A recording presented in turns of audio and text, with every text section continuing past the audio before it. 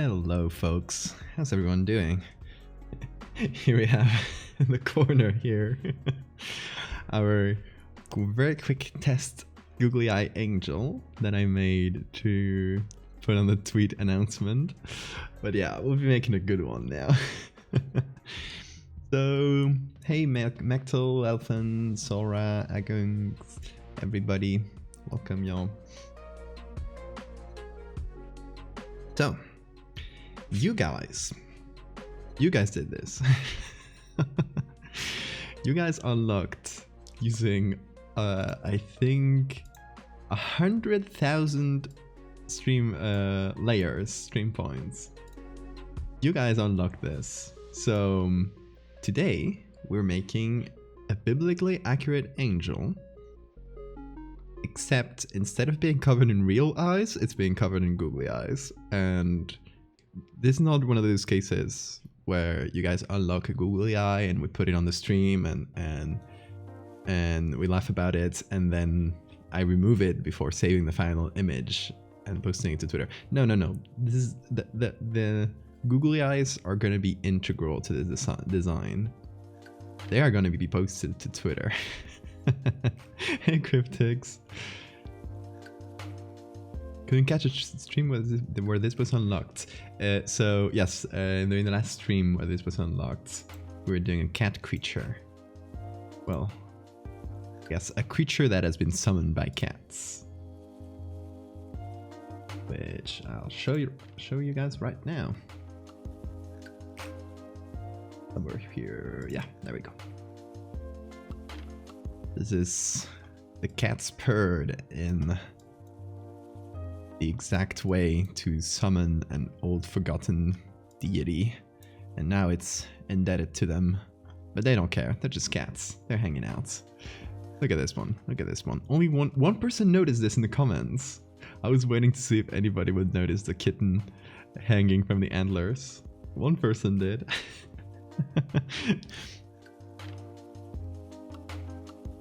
So hey, and we are also at 92% to unlock the Spore Creature Creation stream. So that might happen this Friday.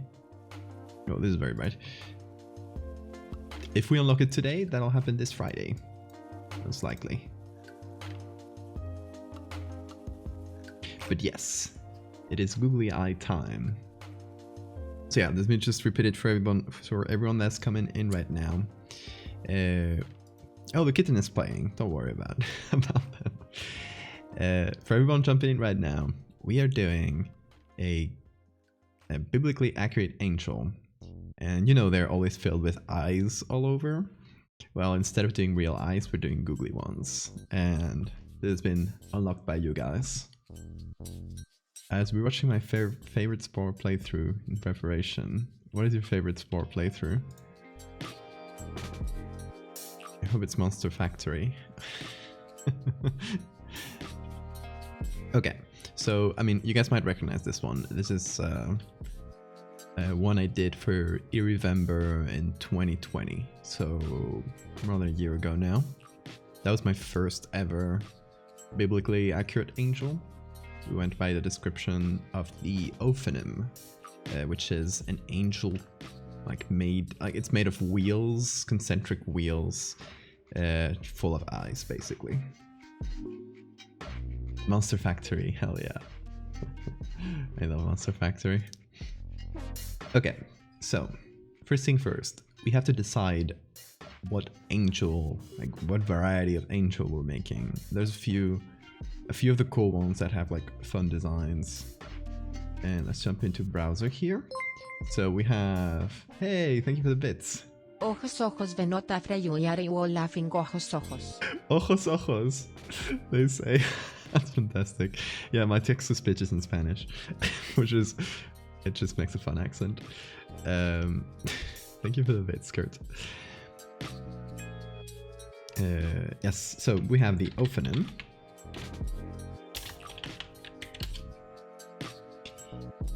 The Ophanim, I don't know if I say it correctly. Ophanim, I don't know. Anyway, also called the Galgim, galgalim.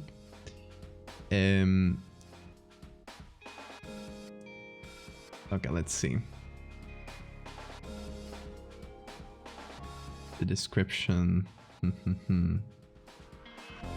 have the description here. Hold on, let's see here. They're also called thrones, which would be a more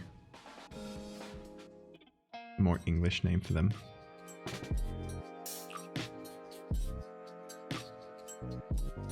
They function as a chariot of God, driven by the cherubs. Let's see. Specific descriptions.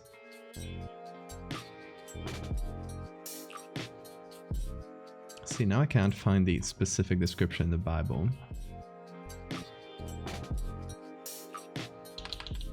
Let's see. Description Bible. Let's try to find the specific ones. Well, in any case, like, if we don't find the specific one, they're often described or painted as either concentric wheels like this, or several wheels attached in a chain, I guess. And they're just filled with eyes. I love this one. This is great. Filled with eyes, usually like fire, and usually sometimes an eye in the middle, sometimes like a human figure in the middle. So of course there's a lot of variations, there's a lot of like interpretation. Obviously we are going with correct interpretation, because they don't say if the eyes are googly or not in the Bible. I don't know why I hadn't considered you being a Monster Factory fan, but it makes perfect sense in retrospect. True.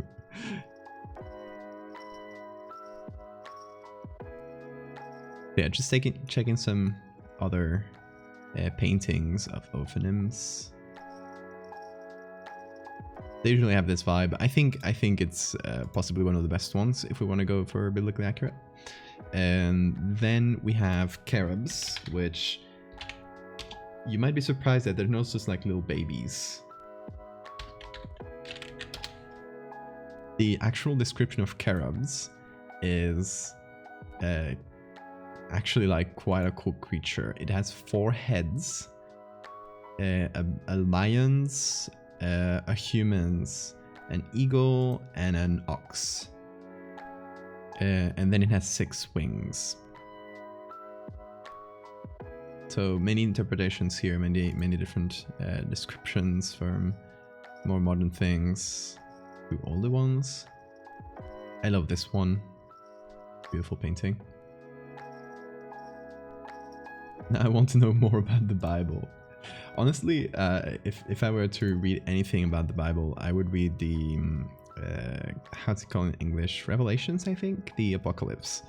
I think it's just like cool.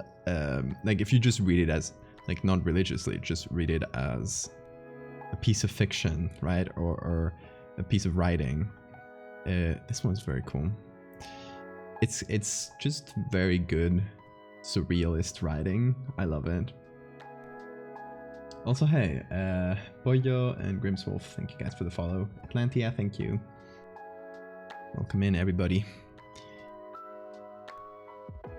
So, I think that the 3 cool ones that we can make are the 3 on top here. Cherubs, thrones or ophonym, and the seraphim. Which doesn't have 4 heads like the other, but it's usually described as having 6 wings. 2 of them cover their face. The 2 middle ones are used for flying, and the lower ones are used to cover their feet. So they have this kind of vibe, and often they're also like painted as just the wings. This tends to happen more in like modern depictions of them, where they try to paint angels as these more abstract things instead of more humanoid. This would be an older painting of them that is more humanoid.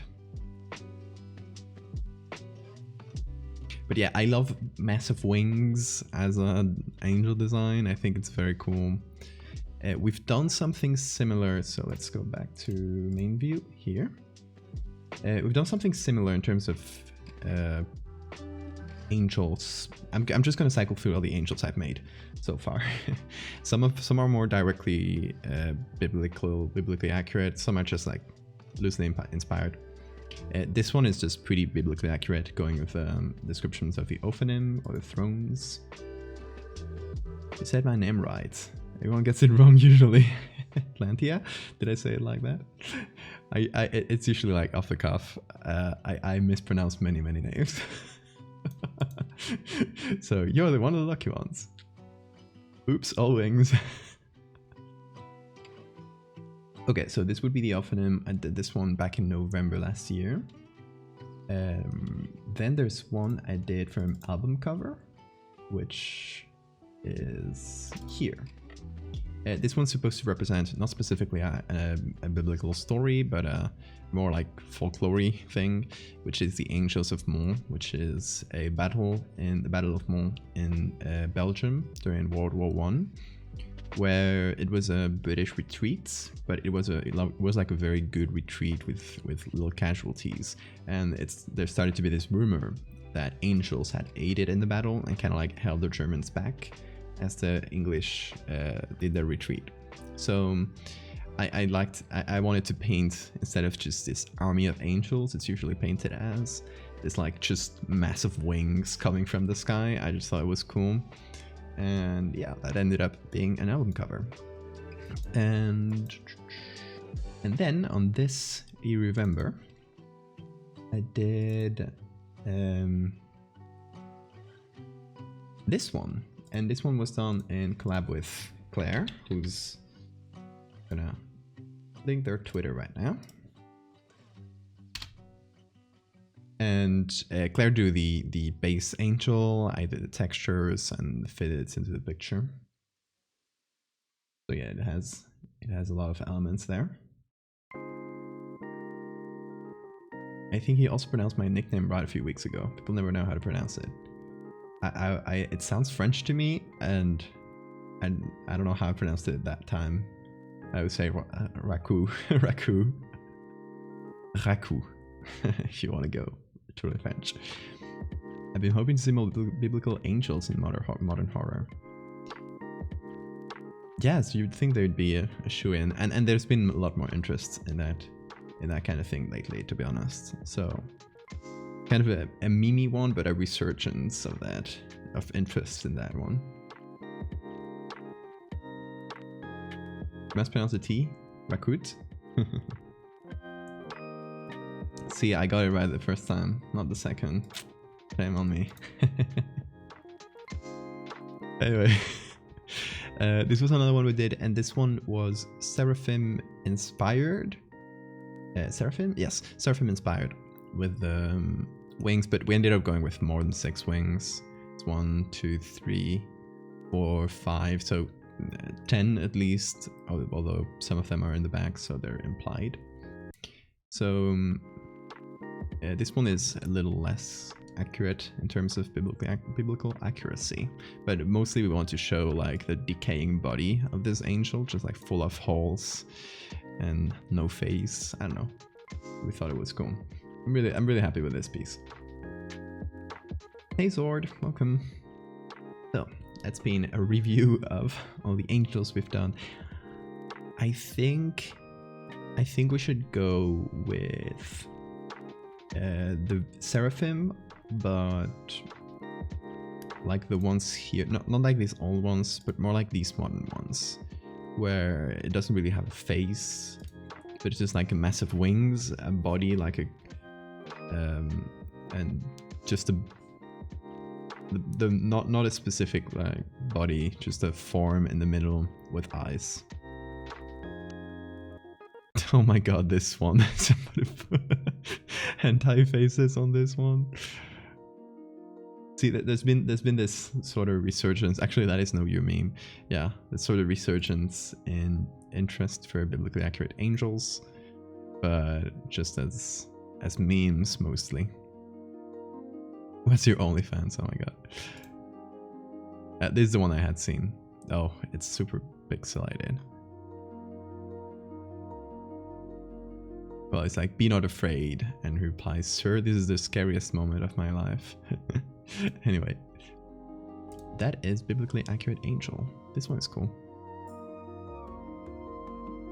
So, I think we should start by finding some white wings, like doves or swans, that kind of vibe.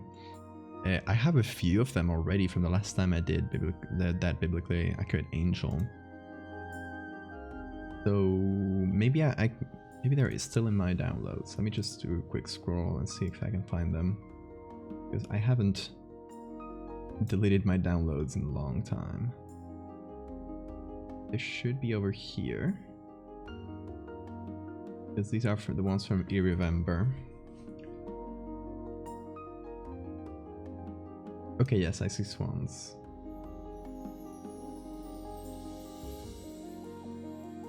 Okay, so let's open this. I'm gonna invert it so our eyes don't burn. You're welcome. We have a few here. These ones are closed though. Oh, this one's good. This is a beautiful wing.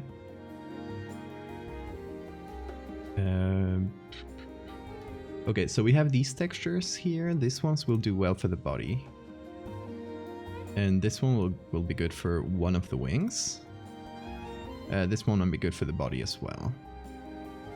Same here. But this one I really like so far. I like this extended wing. Just in the process of being extended, I mean. Okay, let's see. I don't think I have the even older ones. I don't think I kept those.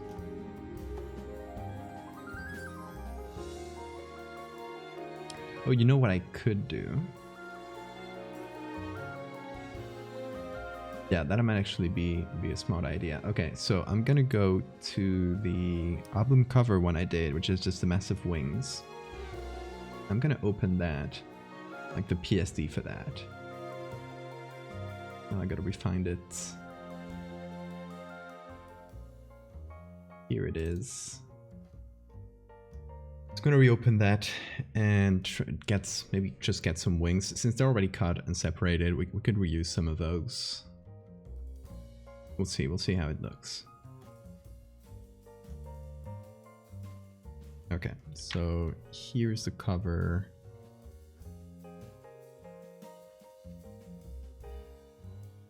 Is the angel.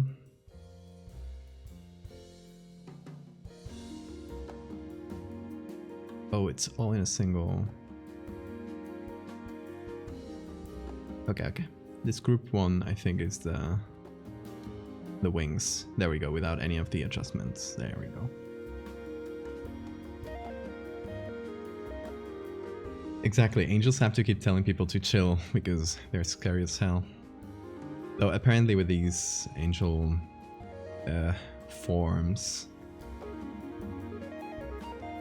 they're only seen or described in very few places in the Bible, because they're supposed to only be seen by people who've been chosen or by people who have direct visions of God, which is very rare. Which is why they appear in Revelations, because it's just like, yeah, it's the end of the world. God just literally shows up.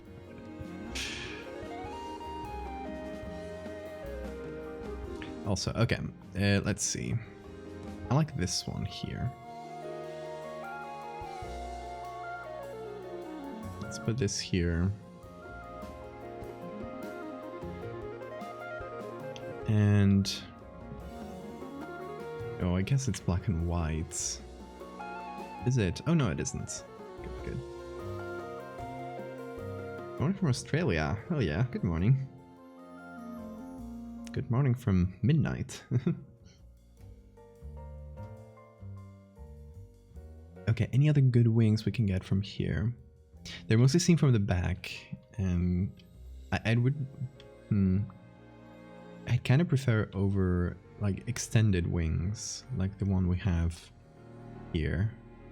Also, let me save this as Googly Angel. Let's see here.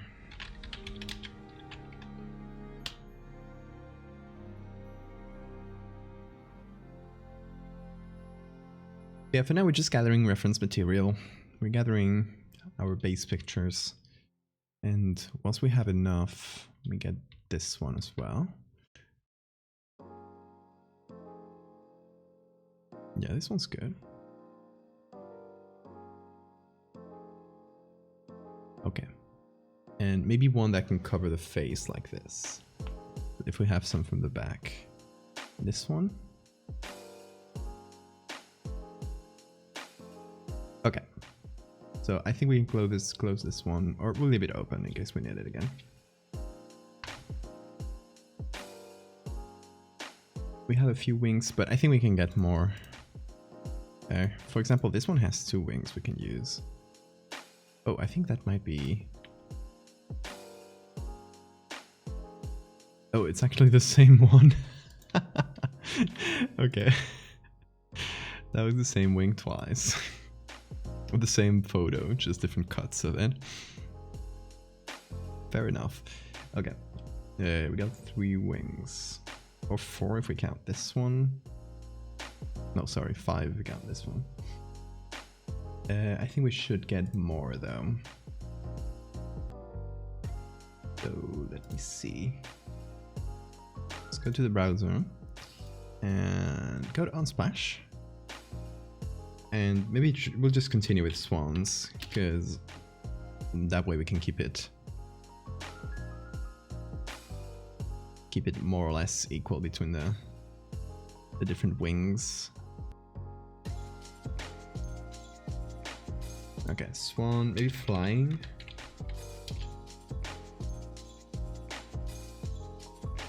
We don't have very clear pictures of the wings in these though. This one's good, but it's a bit far away. We don't have a lot of detail.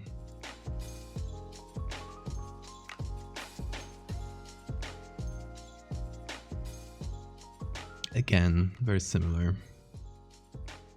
Oh, look at this. What is this bird? Egrets or egrets. I don't know how to pronounce this bird. This name. Ooh, okay. I really like this one. Because we have this kind of how do you say it? Like bent over wing that we can put over the face, or where the face would be, because that's kind of its thing, you know, covering its face with wings. Okay, let's see, let's download this one.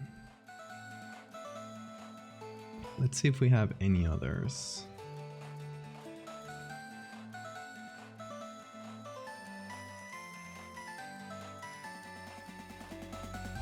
Okay, I kind of like this one too. Maybe for the back.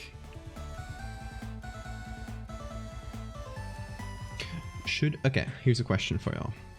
Should we keep it to 6 wings? Should we keep it like very biblically accurate, or should we kind of fudge the number of wings, just put more? What do you guys think?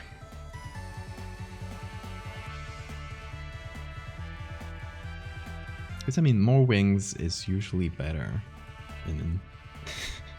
in general, as a general rule. Also, what is this picture?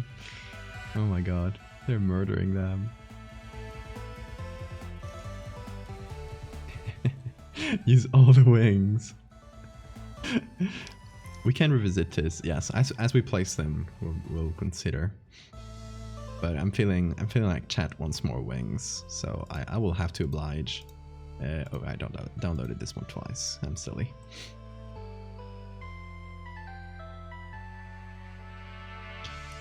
Okay, I really like egrets, if they are pronounced like that. Okay, let's see. Hold on. Egrets or egrets, whatever, however it's said.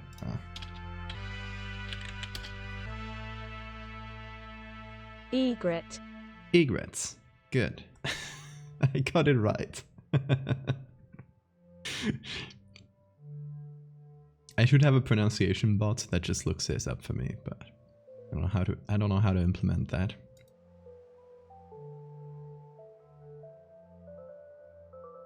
White ibis. Road white wings. Let's see if we have any here.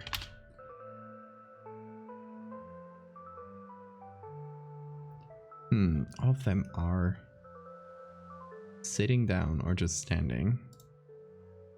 I love their beaks though. Powerful birds, cool design.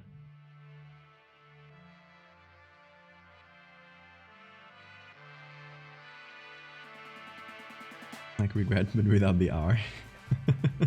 That sounds like I live in Spain without the S. I live in regret without the R. It's time for me to get off work. Okay, Grims. See you later. This one's in shadow, which I don't love, but I'll get it anyway. I love how they fly with their neck kind of bunched up like this.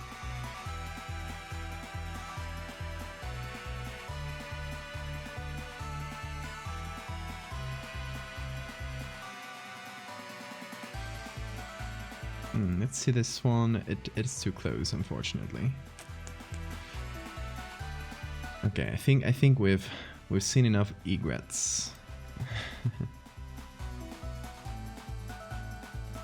Go back to swans.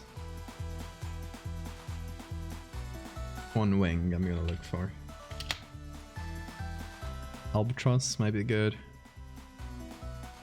Oh, this one extended. Oh, this one's beautiful. If it's large, it seems it's probably gonna be large enough. Oh, hell yeah, hell yeah.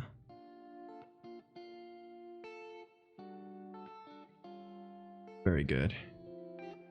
And you know the fun things is that when I did the first, the other biblically accurate angel, the one for the album cover I showed you, this picture wasn't even published, so it's always good to check back because you always find new pictures.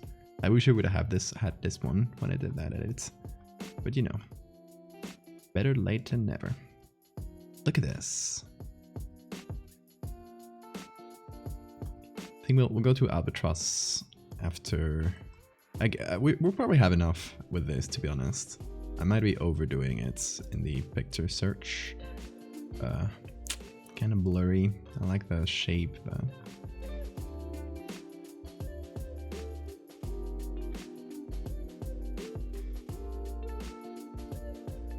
that's good.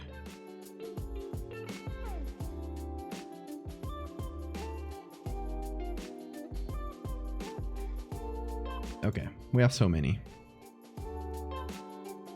Let's see if the ones we have are enough. I think they will be. So, back to Photoshop.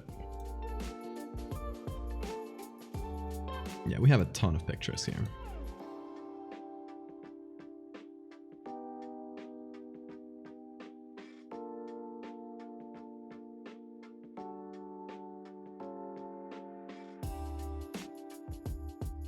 Okay. I think we'll just start by cutting a bunch of wings, and then we'll see like how we place them. Time for Photoshop.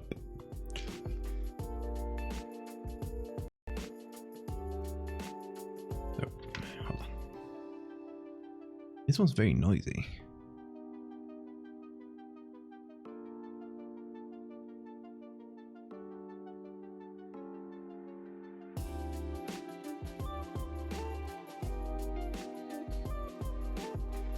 Okay, Photoshop, do your best. Good, pretty good. Just got this little part left here. I'll cut it manually. The rest seems alright. Photoshop has usually the most trouble with these little corners.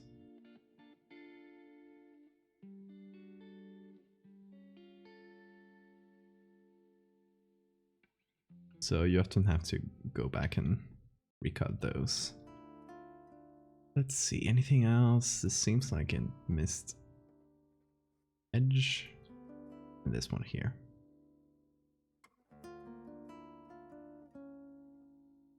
Hey, tree person. Welcome in. We're preparing wings for our biblically accurate angel. Or accurate-ish, because, you know, googly eyes. Okay, this one's going to be fairly complicated, I think even for Photoshop to cut. But I think it's a beautiful wing, so let's try and get a really good cut here. We have to spend a little time on it. Thank you for the follow, tree person. And also, I think I missed a few follows. Living Lost, Girling Dungarees. Welcome, everybody.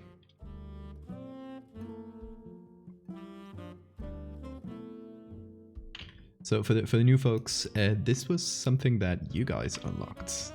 Everyone in chat. By using the points, you can win by watching the stream.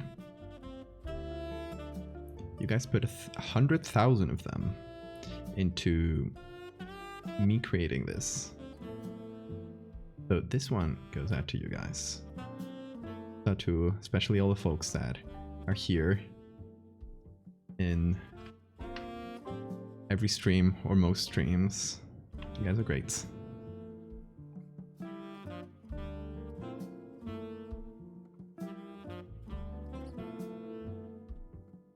It's honestly, it's one of the things I love about streaming the most, is that you have this little, you know, little group of friends that comes in and not only like watches you work, but like helps you out and stuff. It's great. Yeah, I really appreciate you guys. Oh, and thanks for the save reminder. See, this is one of the main ways you guys help me out by helping me avoid my own disasters of my own making.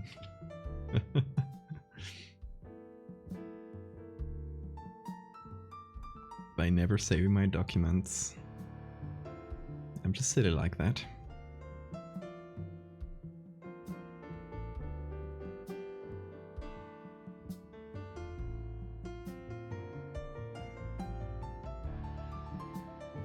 And yeah, just a reminder that there's another point reward that you guys can still put points towards, because it's a 90-something% me to do a stream where I play Spore, video game Spore, and make some creatures in it.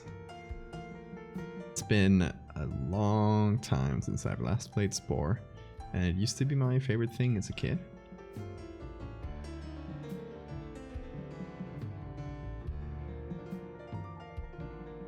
So here's hoping that I can still make some cool creatures on there.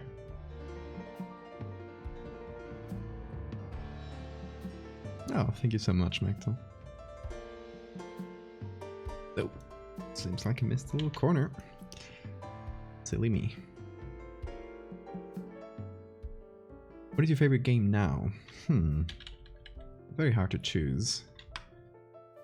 It changes all the time. There's not a game that I come back to a ton that I would say it's my favorite in general. I tend to just like finish a game and then move on. There's things like Minecraft that I've played a lot over the years. And I've done like multiple playthroughs and servers and stuff, but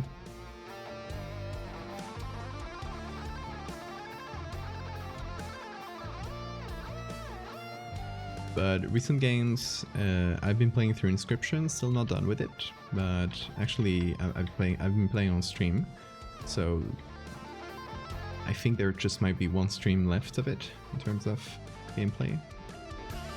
So yeah, I can't wait to see how it finishes. Charming Jelly, thank you for the follow. Okay, more wings. I like this one.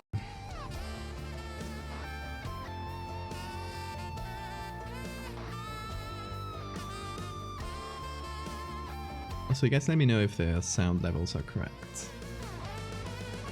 I had to mess with the volume for a couple things today. I think I set it all back in where it should be, but it's always good to make sure.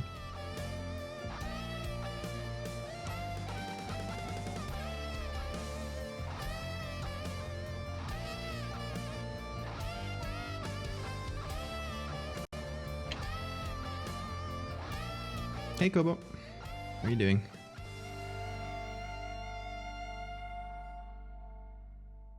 I'm using a stylus. I'm using a Wacom Intuos. It's a medium size.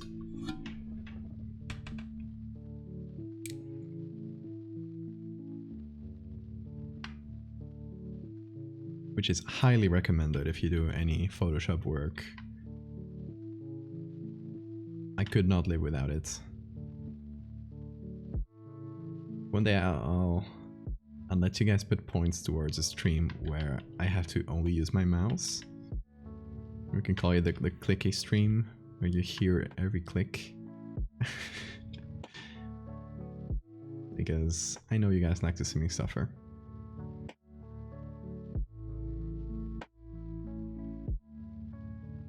I like to come to stream while I'm working on my own stuff. It feels like we're having an art jam. Hell yeah. Feel free to share, if you're comfortable, feel free to share what you're working on. Send us a screenshot from time to time.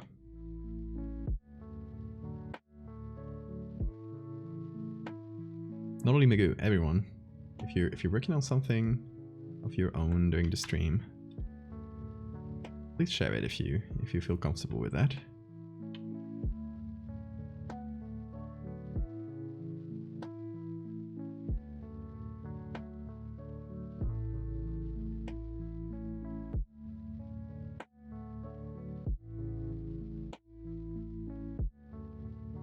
I could suggest things that would be more fun to me. I like the challenge, it's fun.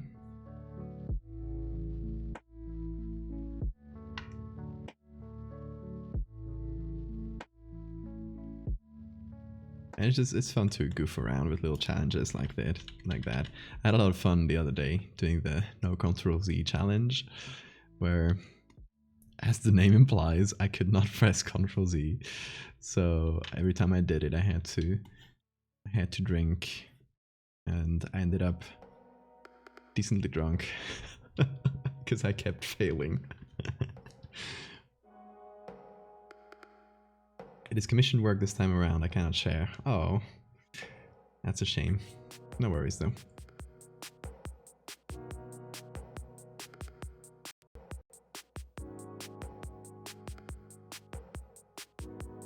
I've luckily most of the times I do commissions, I always ask if the client is alright with me streaming the work, and so far like pretty much everybody has been completely okay with it. And it's even like fun to do commissions live because with the client on chat, because you know they can see how it's done and they can pitch in. It's fun.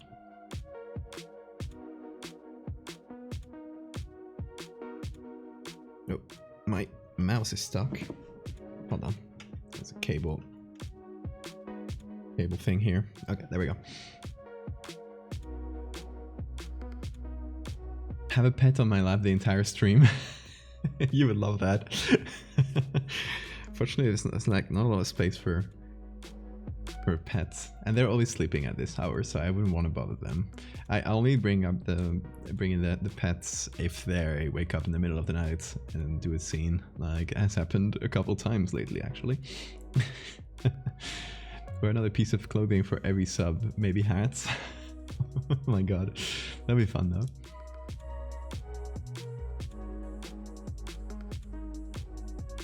If it ever looks like I'm going to accept a commission of a Final Fantasy OC ever again, after this you'll have my permission to bonk me over the head.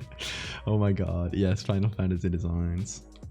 How many belts, yes.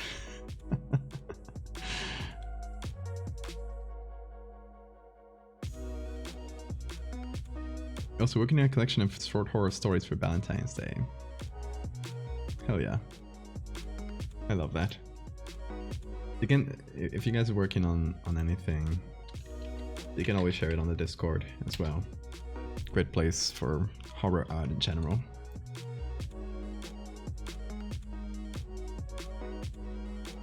Oh, do we have this picture twice? Yes, indeed.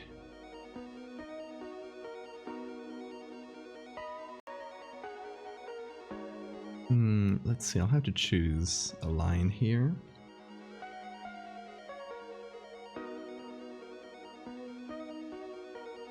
I might do a selection of the whole thing.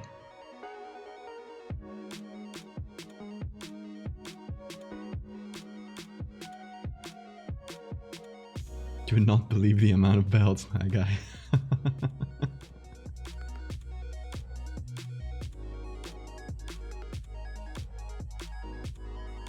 Rip. F's in the chat for Magoo.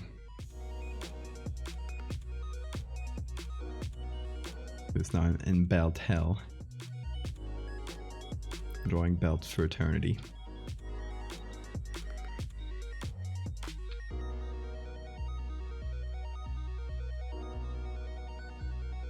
Yeah, I don't know why I picked the whole thing, but I don't know. I kind of feel like this could be used somewhere as well. Maybe separate, but why not? Why not?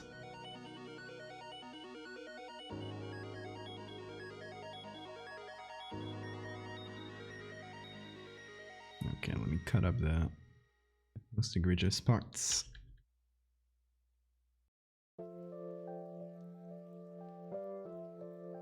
And then I'll do a little shift edge here.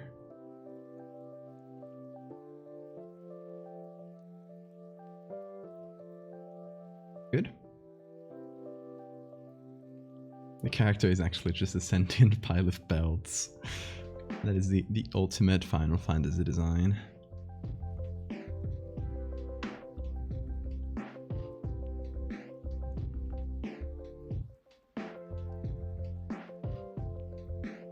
I don't know, I'll probably just end up using this part of the wing, but still. It's there, it's like a nice shape, to be honest. I like the shape it does. Okay, hopefully this one will be easier to cut. Let's see.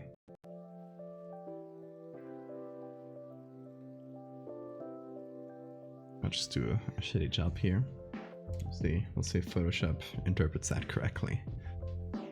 I'm sending a 3D sword model. Oh, to get like the angle of the sword, right? I recall you mentioning downstream. That's very resourceful.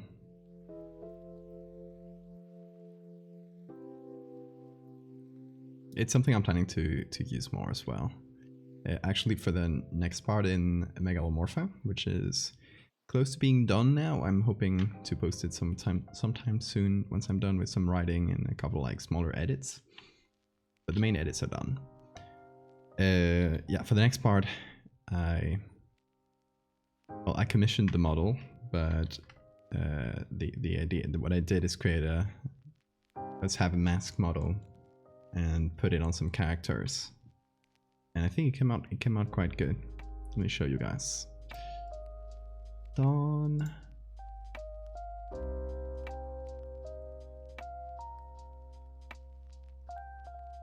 These are all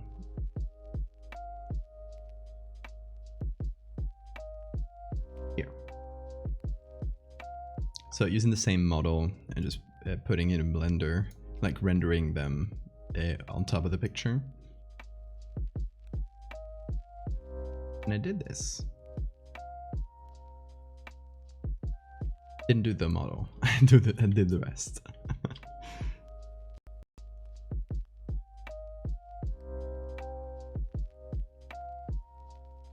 Also, hey, yeah, get those points into the Spore creation stream. It is at 94% currently.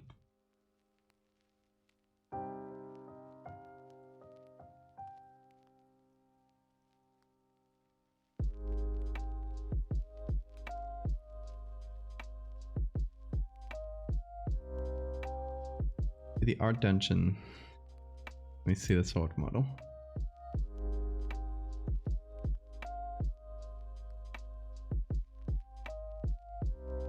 Oh, nice. And the vector is great. That's beautiful. Check it out in the Discord, yeah? Go to the art dungeon part of the Discord.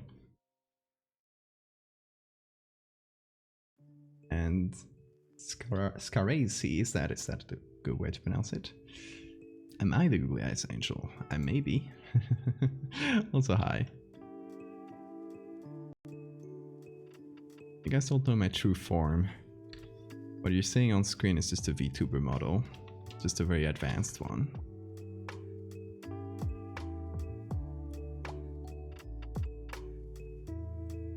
Yo, is it complete? Yes! Oh my god, that was so quick. Okay, yo. 100,000 points put into the Spore Creature Creation stream. So this Friday, we'll be having a special stream where we create creatures in Spore instead of on Photoshop. You did it. You guys did it. Oh, it's gonna be a nostalgia fest for me to check Spore again. What time Friday? Same as usual. 10:30 p.m. UTC, 5:30 p.m. Eastern. You can translate that to your own time zone. If you just look up on Google 10:30 p.m. UTC, it'll automatically translate it to your own time zone.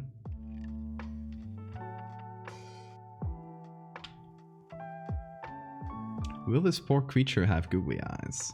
It's a very good question. Of course. There are googly eyes on Spore. Come on.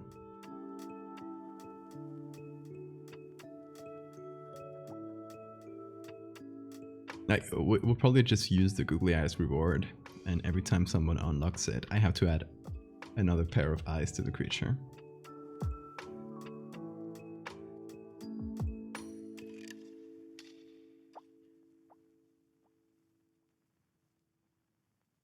Okay, another wing here. We have so many already.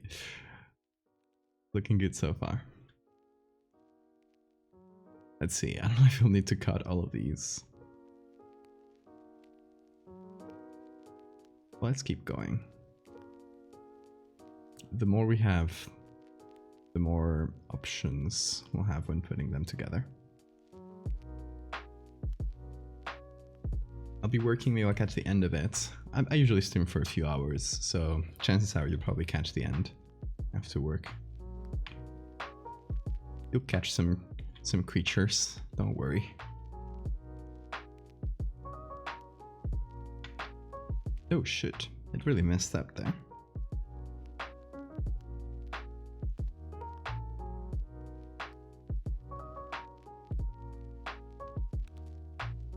It's a shelter day for me. There's so many dogs right now. Oh.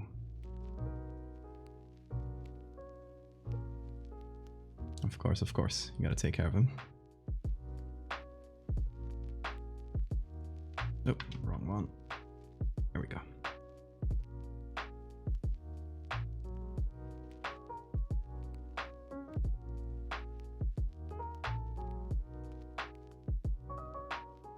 Okay, I'll have to refine this cut a little bit, but...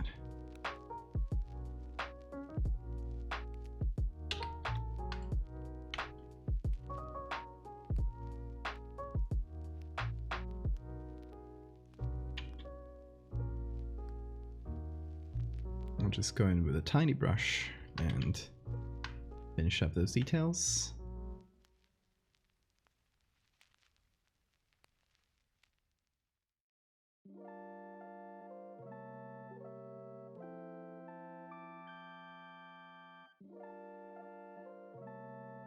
My shelter is running the art fundraiser again. Can I drop pet pics I make in the Discord? Yes. I'd love to see them. Do the dogs have googly eyes by chance? Really good question. Thank you, Sip. Thank you, guys. Thank you for the follow.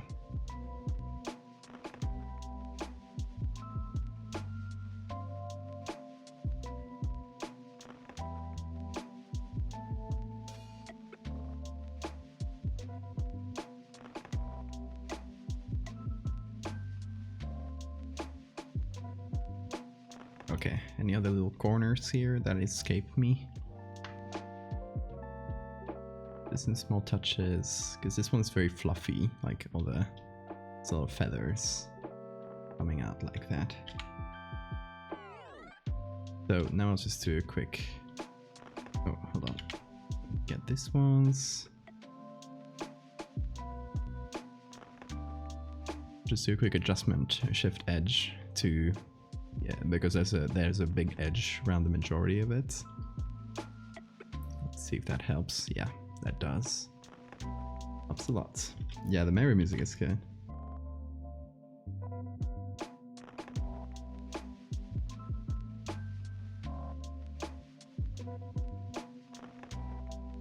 I have a lot of good video game remixes in this playlist. I just like video game soundtracks in general.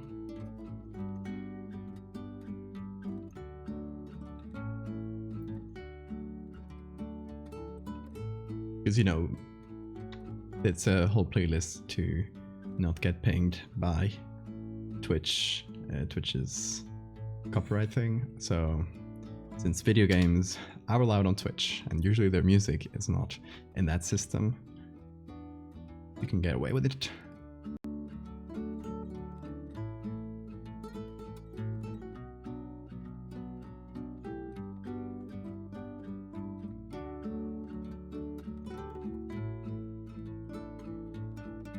Okay, I'll have to go into the corners of this one a lot. You never finished the Zelda game? I'm not like the biggest fan of the series in general. Like I've played a few, and I've enjoyed them, but I don't like play them religiously. But Breath of the Wild is one of my favorite games ever. Like I think I played that back to back 3 times or so.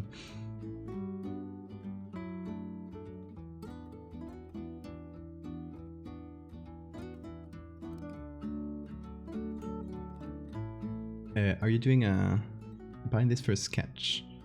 No, I'm just gonna put them together directly. And then we'll put googly eyes on top.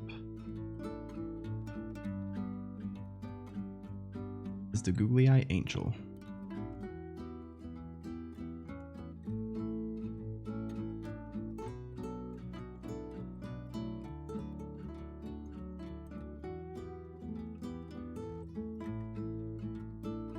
Lots of little curves here. Wings are complicated, y'all. But we will get through it.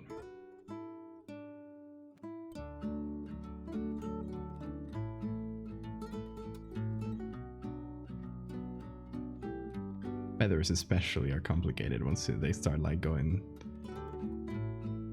getting a little bit broken like this. Still stuck in Jabba Jabba's belly and not given up since. I mean, there's no shame in looking at a guide.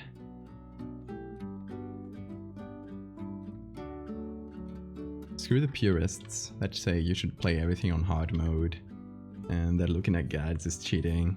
If it allows you to experience the full game, then what's the matter?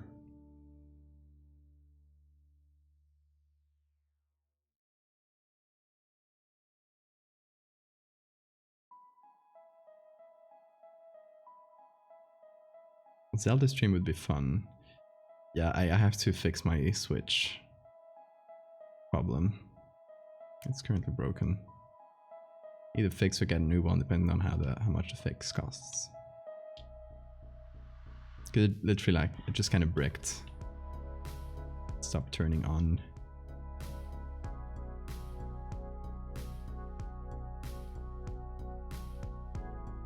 Zelda with mods. Oh, then you need you can only play that on emulator, right? On a Wii U emulator. Is that how it works? Or it depend? Well, I guess depend on which Zelda game it is, but...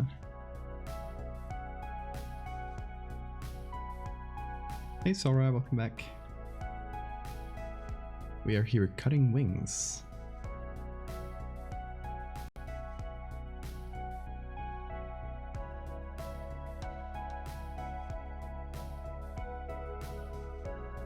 Do you guys think we have enough? I think so, right? We get this one as well. I don't think we'll need it. Pretty wings. Yes, it's a combo of egrets and swans. So here they are. Plus this one. Now, the challenge is putting all these together, but enough for now. We'll see if we need more. We'll fish out more if we, as we need them. I mean, technically we only need 6, and we have 1, 2, 3, 4, 5, 6, 7, 8, 9, 10. So we're good, and we can even multiply them if we need it to look a bit more symmetrical.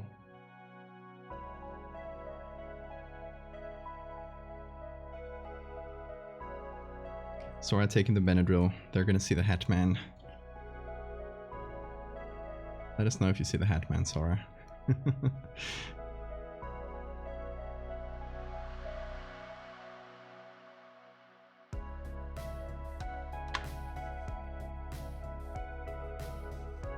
Okay, for the body, I'm thinking this one looks good. And this one might be good for details later. Let's go with this one. So here's my idea.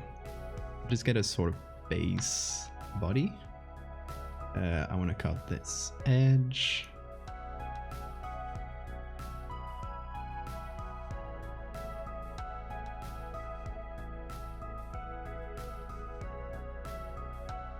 Okay, Laura added in. I don't know how to pronounce that in English. Oh. In any case, let us know if you get any strange visions for whatever reason.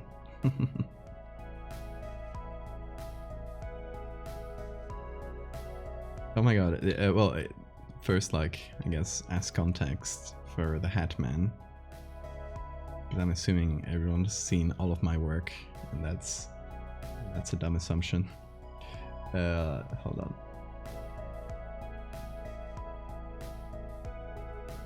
I did this silly edit the other day, and let me just scroll down. God, I had to scroll down a bit. There it is. Based on this tweet that was living in my brain rent-free for a while. You ever get so tired that you start seeing spiders? And the reply, me after I take 17 Benadryl and start seeing the Hat Man. The who? Oh, this is not a safe space suddenly. So I did the Hat Man in like 10 minutes, and people liked it. I actually had another one from Bad 2-sentence horror. Bad 2-sentence horror here. And it's, I think it's one of the recent ones.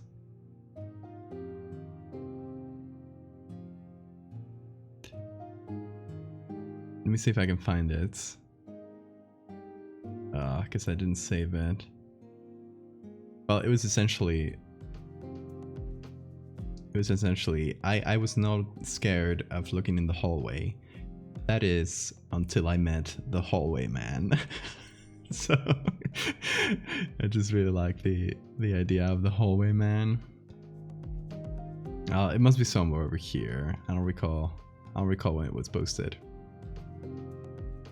But yeah, the hallway man.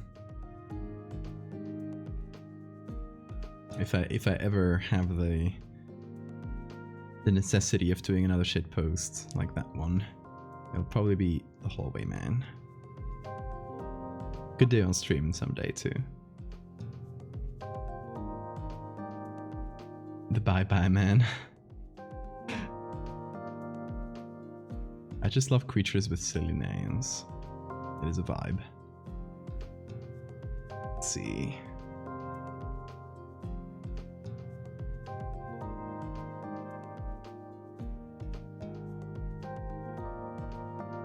Let me put that in white so I can see what I'm doing. Although the white is blinding. There we go. This one's easy to cut with this tool.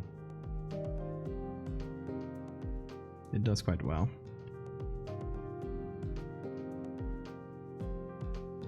Because the background is so simple and just black that quite easy to cut things against it. Hold on, I need a smaller. There we go.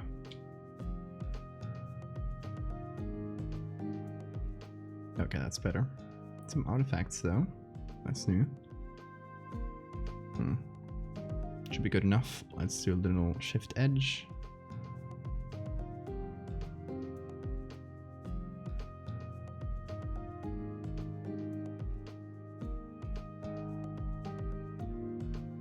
Hey, welcome back, Rims.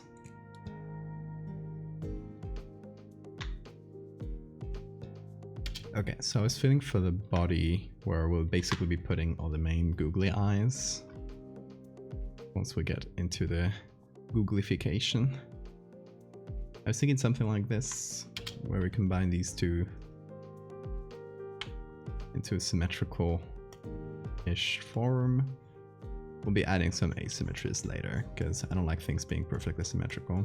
It's boring.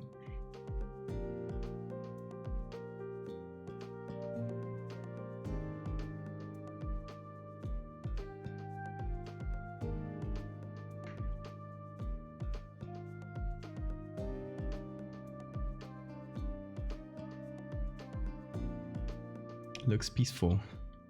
Now it's just a little ball of feathers. And look, here we have perfect concept for a cryptid. I was saying it on Twitter before, but literally the best concept for a cryptid is one that's just a little guy. So let me pitch a new cryptid design.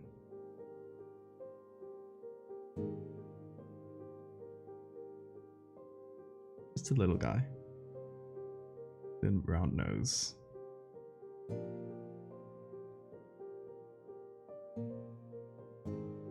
A tiny little mouth like hidden in the... There we go. We're done. Maybe some little ears or something.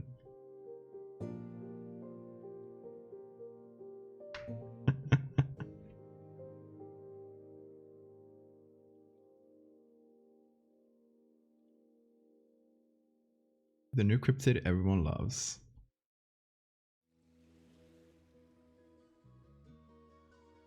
Feathered fish. We already have the fur-bearing trout, so from that to a feathered fish, the weird cat. I'll save the sketch. It'll be here.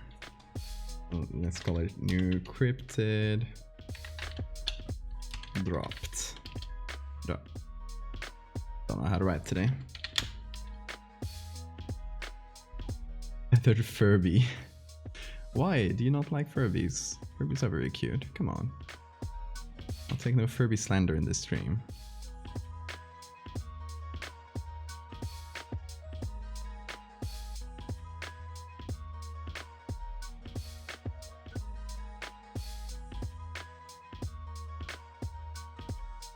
Ah, there's a weird cat outside. Furbies are cursed. Yeah, but that's why they're cute.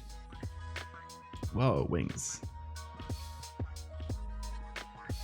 Oh, you're gonna longify a Furby? I love that.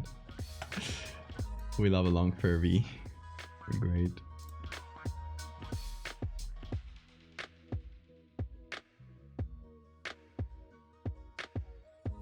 Did I show you guys the Furby art I did? Because if you haven't seen it before, you'll like it. I did one for long Furby, and I did one that's just a big Furby. Let me see. fairly recent.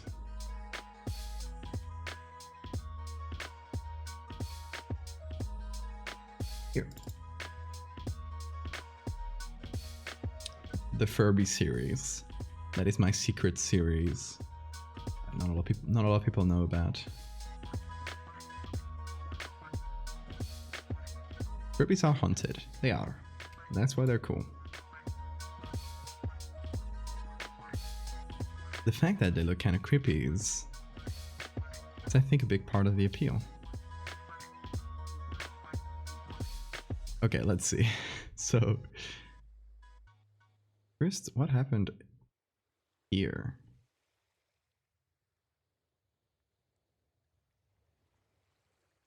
Oh, I think I might have cut this one and just never cleaned it up.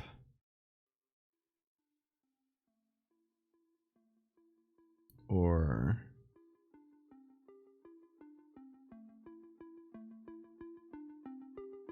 oh, it was one of the ones I took from from this one.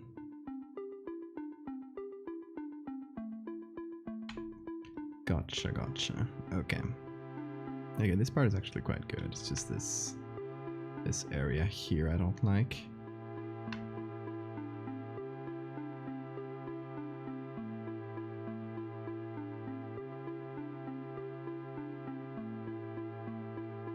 No lie, one spoke to me and my friend that 1000% shouldn't have been able to. Oh my god. Yeah, Brazilians. My work assistant has started making eldritch stuffies by sewing together mixed bits. Oh, that's great. But you should share some pictures of that if your assistant is okay with it.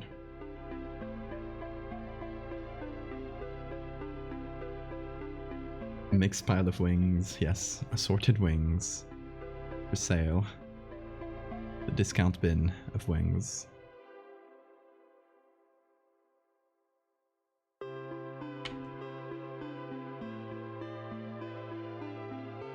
Okay, let's see. I need to cut this corner here.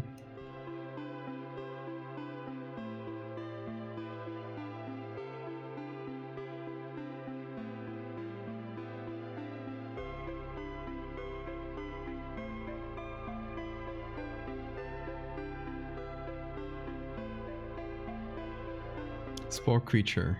Yes, we'll be doing that on Friday.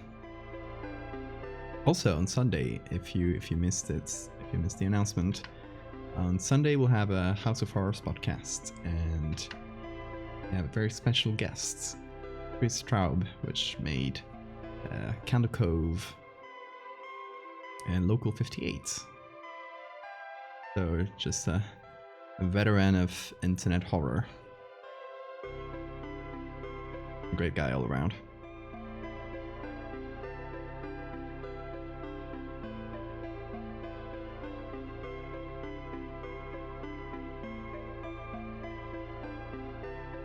So yeah, don't miss it this Sunday, same hour as usual. 10:30 PM UTC, 5:30 PM Eastern.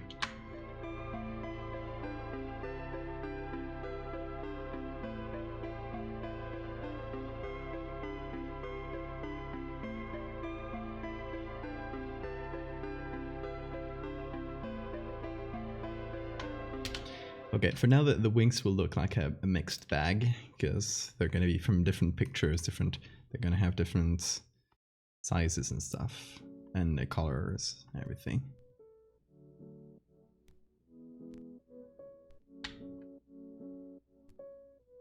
So for now we'll just like figure out the shape.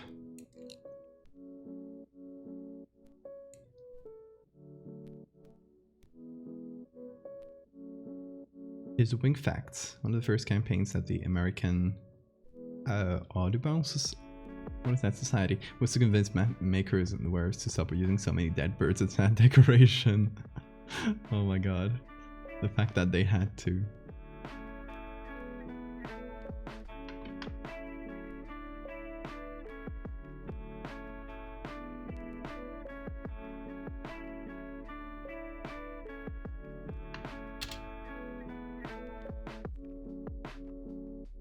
Okay, so what if you use something like this to cover the face? And I guess I used due to the perspective of the wings I chose. They're both from the same bird, but they have different perspectives, of course. So due to this perspective, we could have the angel kind of looking to the left a little bit.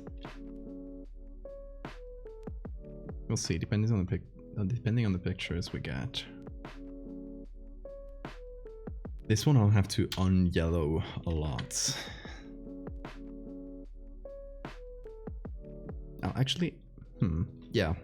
I think it'll be much easier if I just turn down the saturation to like nearly like grayscale for all of these. That'll, oh, that's not the correct one. There we go. And we'll re-add some of the blue reflections and stuff later. But we can add it on the whole thing, which will make everything look more integrated. Trying to get into writing again. Haven't done it in years. What should I write about today? Okay, hold on. I'll give you a prompt. So we're going to the Discord server here. And if you're not in it, get on it. And we're going to the endless prompt generator.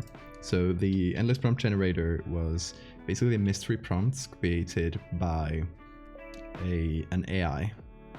I used the November prompts and some actual like unexplained phenomena to train an AI model to create a bunch of prompts. So if you just do prompt here, it'll give you a random one of the ones I created. Pasteurization of the human blood supply. What can you do with that? What can you do with that, Grimswolf?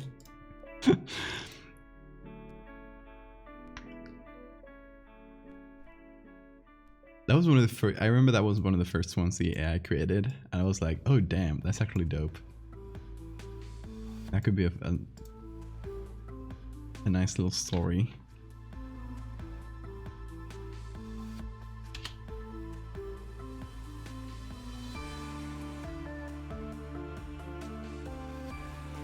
Or alternatively, you can go to that channel on the Discord and pull some prompts, choose one you like.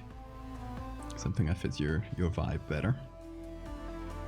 Pasteurization. Like you do with milk to make it drinkable.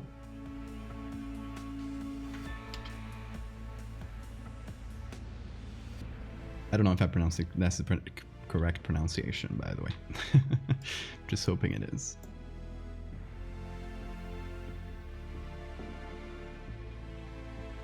Yeah, so it's an early type of sterilization that actually doesn't use super high temperatures like modern sterilization does. It's used mostly for milk because it kills some types of bacteria. It doesn't kill everything. It just kills some types of harmful bacteria. So in milk, it helps stave off some disease.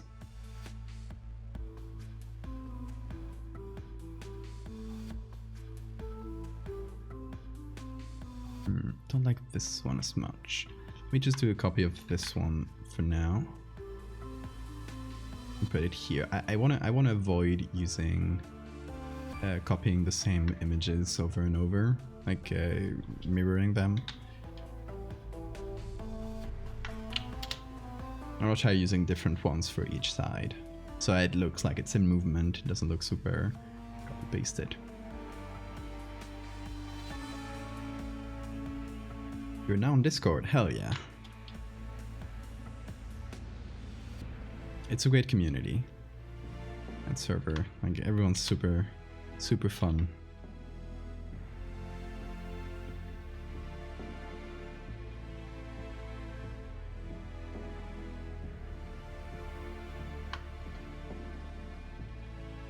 If you want more prompts, I can generate and drop some. Oh, from the Discord. Yeah, oh, you also got a creature generator on the Discord, if you guys want to use that.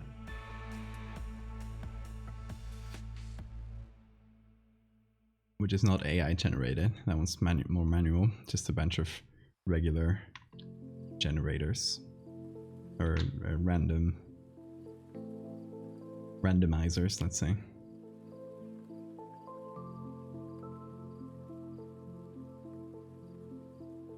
I think the difference here is we're choosing each of these wings is from a different species, which is why they won't look super close to each other.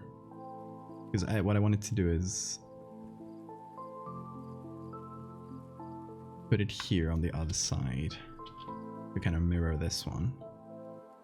It doesn't work that well for that. This one would be cool here because it matches this one.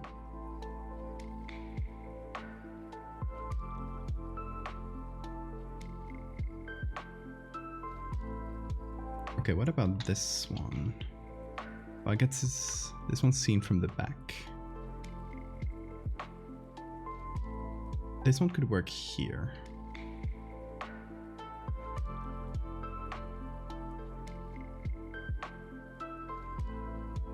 Let's put it all the way below. Yeah, imperfect symmetry. That's a good way of putting it.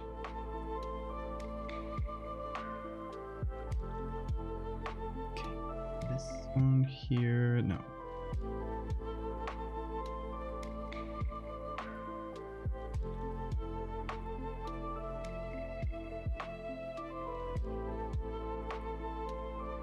So for now we're just putting things together. And as usual, as I always say, it's gonna look like shit for a while. That's just the way of Photoshop. Everything looks like shit until suddenly it looks good.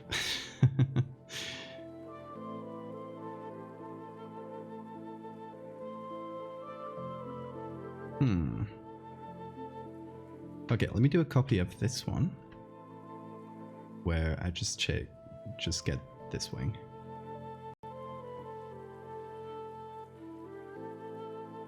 So I cut, there we go.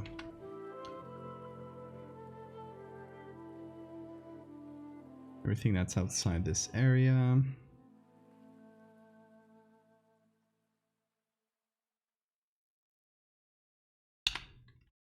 Now let me clean that up.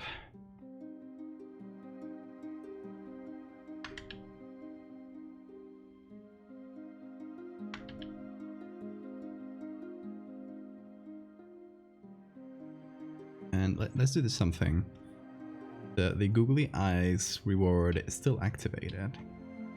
So this one will already be covered in googly eyes. But every time it's unlocked, I'll have to add another one. I'll have to make a way of fitting another one.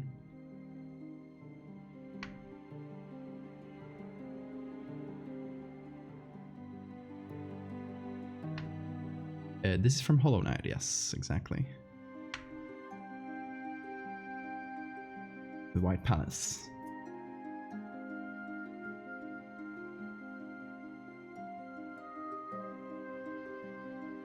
I love Hollow Knight, what a good game.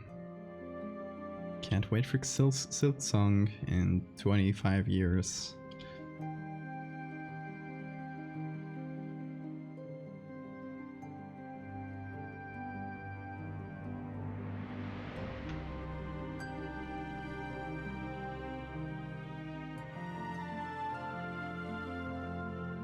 I mean, Silksong being a game about bugs might even warrant a playthrough on this stream. It could be fun.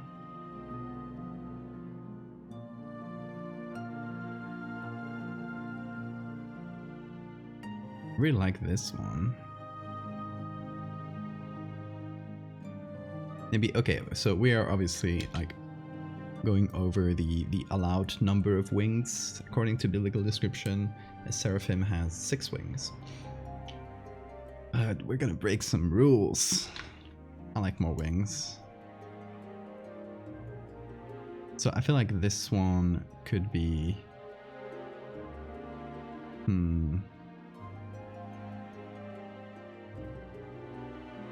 Could be one that covers either the face or the feet. Because I still don't want to include these. Like kind of the general structure of the wings, where 2 are covering the face, 2 are covering the feet, and we're just kind of seeing only part of the creature. A single peacock feather just here. Maybe it is 2 seraphim hugging.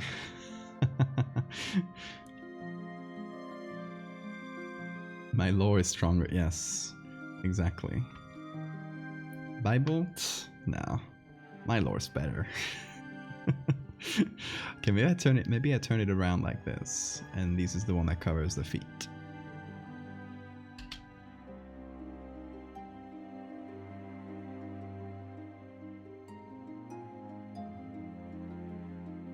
Flip that horizontally.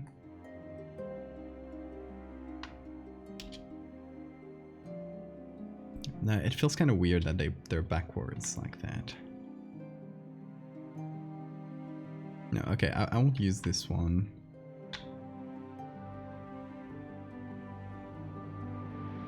For the feet then. Well, I do still want to use it somewhere. Do with some modifying, like if we take this part and kind of push it in. It could work well for that. So let's actually just do a test.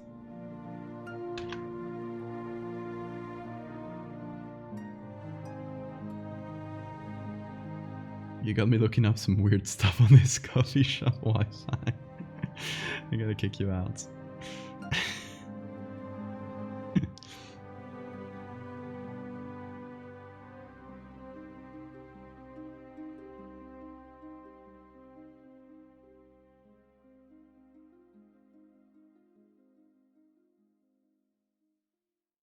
Okay, so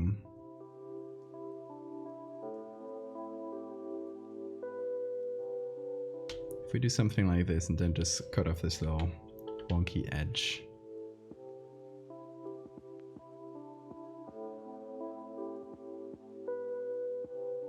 It could work well for the one that covers the feet. Also, desaturation, yes. They're gonna call an exorcist.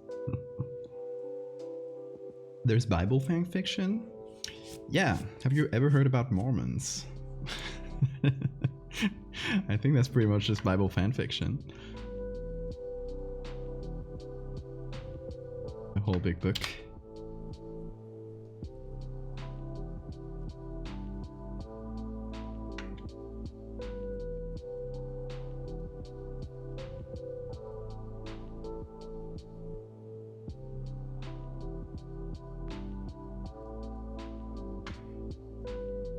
Okay, let's desaturate some more of the wings. Let's get everything looking more similar to each other, which will make the blending much easier. I laugh one so hard and loud in my absolutely silent workplace. Oh no. Oh, it's empty, it's empty. Oh my god. I was like, I'm gonna get Mechtel fired.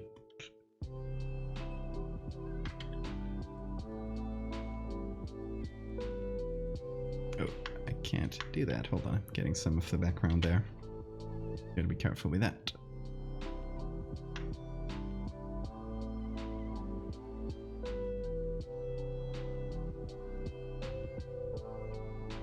Both is cool. Okay, good. I'm glad.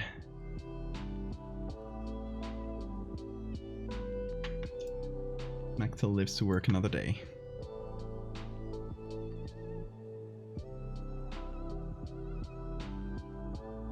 I really like these sort of bent wings. I want to put them right below the main ones. Like the main extended ones.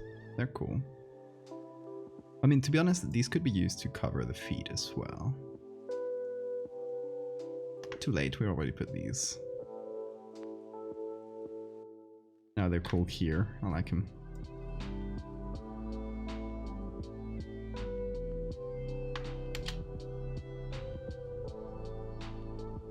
I'm the boss. Hell yeah.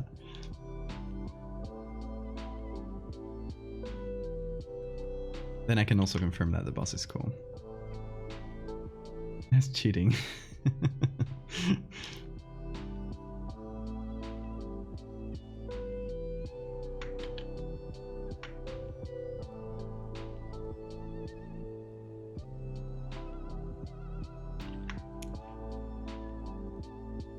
Mechtel just straight up went and seized them into production.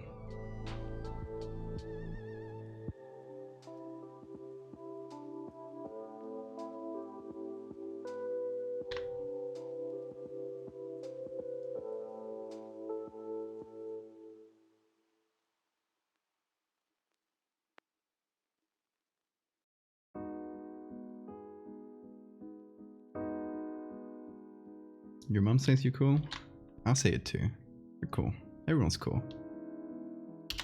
If you listen to this, you're cool. I can vouch for you.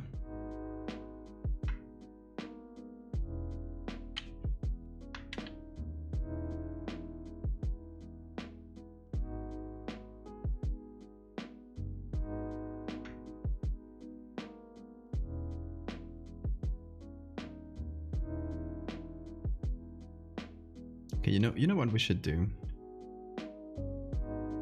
Make the wings to body ratio. Hold on, wings to body larger. Yes. So make the wings bigger, essentially, or the body smaller. We'll keep the crop for now. We might crop it in if we need it later, but I feel like we can squeeze in a lot of the wings to just make the body small and the wings like just very large. I think that's cool. And also, let's see, we got more wings we didn't use so far.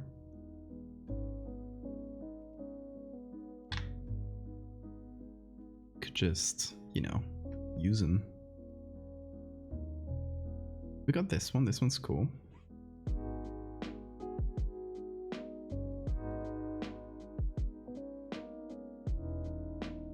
Yes, Grims, I said it.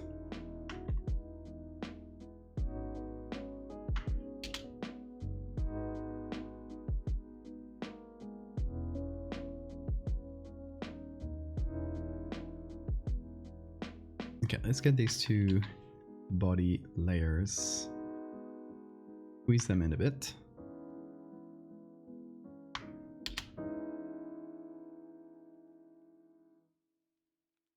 And then these, hold on. Which ones are they? These two are like the face covering ones.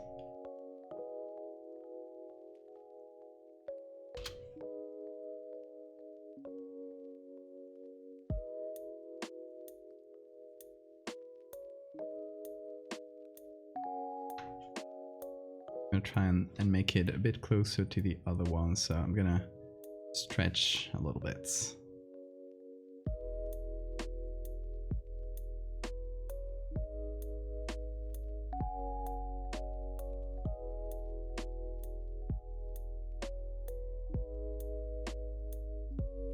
Now I'm gonna take everything. That's a lot of layers.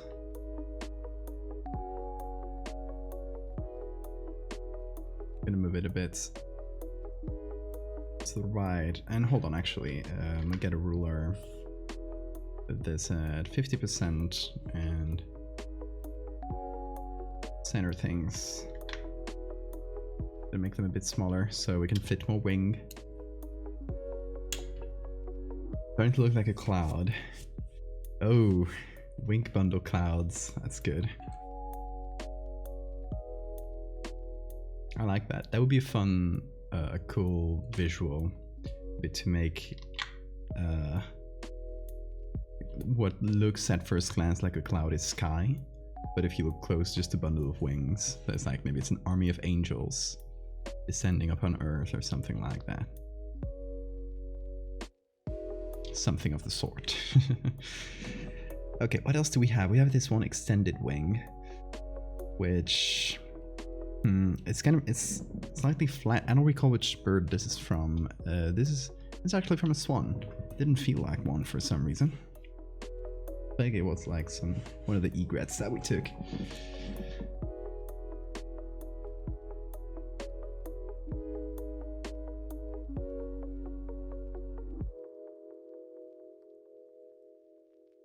Okay. Yeah, take this here. Make it as large as the other one. Something like this. And we flip.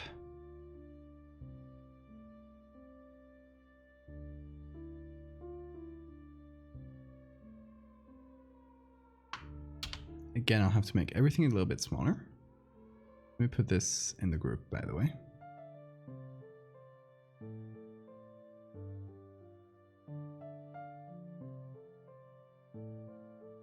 Okay. Good. Now I can make this a bit smaller. There we go. Everything starts to fit.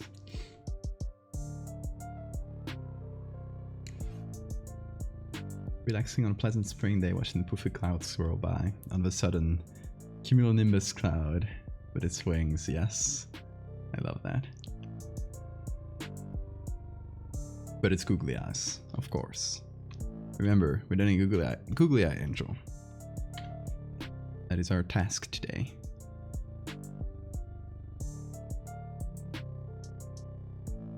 Our holy mission.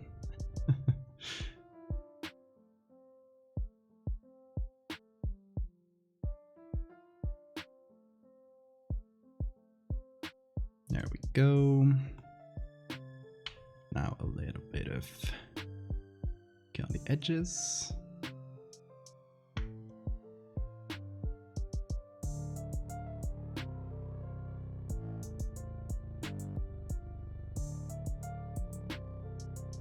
I think, oh, damn, we only multiply this wing by 2, and we could even like change that. And we've managed something that looks symmetrical without any of the specific wings being the same one twice, which I think is cool.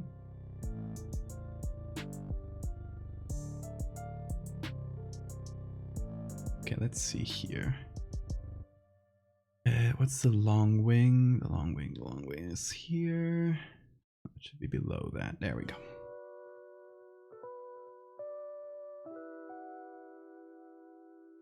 There's a lot of research involved in that. That's true. The AI pulled a complicated one in terms of research.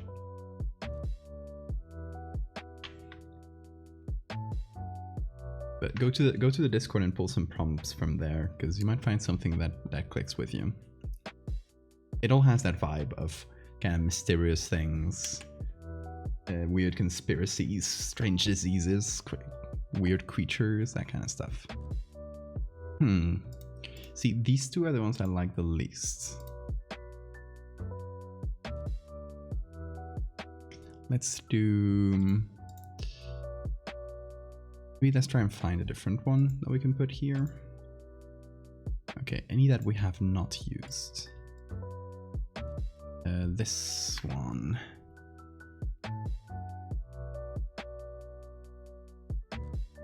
I don't know if that would work for purpose here.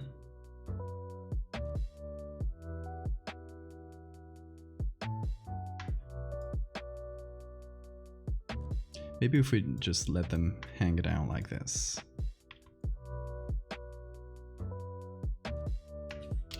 And let them cross in the middle. Because since we're seeing them from the back, they would work.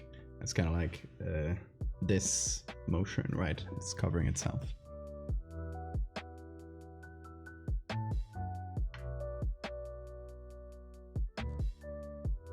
Let's see. Just give it a quick try.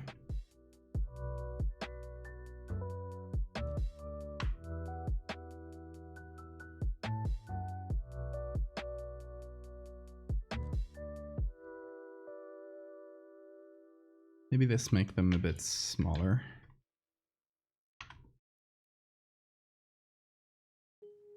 So they don't occupy a ton of space.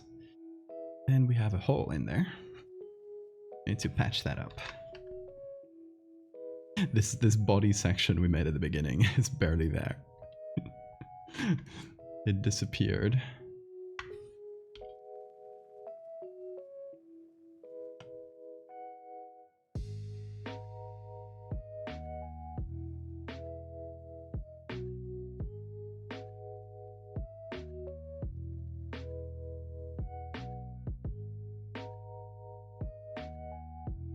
Smooth things out. I had one kitten in the wings for scale. The same one from yesterday. From the other day. This comes back, makes a second appearance.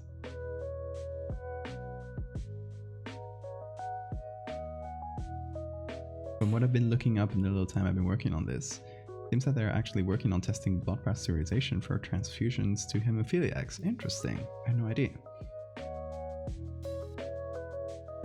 That's very cool.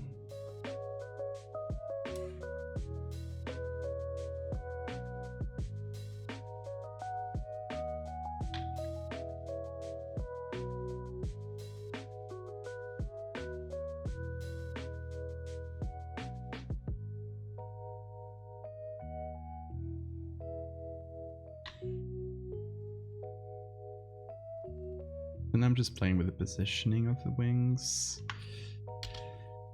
I might do a little bit of a cheat.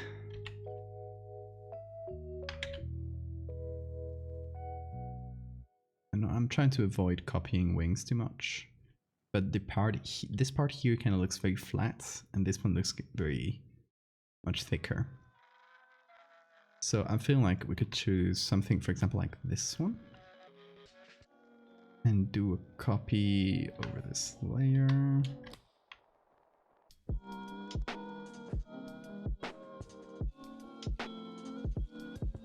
Put that here.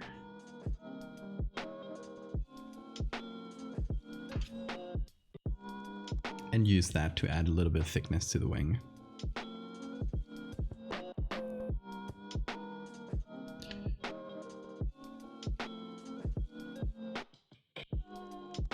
You should totally add a kittens layer and send it.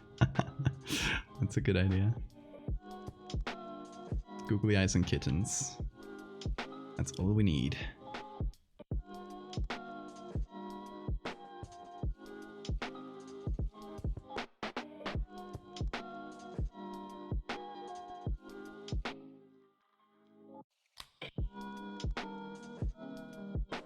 And he made one wing sweeping aside to reveal a kitten for Patreon.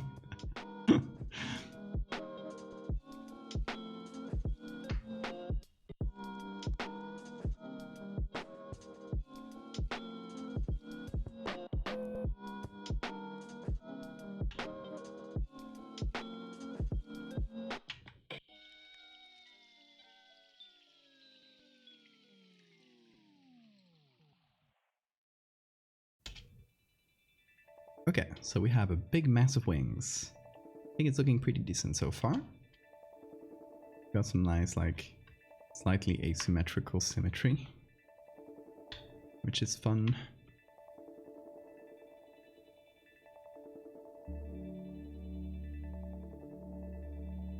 And we kind of went over the allotted number of wings that the Bible describes, but shh, don't tell the Bible. Don't tell Jesus, y'all. We have 1, 2, 3, 4, 5. We have 10 wings instead of 6. But don't tell Jesus. And now is when we get to the part that was promised. That is, get ready, y'all. The googly eyes. Oh my god, this is very good. Like, just this. We're done. We're done. Just one big googly eye.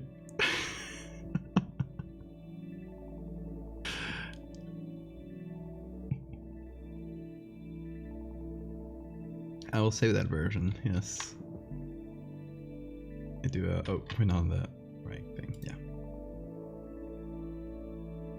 Just go ahead one googly angel. It has one googly.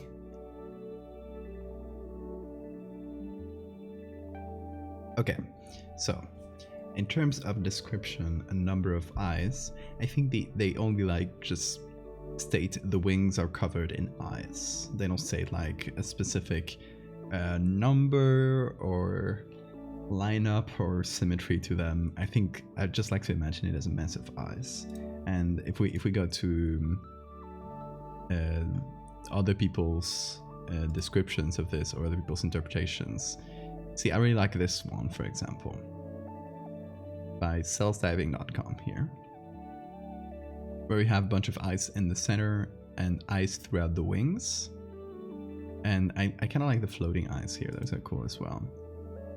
This one has eyes kind of in the junctions in between the wings, kind of like in the shoulders where each wing comes out. This one's similar. I think it's probably based on this one. This one just had an eye in the center and a circle of eyes around. This one here is same deal, just a wheel. This one just has a single eye. This one's cool, a humanoid version. This one is not a seraphim. This one's a cherub. Look at this one. That's beautiful. I would have this in my home. I would have this on my desk. Oh, sorry. Wrong thing. But sunglasses onto googly eyes. Okay. Here's my pitch. One big googly eye in the middle. Right, like a main one. And then a bunch of googly eyes around and throughout the wings and stuff. And here's the thing we should clearly state. I'm not gonna cut the googly eyes to have like different shapes and stuff. The whole thing is that they're round and silly.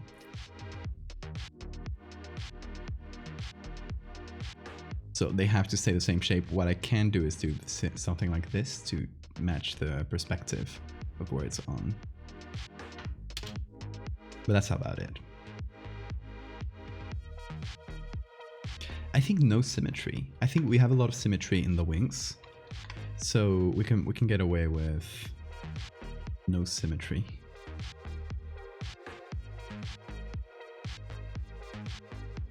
Check general channel in the Discord. Okay, give me a sec.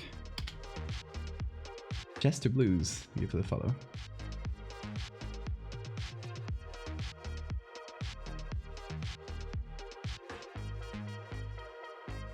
Oh my god. Okay, so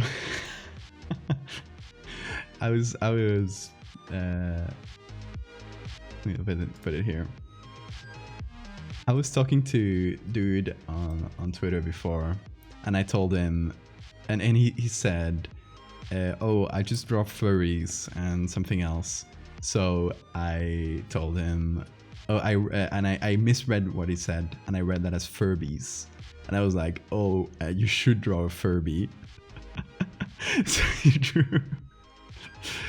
drew a Furby for you. That's perfect.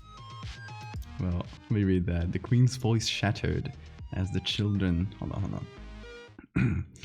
The queen's voice shattered as the children of our nation saw a black poisoned heart, whose ventricles turned to listen to the last sane man wrapped in a cloak as red as the entrails of the dogs of war.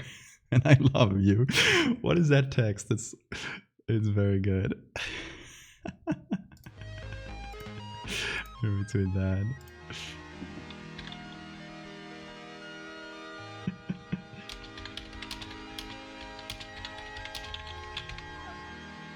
Perfect. Anyway. Where were we? Googly Eye Angel.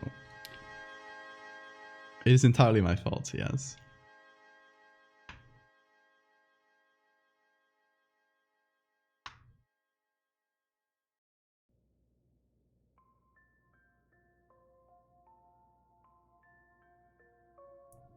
I am taking responsibility for this one.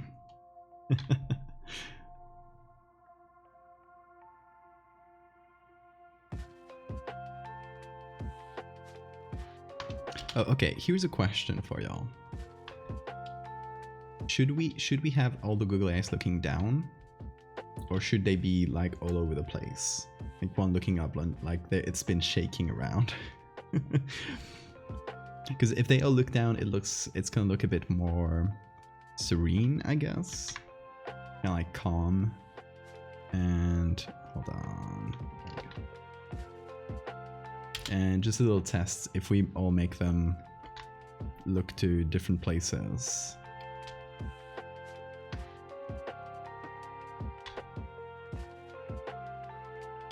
It's gonna look all crazy. Yeah, random? Okay, let's go with randoms then. But what I'll do is... Okay, I will do this a different way actually.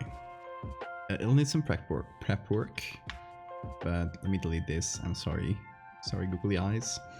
Let's make a clean version of the googly eye without the circle, and then just one of the circle itself, which will allow us to have them as two separate layers that we can move around way more easily while keeping the lighting of the eye equal, so that way the lighting will be more or less the same. Is there going to be something for them to look at? I don't know. I don't know where we'll put them once we finish the design.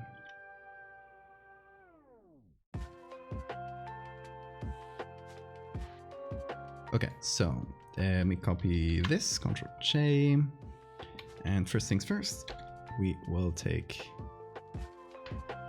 this and select around it. I'll try and select a little circle around it as well, so I don't clip out any of the shadow. It's kind of shitty, but actually I could, yeah, I'm silly. I could just use this tool like a normal person. Like the regular sane person I am, he said while making a googly-eyed angel. I might do file, edit, content aware fill. Just get as much texture from around it. And that's gonna look good, I think.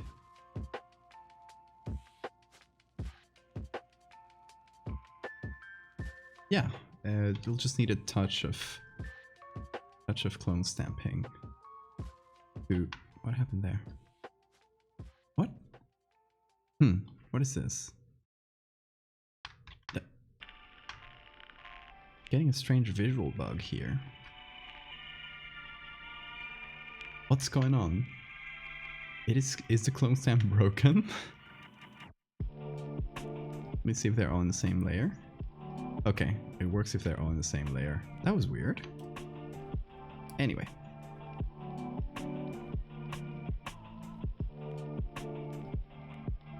If we have them looking at someone, yeah, I'll focus on that. That could be fun. But it's just a very large thing in the distance. So I think it's probably gonna be more actionable to do it just all over the place. And we'll keep them as separate layers in case we ever run or like refocus them on something. That way we have both up.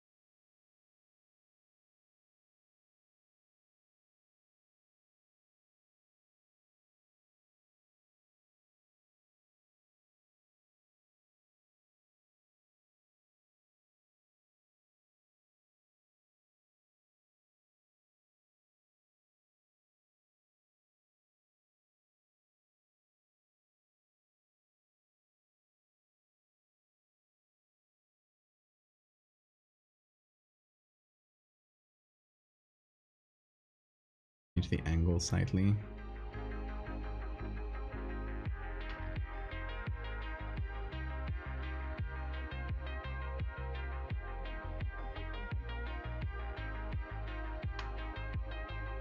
So now this will take a bit longer than just copying them regularly, but they'll look much cooler and we'll be able to animate them later.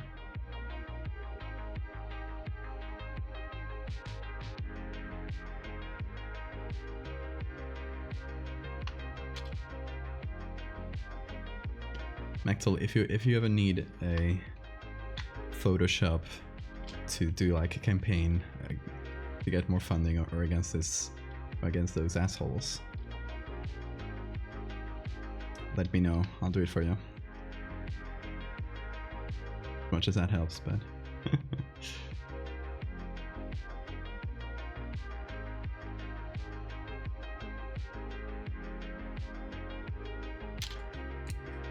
can create a creature that roams your neighborhoods, and only librarians can actually stop it. But only if they're funded. Send the cryptos to their homes, exactly.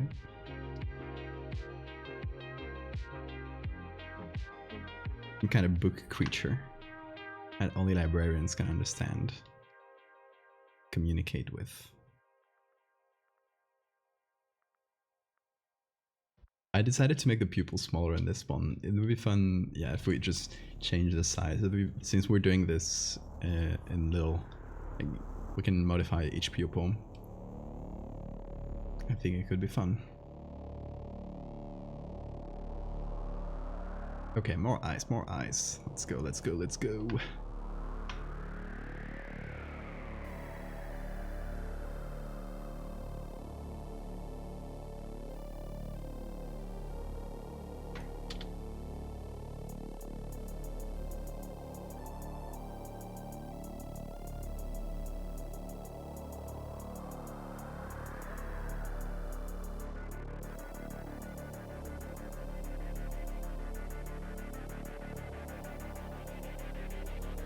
Let me make that pupil smaller too.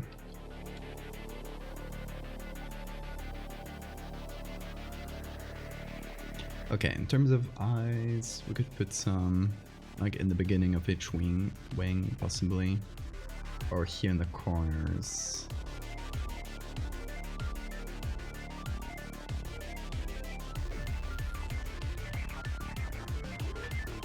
Like one here, for example.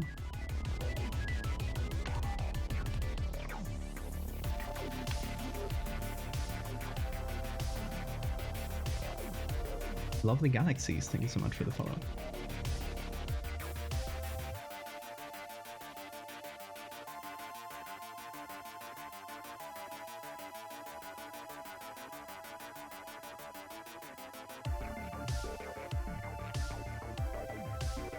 Okay, let's see any others. Let's get the base one again.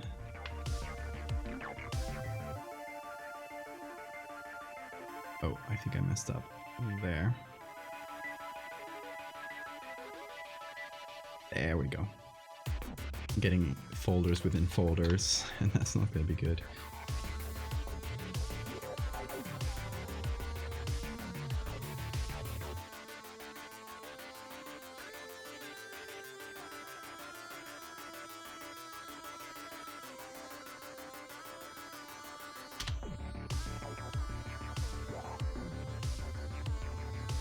I'm loving the look of this so far.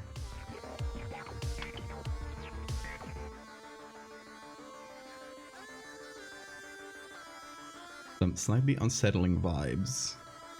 I think it's probably as unsettling as you can get from just googly eyes.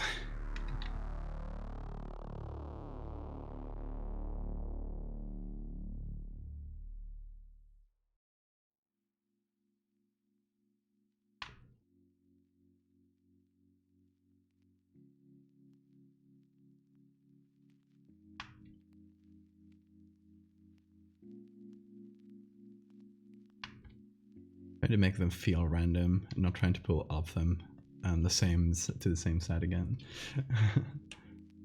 Did you decide a name for this creation? I did not. For now, it's simply the googly eye angel. But if you guys got any name suggestions, I would love to hear them.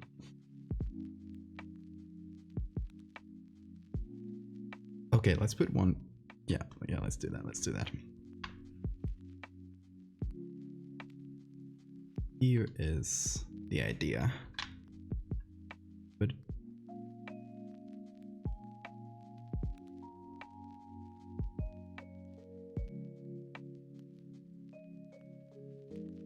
the corner of one like peeking down from between the wings here, just being covered by them.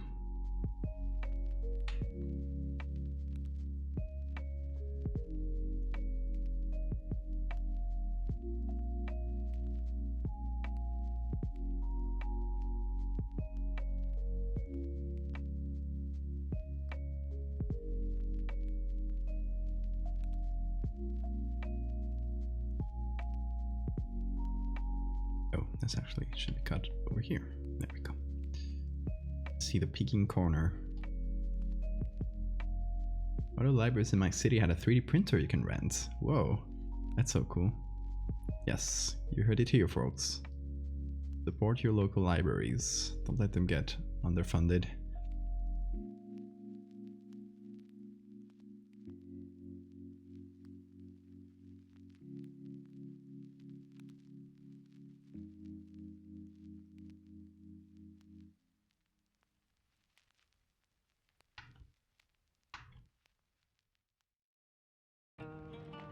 Yeah, I like that.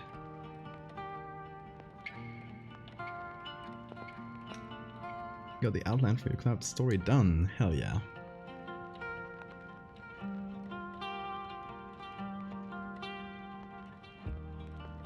Get that coffee, get that coffee. Very important tool for writing.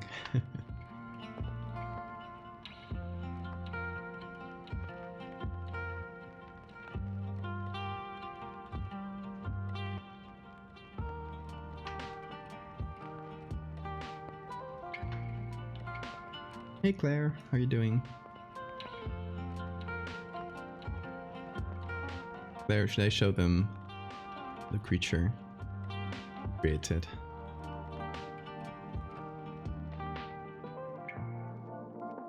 Or should we keep it secret for now? Oh, that's the wrong one.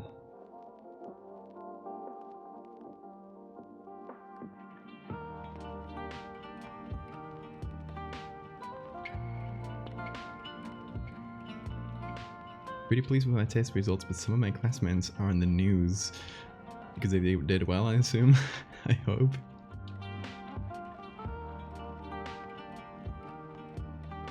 Thank you, Rob. We do indeed do what is in the title. I would never betray your trust like that. Highest mark possible. Oh my god. Don't compare yourself to others, Claire. You did very well. That's the important part.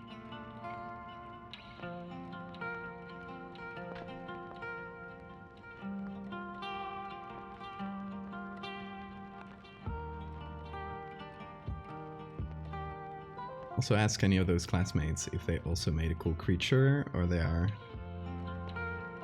talented artists. I bet there aren't.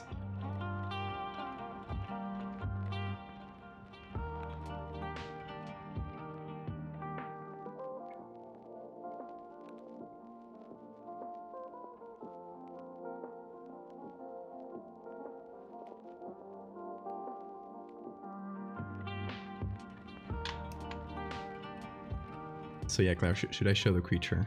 Do you want to see it? Or do you want people to see it?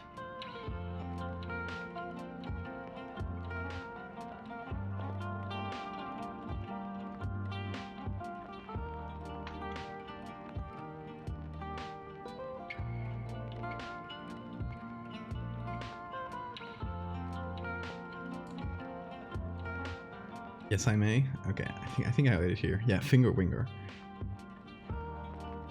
He's a creature. And I'm gonna share an exclusive, clearer view of it here. Went with dark lighting to not show a lot and kind of covering the face. But it's a human that got elongated. It's just like walking on their fingers. It's a cool design, I think. Claire and I collaborated on it. Claire drew this, so like all the props to them for this. I just did the lighting. Damn, he's thick. I mean, he is the opposite of thick, but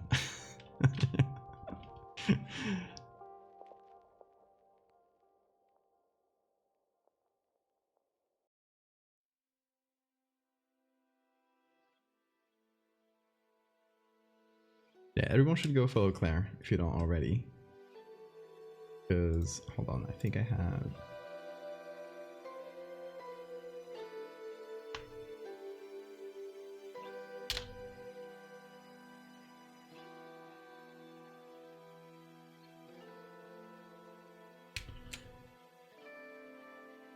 Okay, more eyes, yes indeed. Let's see. Oh, I guess I'm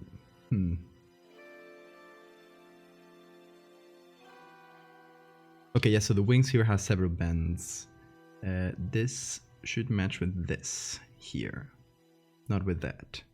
This matches with that, but we can do eyes on both of them, to be honest. So we can put one here.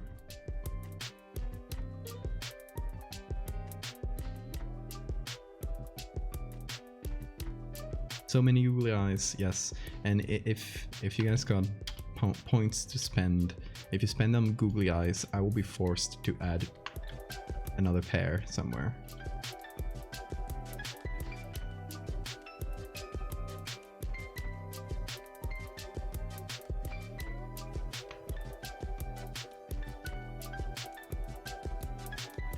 Contractually obligated to add more googly eyes, and these ones, as opposed to usually, they will make it on the final edit.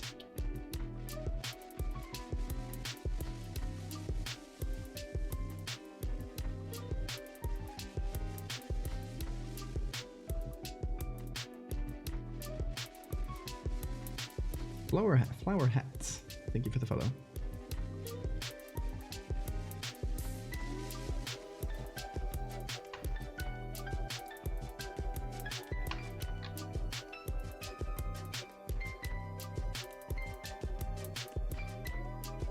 We have so many layers just for the eyes, y'all. Oh, and thanks for the save reminder. Very kind of you.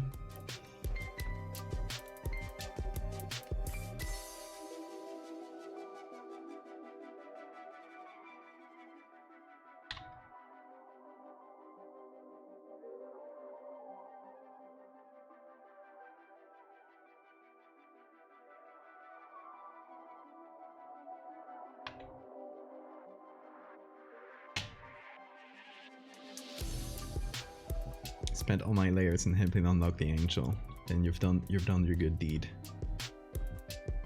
You may rest. I copy 12. Let's go for 13. No, 17.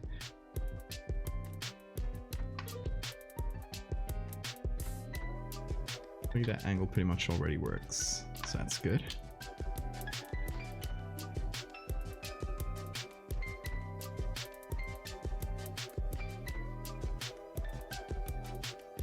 Nice latte acquired. Hell yeah, enjoy.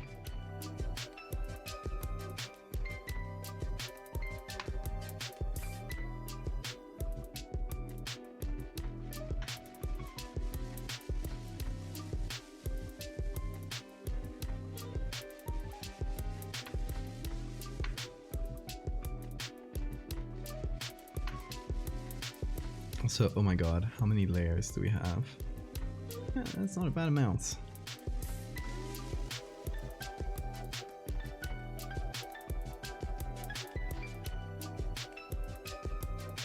Got googly eyes. Okay, I need to add an extra pair, and we're done with all the. Well, we have one here, but apart from that, an extra pair. I got it. I think I'll add them here. the back of the wings as well. So it's just adding them to the fronts. Now the backs will have to be covered as well. You know, the more eyes, the better.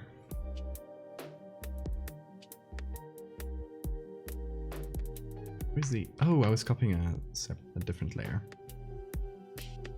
Okay, you get this one, that's 12. Gotcha.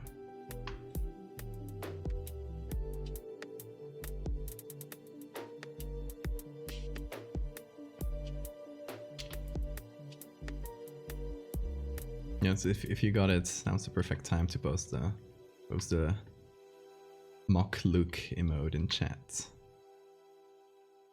which Claire made as well. It all fits together.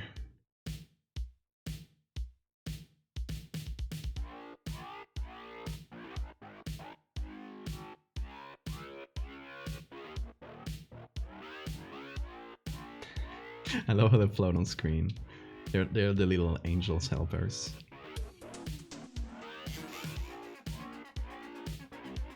Okay, let's get to the original again, and let's do... This will be the copy 20. We got 20 eyes, y'all. Now 20 will have to be 21 once we add these two.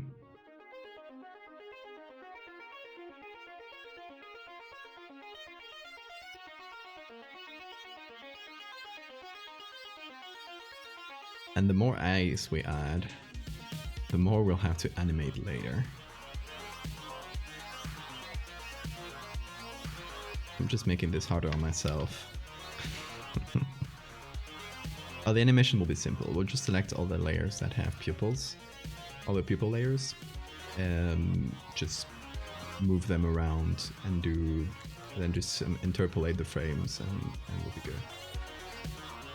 We'll use these as starting positions, and then we'll have them turn around, do a full circle, and they'll just independently spin around.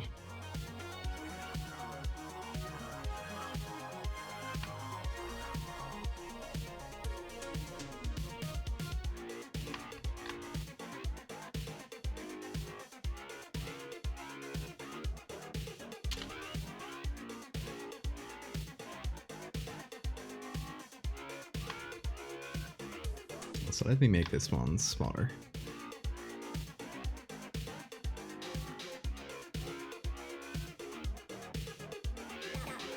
This is beautiful. This is majestic.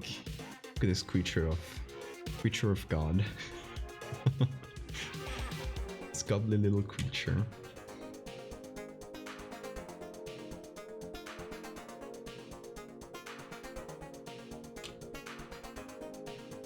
Okay, there's one little thing I want to make, and it's this wing here. I want to mess around with the edge so it doesn't look as copy-pasted, because we can see like this little thing here on the top appears exactly the same here.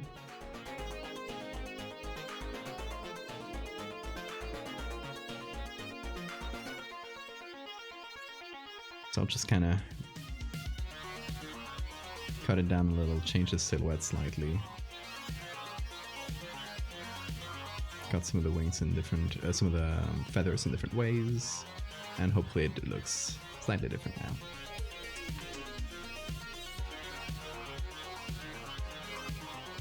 Fluffy friend or fluffy foe? You decide. Okay, now let's take all the googly eyes. Oh my god, that's 20 something of them. Now it's just a group, we don't have to look at them. And let's go below it and do just some regular shadows below the eyes. A fluffy enigma, yes.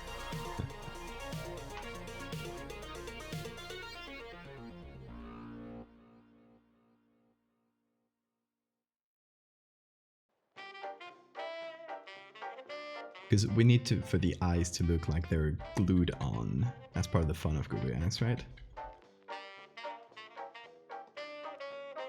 So a little shadow on this side will have them.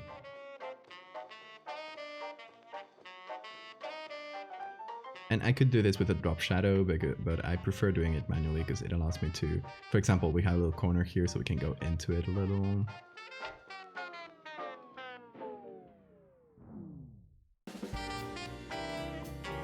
We can adjust better if we do it manually. It'll take a while longer, but that's fine. Not going anywhere.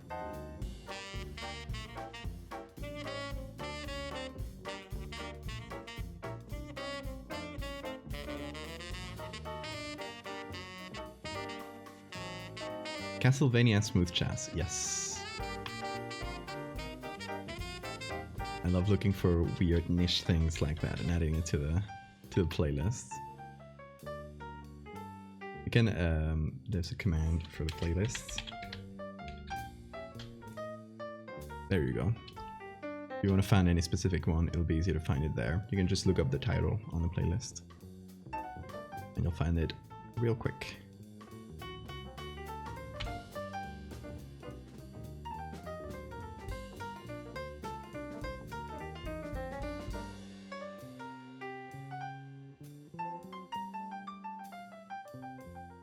Okay, gotta be careful not to miss the small eyes, like the ones here.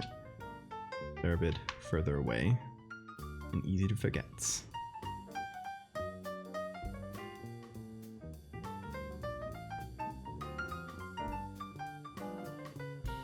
These ones have been done. I think it's just these ones in the corner.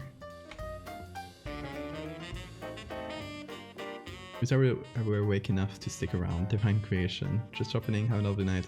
Have a lovely night as well, Jackwar. Thanks for dropping in and saying hi.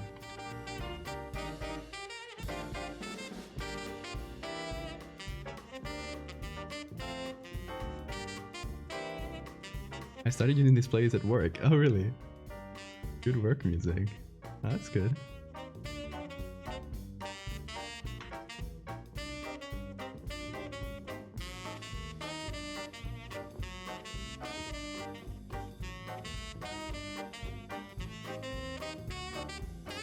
I have this other playlist. I don't use it on stream, of course, because it's all gonna be copyrighted.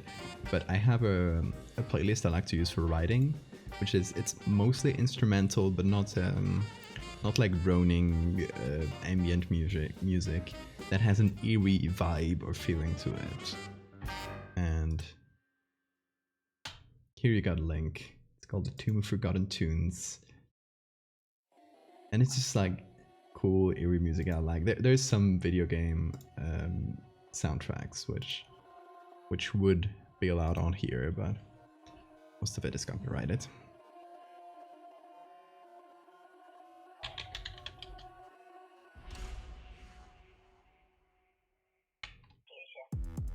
And I keep adding to that playlist, to both of them really. Every time I find a song that'll fit them, I'll add it.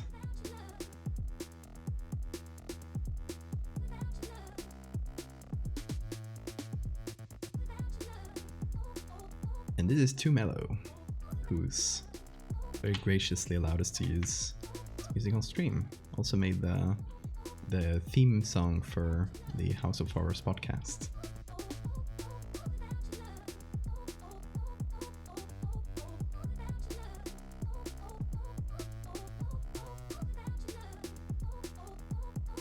So just a little bit of shadow. Not gonna put a ton in the eyes because they already have their own lighting and it kind of works, but I do want to add some to either the ones that are on the inside of wings, like this one, like it's in the shadowy area, so it should be in partial shadow as well.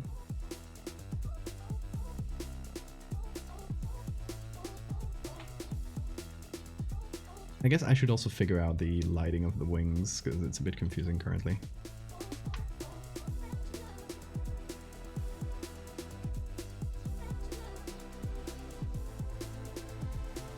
But since we don't have an environment, I always have more trouble figuring out the lighting of something when there's no real environment to put it against it, to put it against.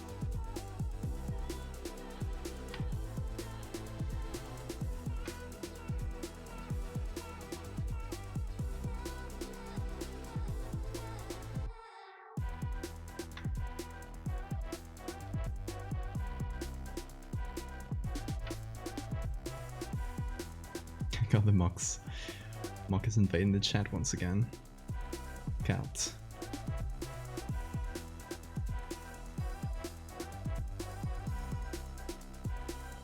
Classic upper right.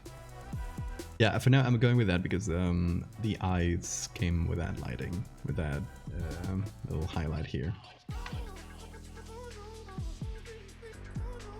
But of course we got the wings kind of going against it here, so this part of the wings would be in shadow. While if we keep going for that lighting, this part would be lit up.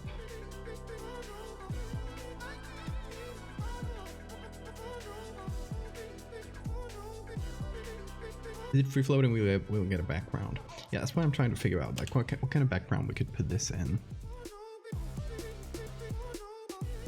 A confetti of mocks. Mockfetti, I guess. It works. A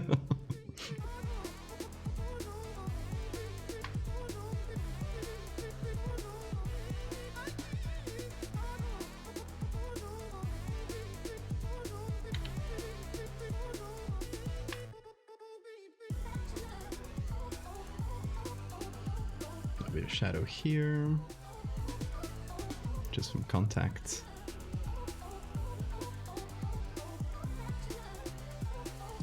A chicken coop, a library.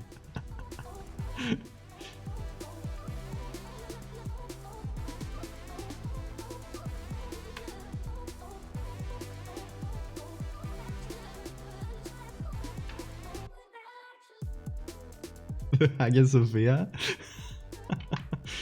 Well, I guess it's very monumental. Just did not expect to hear that one. It is a kind of place where an angel would show up, isn't it?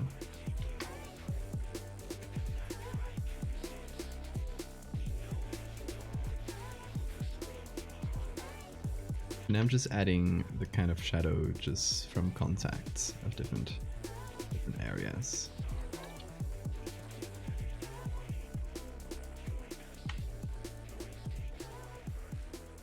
And on the edges and stuff, just a bit of general shadows.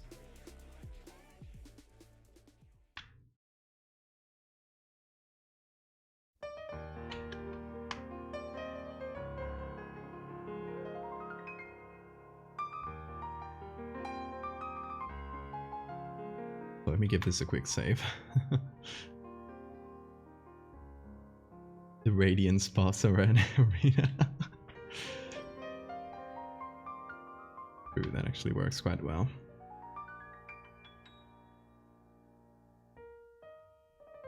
What is this? Yeah, this one here.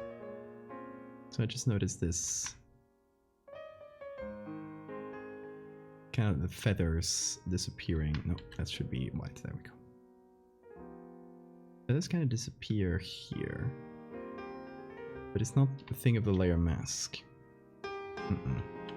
It is a layer that's on top. So I gotta figure out which one it is.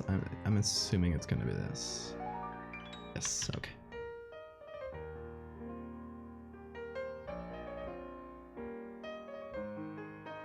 And then this one as well. See, that's what happens when you get a big mess of layers. Everything starts colliding, and you don't know which one starts where. Yeah, I don't love how that works.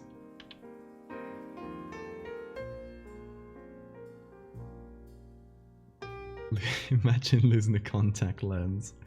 Oh no. Now you're making me want to see in a show like a slice of life thing about an angel, a biblically accurate angel, just doing regular things, living their life. Thank you, Maxwell. Yeah, I'm vibing with it. I'm vibing with it. I mean, we could go with a cloudy sky background, like maybe a cloudy sky where the clouds are parting and there's this god ray coming at it. So it's been lit like this godly glow. Should we try that? Let's see what we can find. Background, so this. Very good. Okay.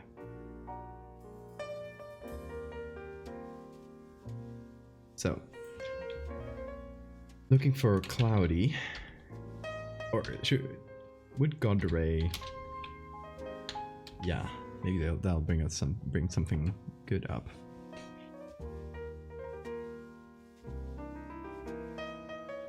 What if the glow is darkness? How will that work? Anti-glow. This is cool. Look at those God rays. Here the problem is what would get a silhouette here, and we don't want a silhouette in this one. It is cool.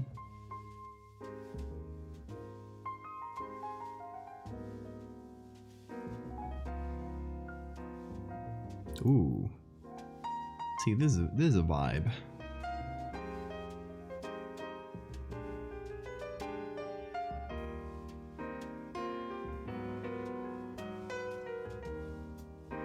This one could work as well. I don't love it as much, but More King 2006. Welcome. We could have a Christian cross there. Someone praying. with the angel here, right behind them. I like this.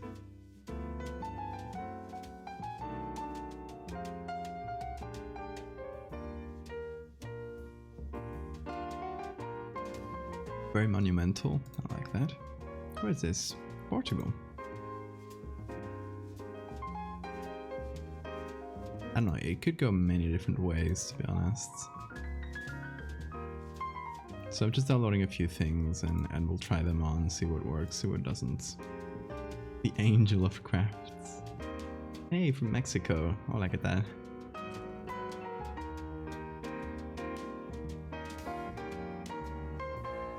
Okay, we got a bunch of stuff. Let's just put it on, let's try it. We can find more. Need be.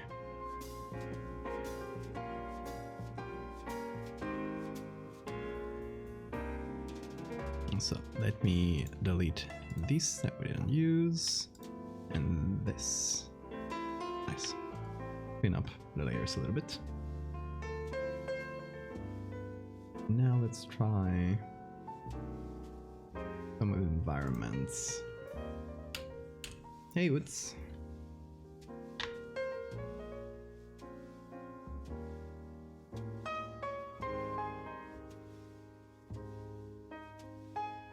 I'm kind of feeling black and white. Old school vibe for this one. It's been a sec since I've done a black and white thing. What do you guys think? I kind of love the mix of biblical angels and black and white pictures. It's sort of a mix of religious and historical. It's cool. Maybe bring in some more. Try them on.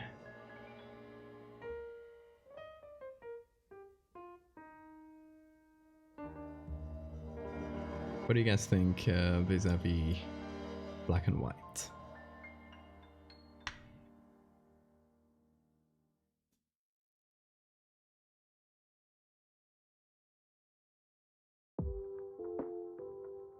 Ooh.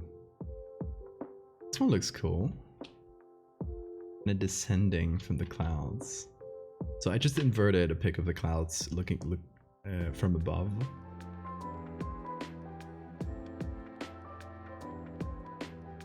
Do you have pictures of angels in color? No, actually not. All the ones I've done are black and white.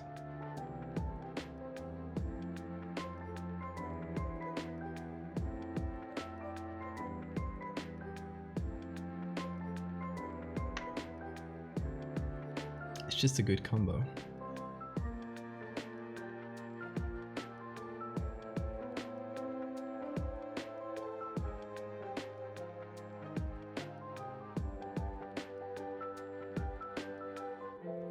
I like this cloudy one. Okay, let's see, this monumental one. Big mountains. It's cool as well.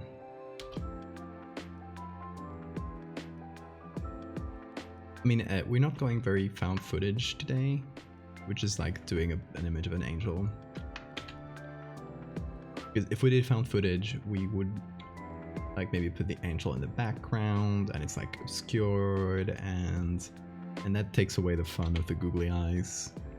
And we're gonna do an animation as well, so we're not doing found footage. We're not going for realism. We're going for vibes. Just pure vibes today.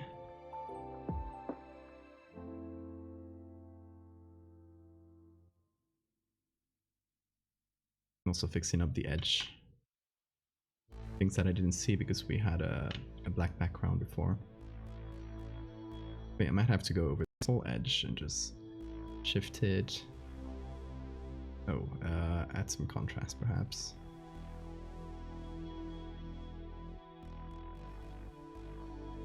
It's a bit better. We'll cut a couple little things.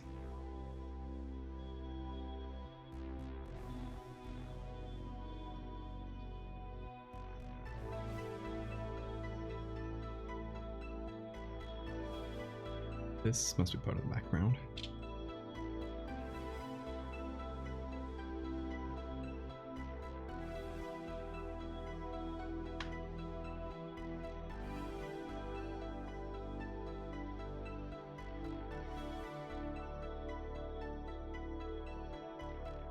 Okay, and then we'll kind of do a little tour around the angel and just see if there are any wonky edges. So we'll kind of do a tour zoomed in like this, so we can see little details that may be wrong.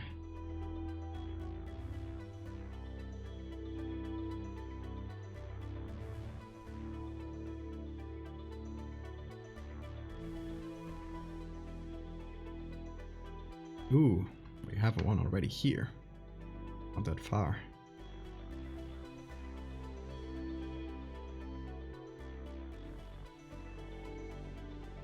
Okay, it looks quite decent, but there are some things, some fixable things, very small ones.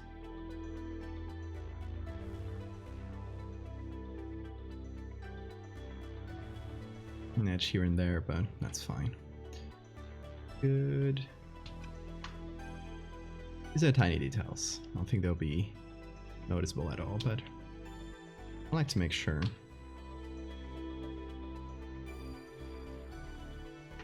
Because since we worked on this with a black background and suddenly we're changing to a bright one, suddenly a lot of things that we might not have noticed before might start being visible. And that is, folks, why you should always, when possible, try and work on the same background that you're going to put your image in.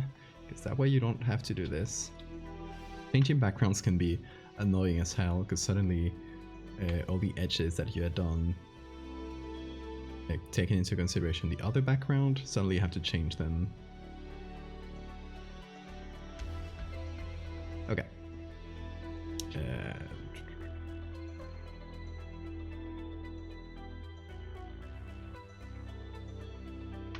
Oh.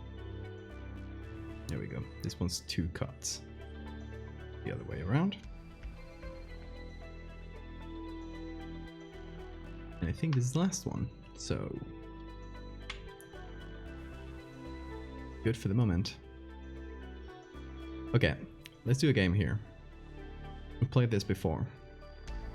Guess the exact number of layers we have in this document currently. If someone gets the exact number, they get a gift sub. But you only get one try to get the gift sub, to go for the gift sub.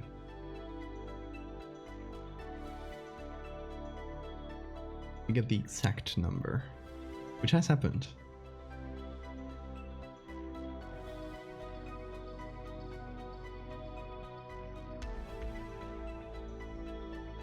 Okay, good.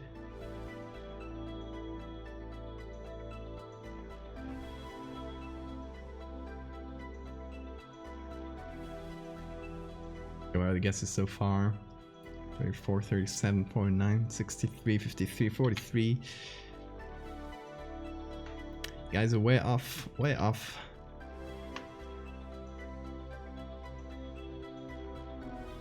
You guys are guessing the number of layers, because if someone gets the exact number, they get a gift sub.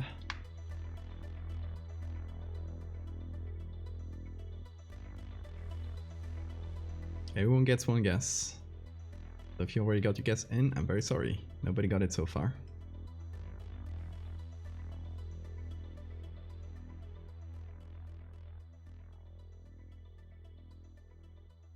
John, hey, how are you doing?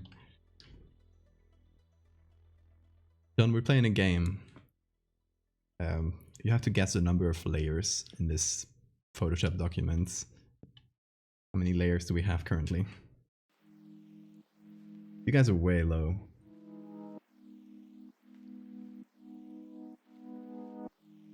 But each of you gets one try. Because the winner gets a gifted sub. If the winner, or if someone gets the exact number.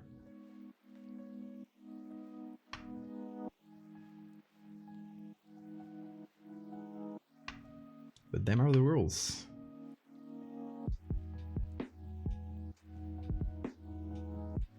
You blew it. Yep, you guys. The group's count is 1 layer. No, total number of layers.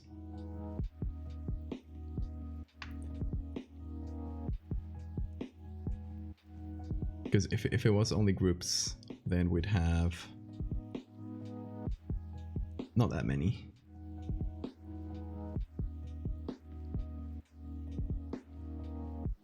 She said didn't guess 69. Nobody got even close.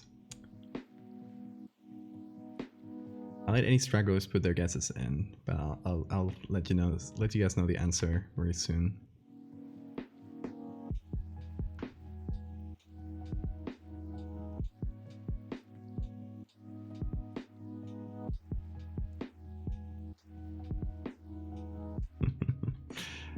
No double guesses, y'all.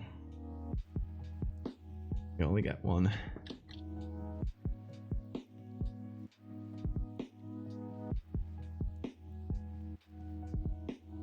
Okay, we fixed up the angel a bit.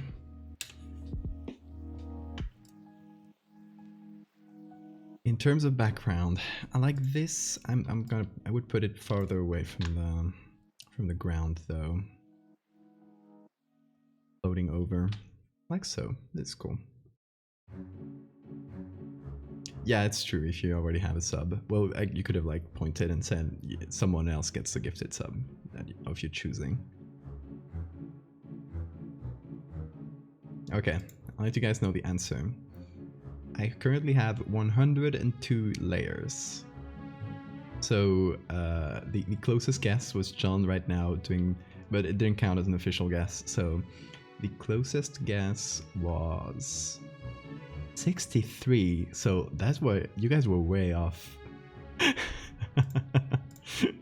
102. Well, it was 100. It was the correct one would have been exactly 100 because when I asked, it was 100. Then I added 2 as I was talking. Every time you complain about the number of layers, I add 5 more. Obscure the bottom of the wings and the hill background. That could work as well if we want to make it like feel gigantic.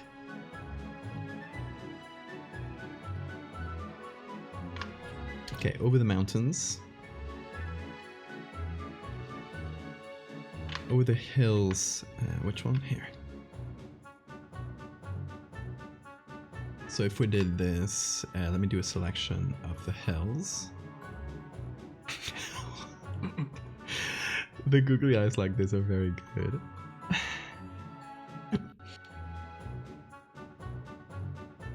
Let's see, I think object selection would probably do a decent job.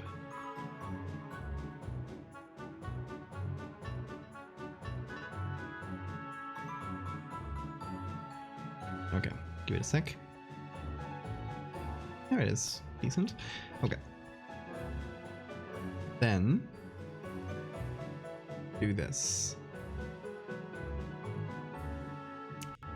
For the massive vibes, what do you guys think? Should we go like very, very massive like this? Or should we like leave it non-specific? And just have it like in the foreground so we don't know exactly how big it is. Be anyone's guess.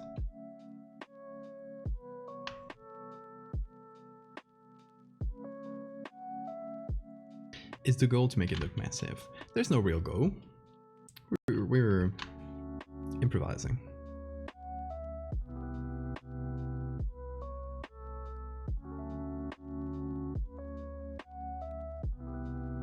We are vibing.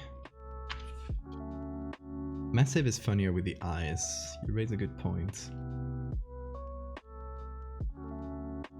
Oh, I have to redo the edge here. So I just move things. I use the selection tool, this one again. The terrible rattling. It would rattle like an earthquake. Oh my god, should I make some lore about this and make it like super serious?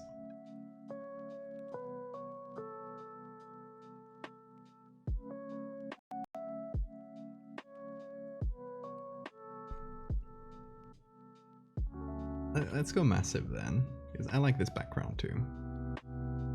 That's a cool vibe. And this one's good as well. Has a different, it's monumental in a different way. Like huge valley. And we could have it like be behind the mountain like this, or even behind the big ones in the background. Like behind these. No, I can't move it to the side. What do you guys prefer, the valley or the plains? The weirdest thunder ever. The Quill Star, thank you for the follow. Also, let me fill up some water. Remember to hydrate, guys. This is my reminder to all of you. You guys remind me to save? I remind you to hydrate, by the way. Save.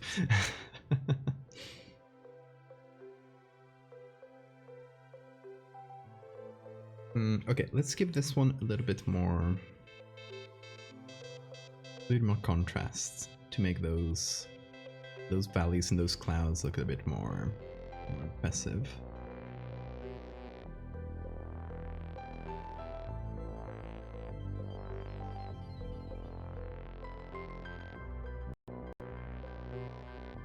And in the valley here, hold on, I'll just save this layer mask here. I'll do a quick selection again. Valley suggests size better. Yeah, the plane is a bit not boring, but featureless in comparison. This one has a bit more pizzazz. Okay, let's give that a sec. That seems like it's gonna work well. I think we might have to, yeah, we might have to feather that a little bit. God, the amount of time the Photoshop AI tool saves me is massive.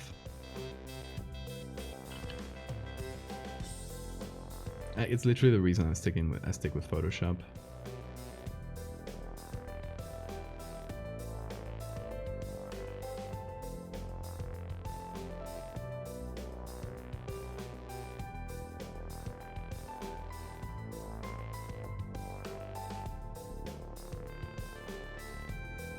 Let's do a thing here. This might seem silly, but I'm just changing the size of it. I move around the valley and I move around the layer mask with it. That way I can put it again on the angel. Because I don't want to clip a ton of it.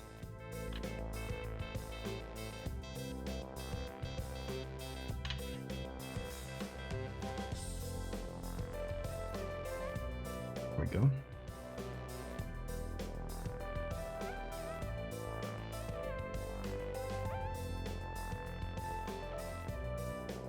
See, maybe I can take everything here, move it up slightly. now we have this. I guess if we want to show distance, we have to do something here, which is first we're gonna group everything angel, and we have to give it a levels layer, and mess with that so it doesn't get darker than the valley, because if the googly eyes are darker than the valley, then the mountain here wouldn't make a lot of sense. It has to be hazier, kind of like there's atmosphere in between you and the angel, makes it feel further away.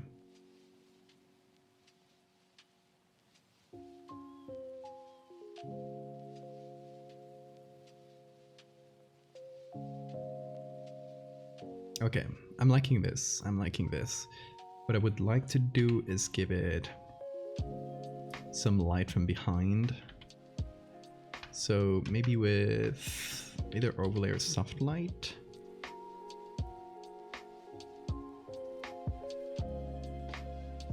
Every edge and every transparent, semi-transparent area, so like the feathery part of the wings. I'm gonna try to light up, give it some godly glow.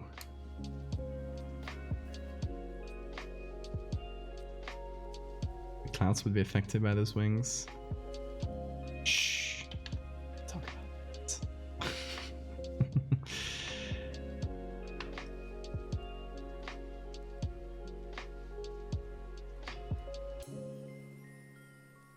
Come in here with your realism talks.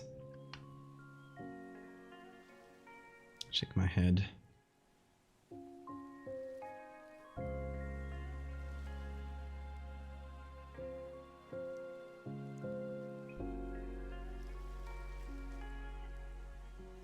There's few things as satisfying on Photoshop as making a rim lights, because rim lights are a thing that's fairly easy to make, and that always looks pretty cool.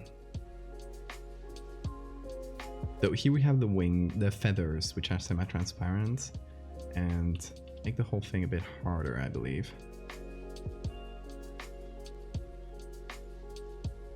What if it's non-corporeal? Exactly. There you go. A bit your realism arguments.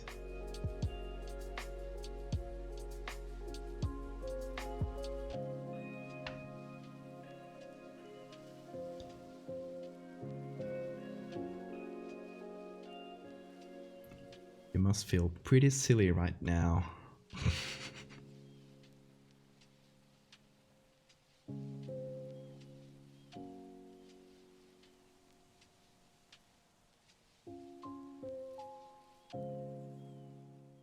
One of the fun things, or the entertaining things about discussions of realism in Photoshop things, is that very often the people who claim something is unrealistic will often just claim it for the entirely wrong reasons. I've had times when I posted something, and you know what I do, you can tell it's photoshopped if you have like a little bit of critical thinking. I don't pretend it's not, but there's people who will, you know, the kind of folks who'll go like, oh, this guy's trying to spread misinformation, I know, and they'll try to prove that they know it's photoshopped. It's very funny because very often they get the fake part wrong, and they'll point to something that was completely original, that wasn't the original image, and will point out, oh, this is unrealistic. And I just think that's very funny. It's very funny to mess with them too.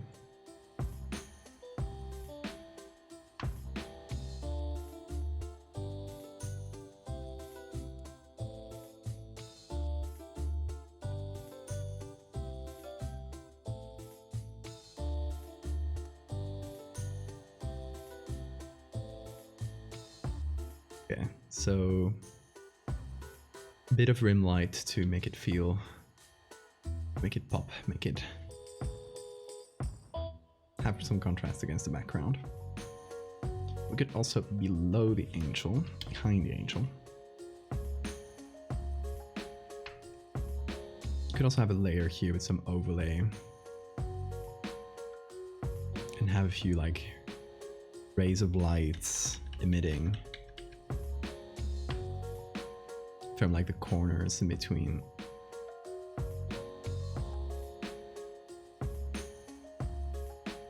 You know, feels appropriate. It's an angel. Bathed in light and all that.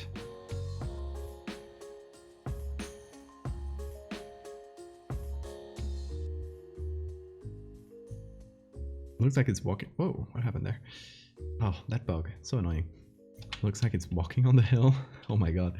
Maybe I need to make it look like it's further away.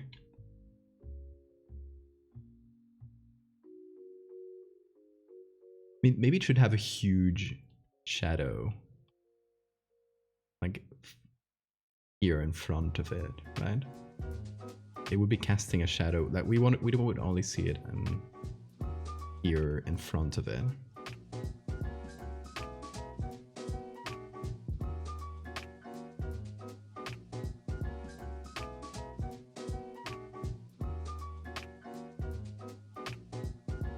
Lift it up a bit above, or actually, thing here. I think we got enough sky above. Oh, here.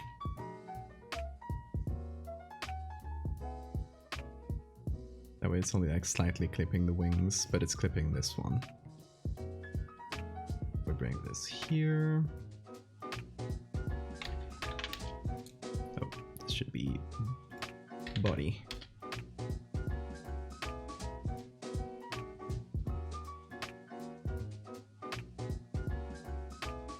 It has feet behind the wings.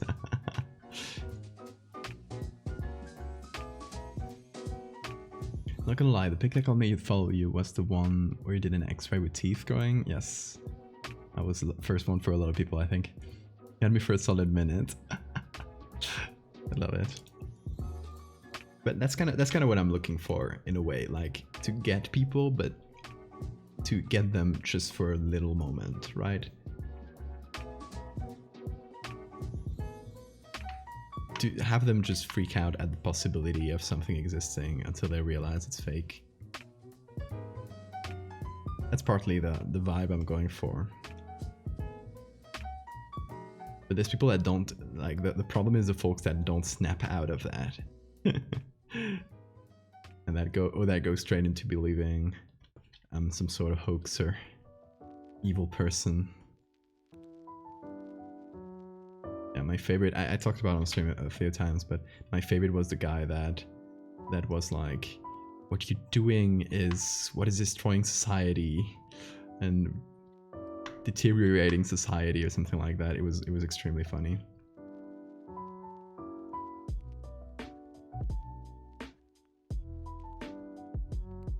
Good for lunch. Okay, Claire. See you.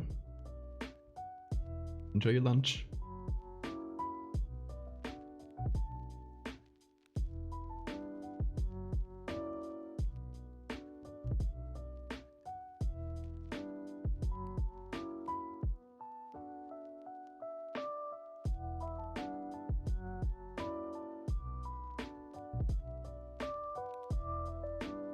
Gonna add some lighting on each wing, kind of help them differentiate from each other, because there's a lot of wings currently.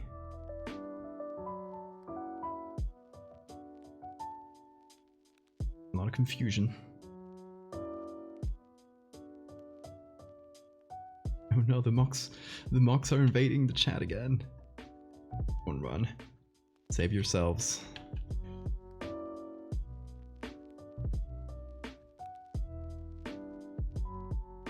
Is this going to be on Twitter? Of course it is. I don't shy away from a silly post from time to time. So here's my I guess my MO with shitposting. I like to shitpost, but I like when it's original shitposts or like stuff I'd made myself that has some effort put into it. So you'll never see me share a pre-existing meme on my page, but you'll see me make memes from time to time.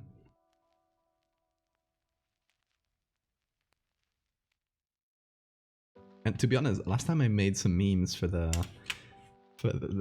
Kramer memes that had been going, was it last week or so?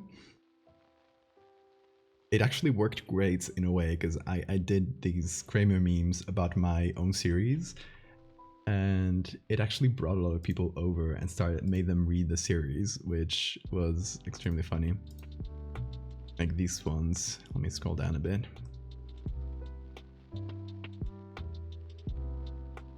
Should be somewhere over here. It was earlier than I thought. Yeah, there we go. So I made this one for the Lycanthrope series, and I linked the series itself.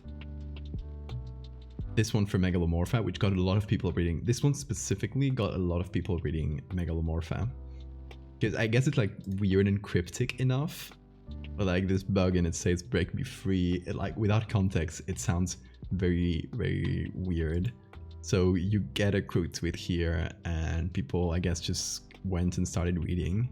And then the fractal one. So silly as it sounds, they actually help people discover the series. So that's fun. That was a fun surprise, to be honest. I didn't do it because of that, but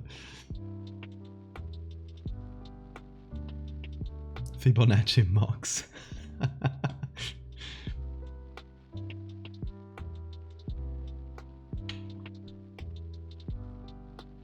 We love a Fibonacci mock.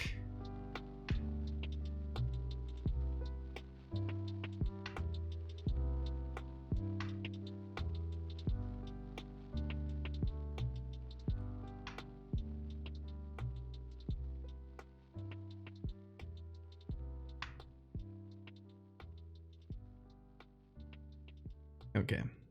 Oh. I'm getting a lot of trouble with the zoom function in Photoshop lately, since the last update. It also fixed some bugs, so, you know, you win some, so you lose some, I guess.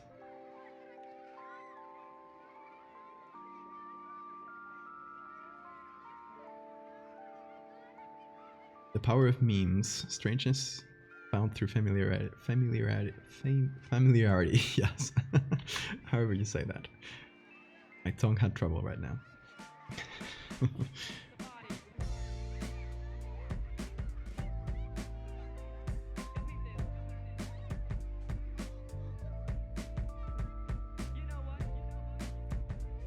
So yes, I guess I should make more Megalomorpha memes whenever there's another trend like that one. Did you guys know that the next part in Megalomorpha is coming very soon? I have some updated edits that you might have seen me do back in November on stream. I like completely revamped them. I'm gonna show you some of them. But it's gonna be, I think it's gonna be my most, possibly my longest, or I guess my most comprehensive story out of the whole series. And it's gonna be about this bug church, bug cult. It starts a church. It starts as a church, but it turns into a cult. You might have seen me do this one, and you might have seen me do this one way back in November. And then this one you haven't seen. I showed it early on stream. Claire, who just left for lunch, did this mask in 3D in Blender. And then I put everything on Blender on top of the image, did the lighting and everything, rendered it, and then edited it into Photoshop. Like I just exported the masks as PNG and then just pasted them on Photoshop and finished up the lighting, did the lighting below the masks, all that. So yes, it's gonna be, these are the leaders of the cult. These are the this one calls himself the bishop, and this is his children. Creepy band there. But yeah, they run the church. Here's the bishop again.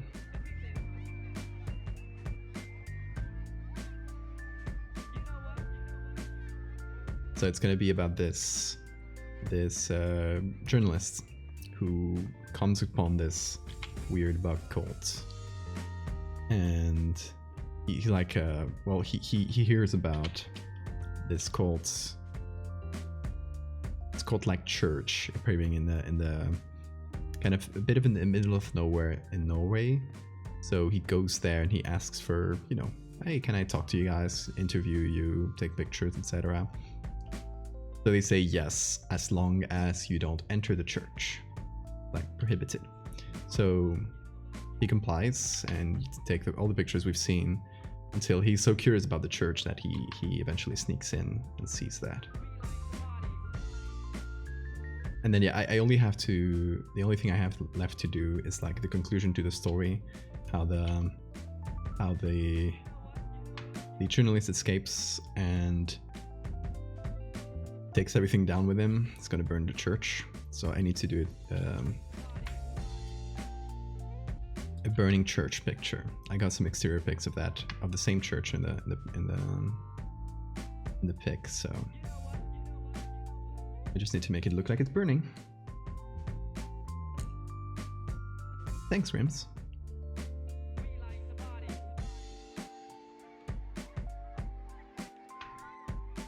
I love a good story of a regular person just being confronted by something surreal and extremely scary, and like getting the interaction from that. It's always a fun story. And it's a lot of Megalomorpha. A lot of this mug series is just regular folks from over the world and over time, finding these remnants, these small little clues. They each only get a piece of the puzzle. They don't have the context we do. They only get a piece of the puzzle, and you see there the horror and the reactions from them. Have you listened to Magnus Archives? I have. He has some very good stories. I have actually one of my stories that one I retweeted yesterday. It's very inspired by one episode of the Magnus Archives. I'll show it in a sec. I found it quick in my profile because I retweeted it. Should be somewhere around here. Or not. Oh, here it is. 2005, a group of friends reportedly got lost in an empty city while traveling Europe. Their train to Prague made an unexpected stop, and they got off in a nameless town. Buildings were solid, windowless. There was a crowd, but no people in it. They moved like clockwork. Empty cars drove in synchrony, without need for traffic lights. Streets had no names. Billboard ads showed senseless items. One of them would describe the place as the idea of a city. They left after waiting in the station for an entire day until a real train arrived. And this is a picture I made. So it's people, faceless people walking in a crowd. It's all like all kind of fuzzy, like I blurred the edges between the clothing to make it look like it's all like unrendered things. I removed windows from the buildings. And these ads here are AI generated to make it look like food, but not a specific food. It's like kind of burger, but doesn't make any sense.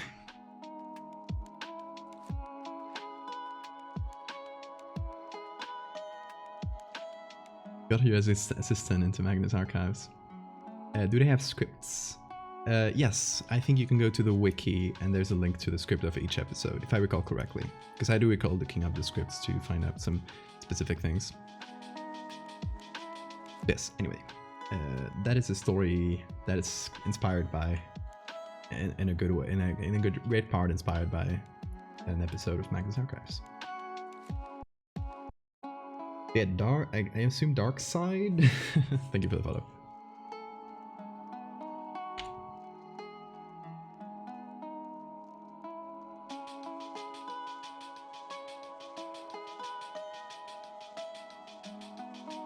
Okay, lots of lighting here. Hopefully for the better.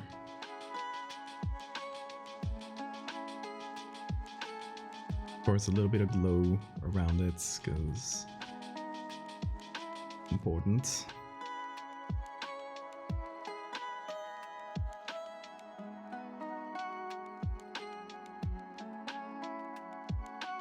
And today we're not going for something found footage. We are doing something a bit just, you know, we're doing this one for the vibes.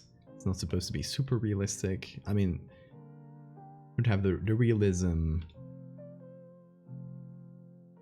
that doesn't make it look too photoshopped, but apart from that, not going for a this is a real picture that a real person took. It's just, it's a thing that exists.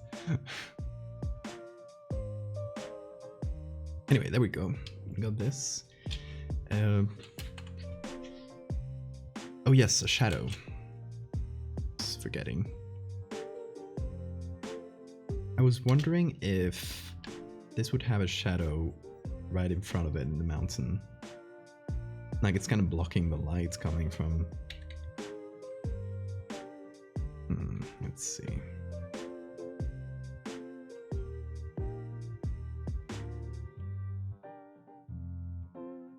So something kind of soft like this, not as strong.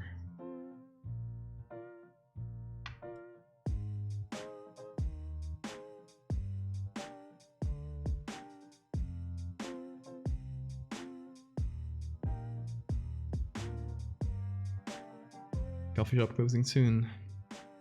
Okay. See you later. If it's not too late, Grims.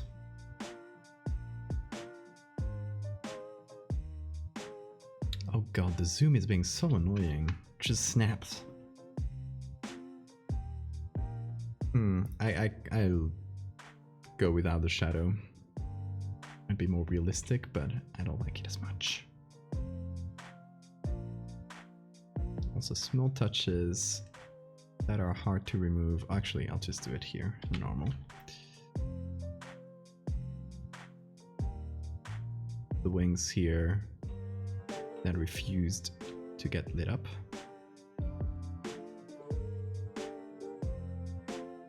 Small things over here.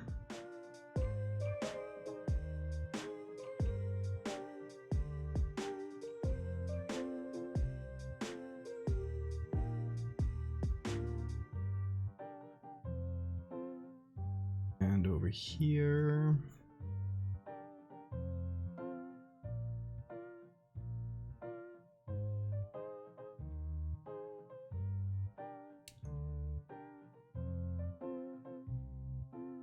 Okay. Now, I was thinking we could do one edit for a still image, and then we try to do an animation. So let me save this. Let me do F11 here.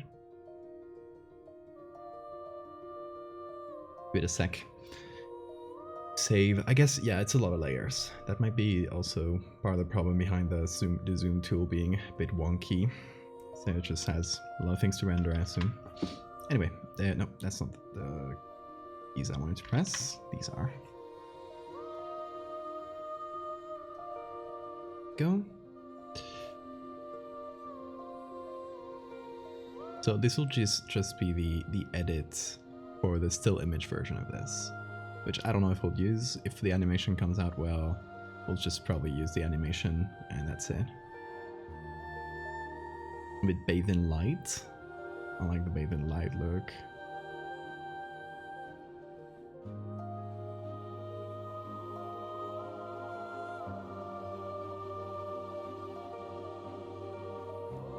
Decrease the clarity a little bit.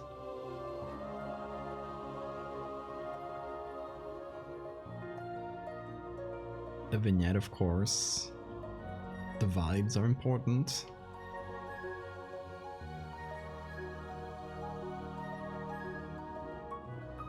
And the graininess.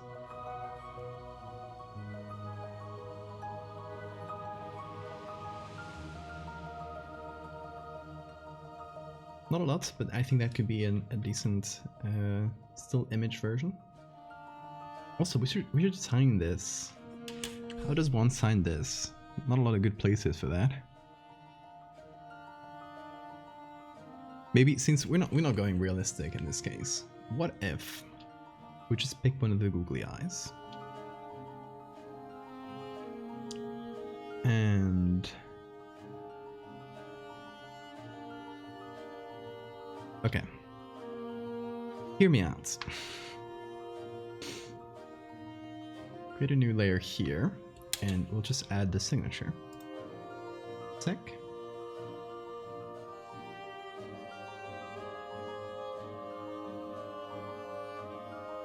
Whoa, that's large.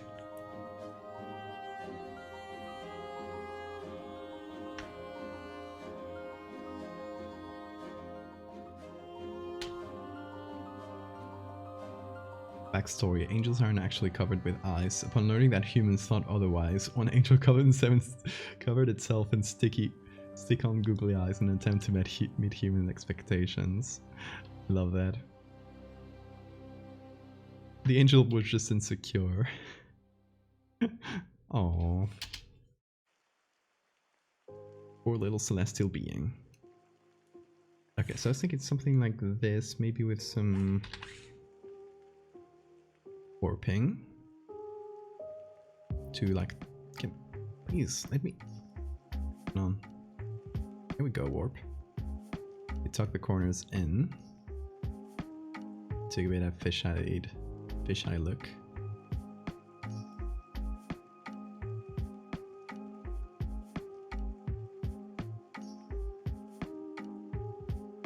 Yes, that is a very good backstory.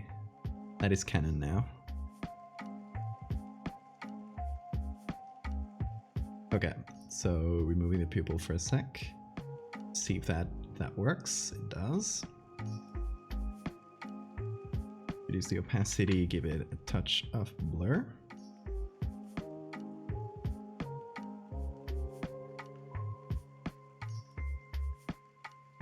And now, as we animate this, like now it's covered and kind of hard to see, but if it's animated and does this, it'll reveal the signature as it goes around.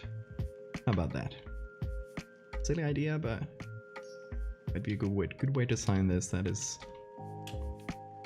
a bit original to this piece.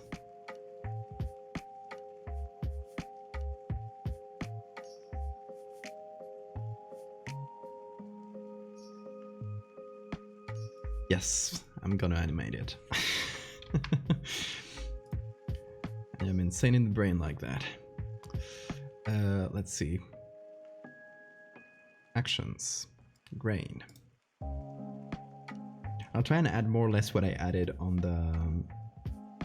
the camera raw, but in separate layers. So it's going to be a grain layer. There's going to be a levels layer to kind of increase the white. Does that work? Is that doing nothing?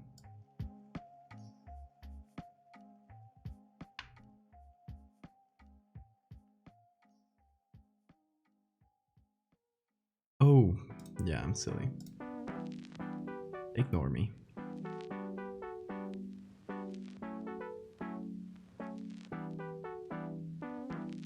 And let's add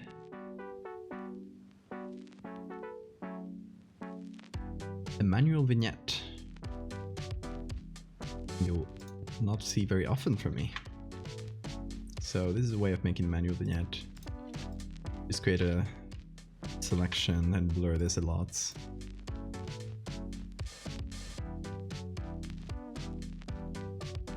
And then you can choose if you put it as normal, as overlay, things like that. I'll just put it as normal and reduce the opacity. So we're good.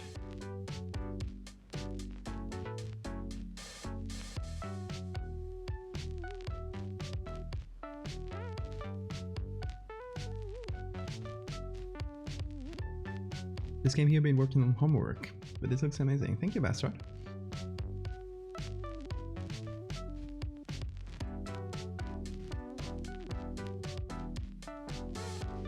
Fantasy name generators. Ooh, random names. Angel names. Okay. Haroth, Nephilim, that's a real one. Phanuel, Zachriel, Cherubim. It also comes with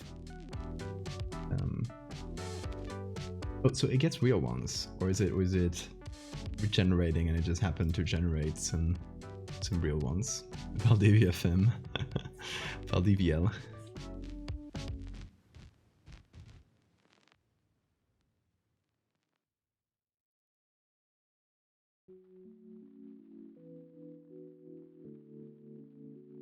Oh yeah, we can add some sepia. Let's see how what that looks like. We can go to the black and white and actually add some tint here.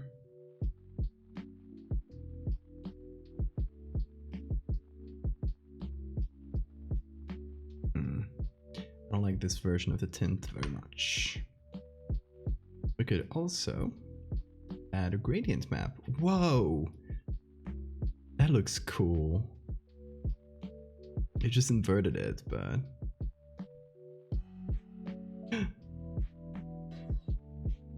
that looks creepy as hell. I love it. Anyway.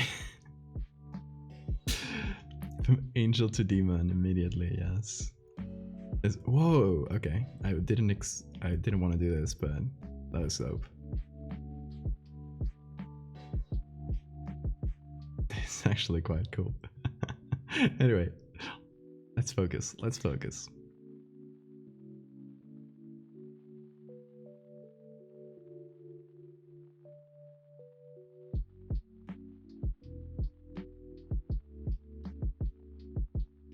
So, okay, we can add this as color actually. Instead of that way, it'll be a bit easier to keep the original lighting without messing things up.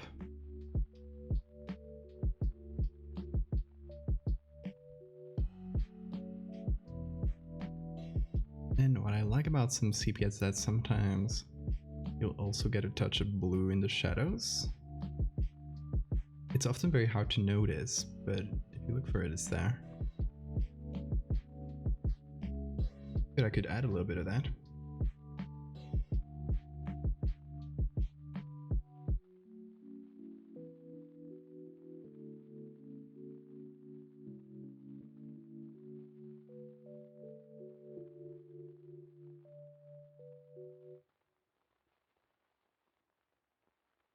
You're the only evil friend allowed in your friend group.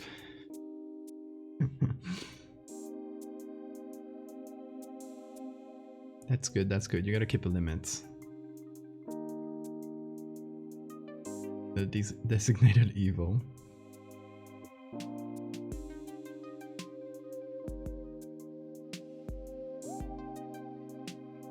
Okay, so this would be a sort of natural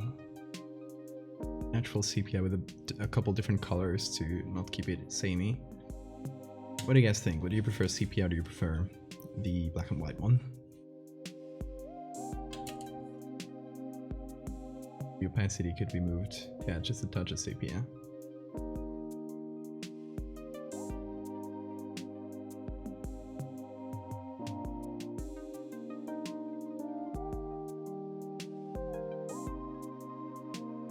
I kind of prefer just a touch, like a 20%, to pure black and white.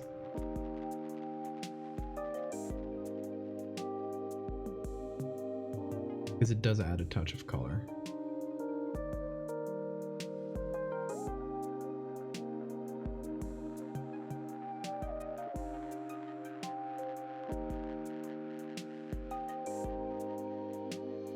Let me fix up this edge.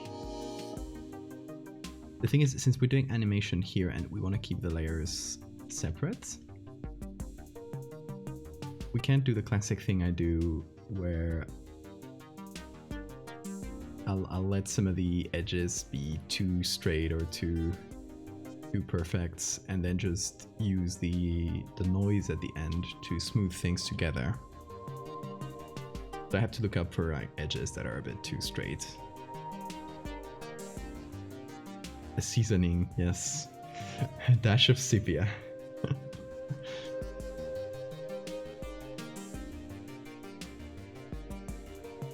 Okay, many eyes as you can see.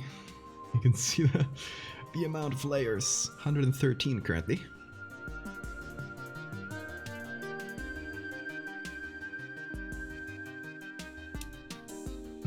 Anything else I added on there?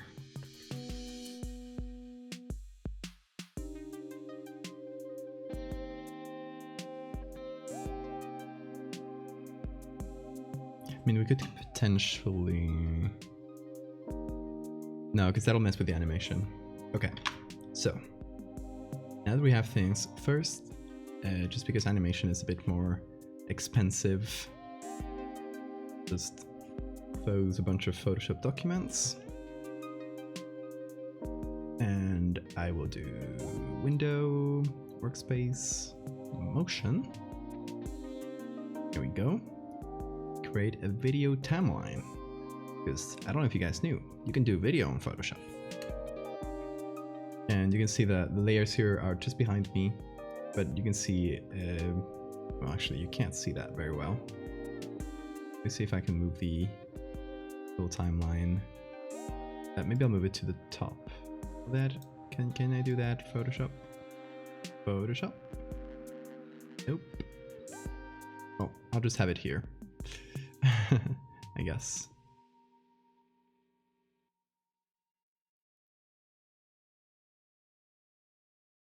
That way you guys can see what I'm doing. It'd be a bit more interesting.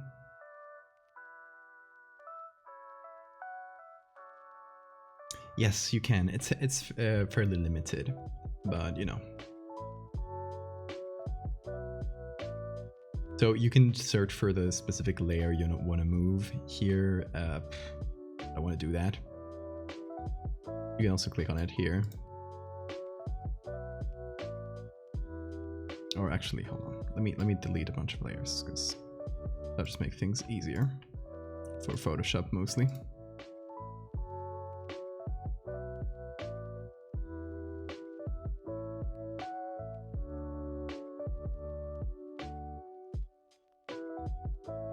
Yeah, okay, so we go to Angel. This will give us the group 2, which is the eyes.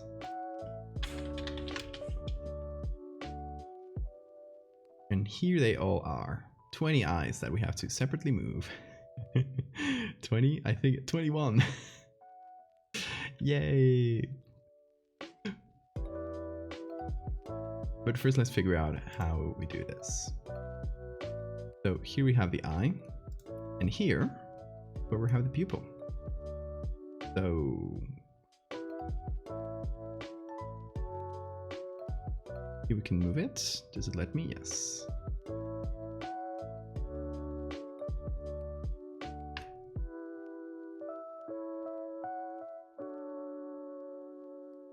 And now you do keyframes here. Also, thanks for the save reminder. Because this is more unstable than anything else in Photoshop. Maybe the 3D thing that they're phasing out, so. Yes, Photoshop has a 3D thing. Don't ask why. Nobody uses it. Okay. So move the eyes here. And a little explosion of mocks. It's very good. So let's see. How big is this animation in terms of seconds?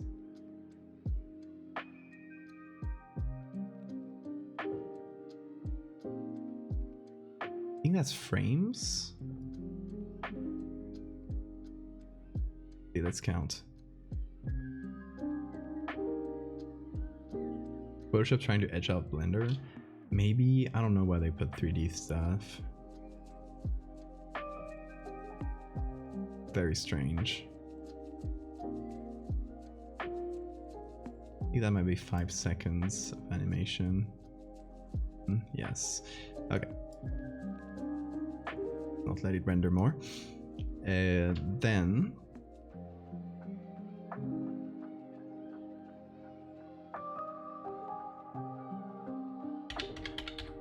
what I'll do is here just select all the pupils so we have them in the same place. We'll go one by one. I think we just need to do position here. I'm not an expert on this, so that's why I'm taking it slow. And if we do, maybe we'll do like a few keyframes around here.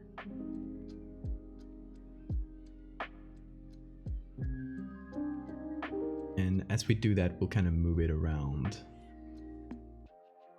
Can I go to the earlier keyframe? Yeah, here. Good. So, first keyframe is the one we have. Second keyframe here. Can be here. It won't move in a circle, but that's fine. I just I want the movement to be erratic anyway. And last keyframe. Hold on. Separate them equally. Okay. Now,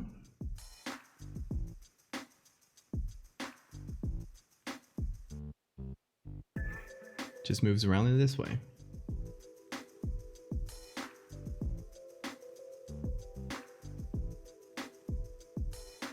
Or I guess maybe I should make it loop. Right? I think that would make sense.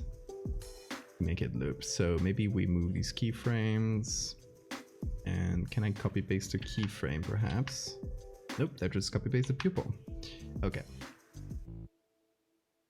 And that's not really something I can do.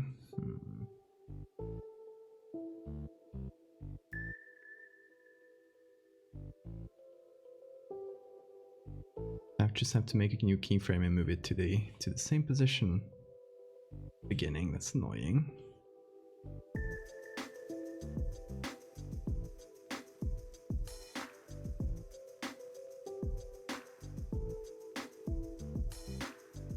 Yeah, that seems good enough.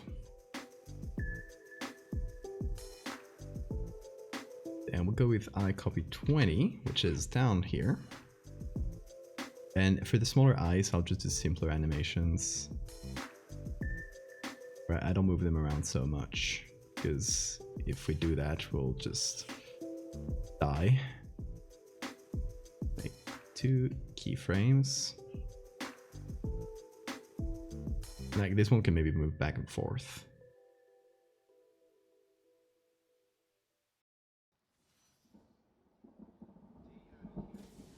God, I haven't used this animation tool in so long. Very rusty with it.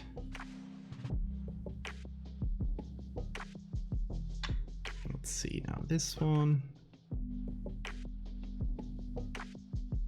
I get into a groove with this to finish them not super late. But yeah, we're chilling. We're chilling. I don't think there's a rush. I bet you guys didn't expect an animation today, didn't you? I bet that's news for you. It is news for me as well. I didn't expect to do animation today, to be honest. But I don't recall who suggested it. It was actually a very good idea.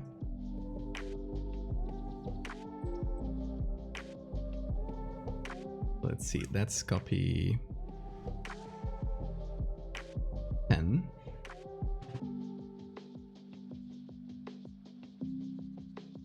Oh, 10. Oh, 10 is here.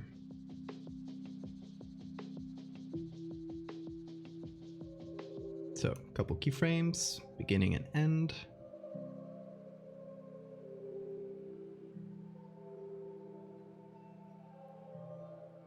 Can print some money with my face on it, call it Valbucks. That was my best business idea ever, don't steal.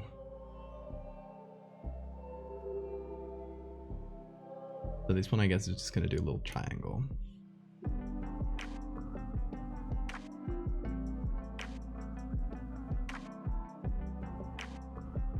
Okay, next one. It's gotta be copy 15. Where is it? Here.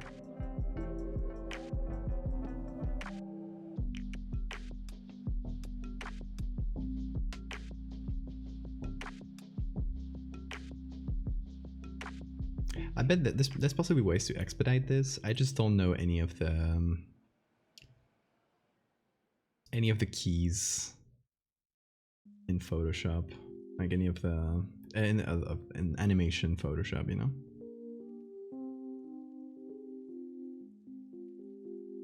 So it might actually just be faster, but slow.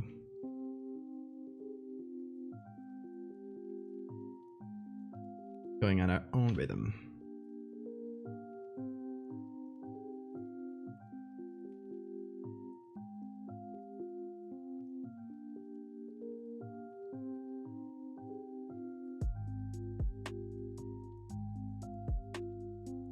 In an end.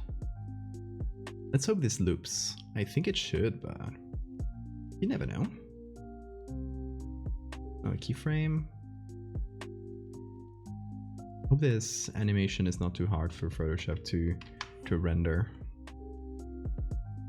Because, hold on, which one is this? Oh.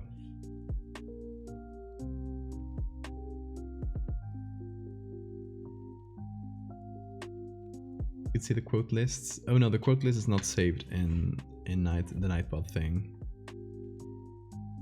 You can only pull a random one by doing quotes. Anyone can pull a quotes by just pressing quotes, by just using the command. The adding only, I think only VIPs and mods can do it, and me.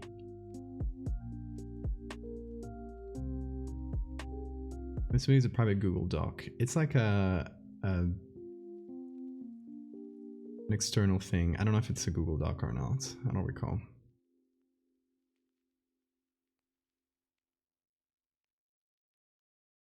But I don't handle it. It's someone that did it.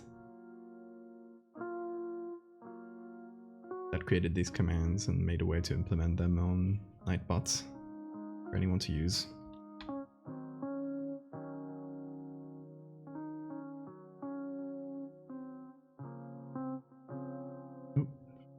Timeline around.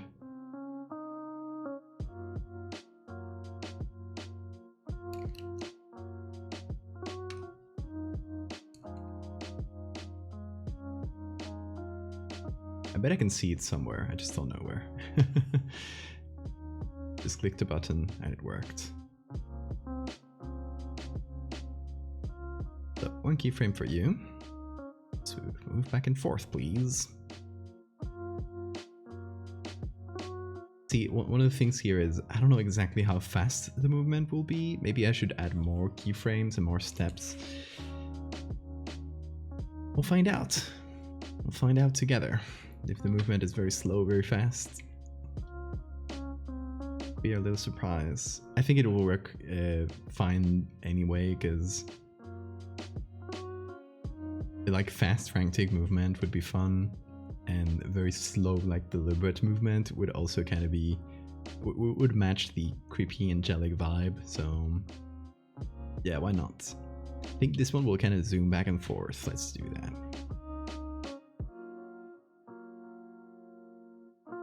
Keyframe here. Zooms back there. Here where it zooms there. Oh, you can just move in and it creates a keyframe. Good to know. That'll save us a little bit of time. Next one is copy 17.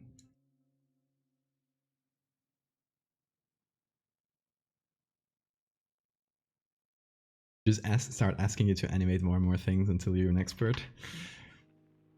Sneaky. You sneaky.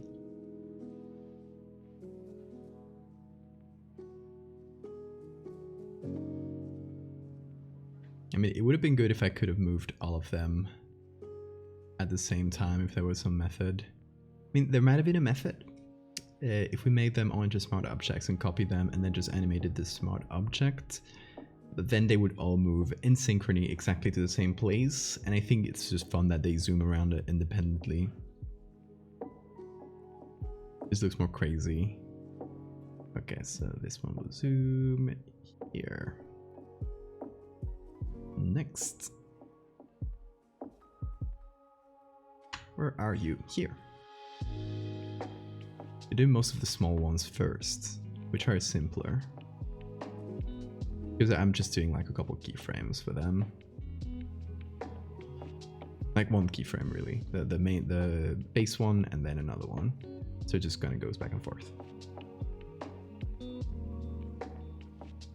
Love to balance Patreon to have an access to the GIF without trigger compression. Very good points. Yes. It's up to my Patreon. 21 eyes, yes. You got a Patreon link for you. You also get postcards. I already designed the postcard for this month. I think it's going to be very cool. It's a bit of a throwback to an old edits. I think many of you guys will like it.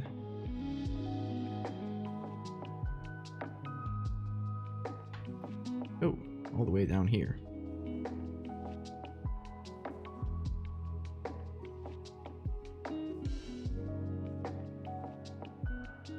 I'll give this one just one keyframe.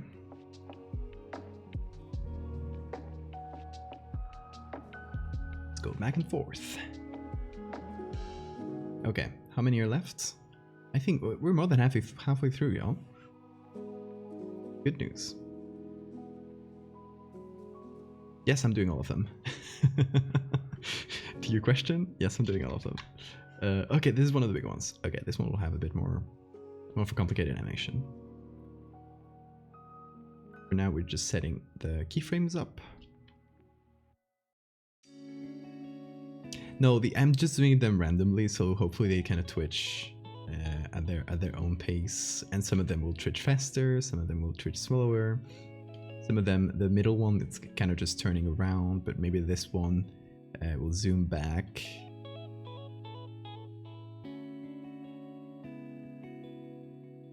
And then here, zoom forth. Here again.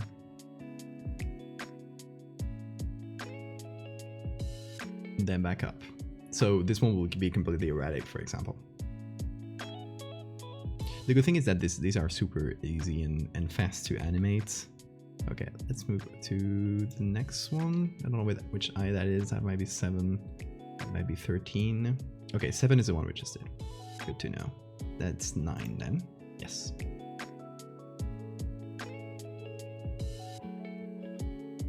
Ankbot became Streamlabs chatbot. Oh my god, Streamlabs.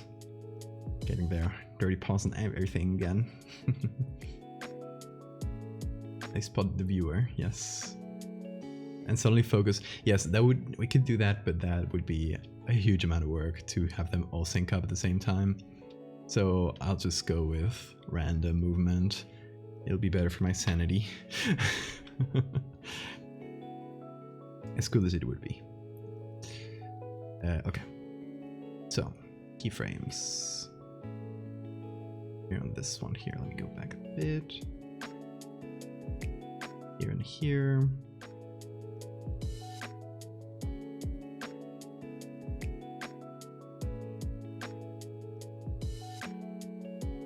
Go up. This one will just turn around, I guess. Go here.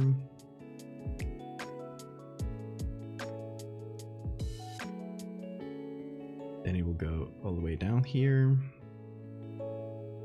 Finally, down here. So all in all, this does a little turn. I'm not going to animate like very perfect circles, because that would also be very messy to do. We could have like rotations with several specific things, but to be honest, it also kind of looks good if it's instead of being a smooth rotation, it's kind of snappy like this. That could be fun. Well, that is what we're doing, so I hope it is fun. Okay. Position, then we set again.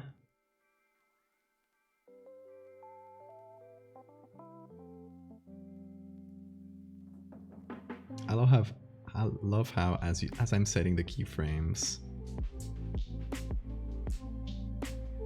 you can already see how things are moving.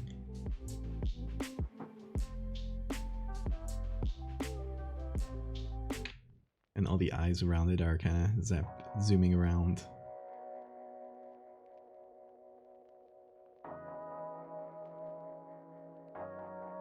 Okay, that is another one. Next one will be eye copy. This is the first copy we ever did of the eye. So it must be one of these. Yes. Go here. One. Another.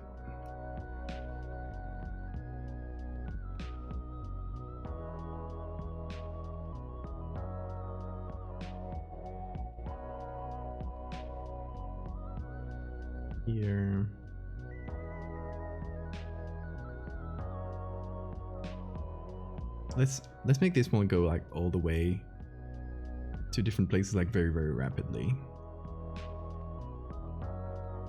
Very erratic. Zooming back and forth. Try not let them go to the edge, like over the edge, because they can very easily do that. I move them too quickly. Okay, we're going to this one.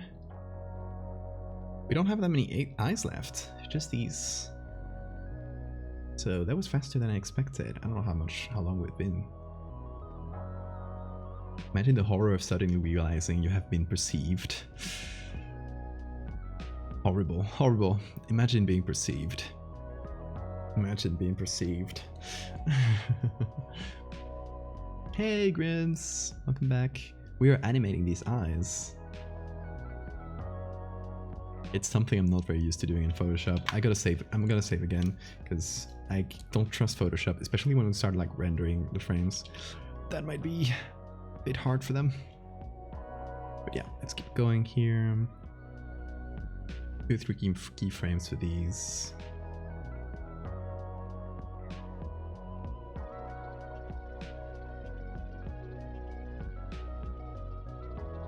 There we go.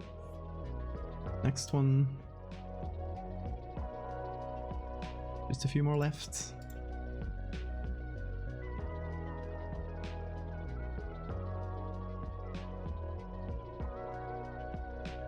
So I'm just hoping it loops by doing these 2 keyframes. I hope it works, because we haven't tested it, because rendering all this takes a while.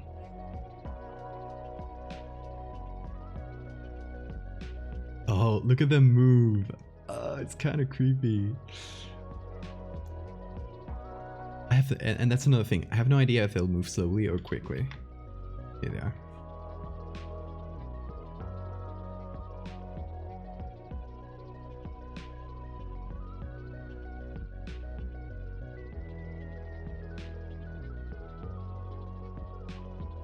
Oh, and here's another good point for black and white or the limited palettes. Is that it'll render as a GIF, as a much prettier GIF, because the limited color palettes will help. Okay, going up to copy 3. This is the one with the signature. Nice.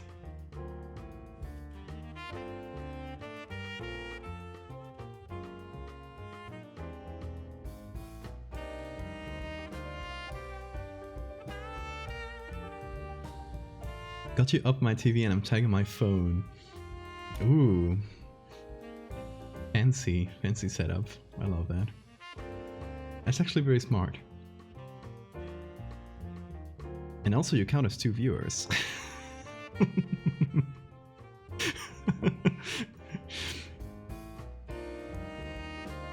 Probably, I don't know, maybe Twitch, probably Twitch recognizes the account is the same, so it probably doesn't count them. But that would be very funny. Okay, hold on. Where does it start? Start here. It goes here. It'll go here. I do some snappy movement. Then some smoother one towards the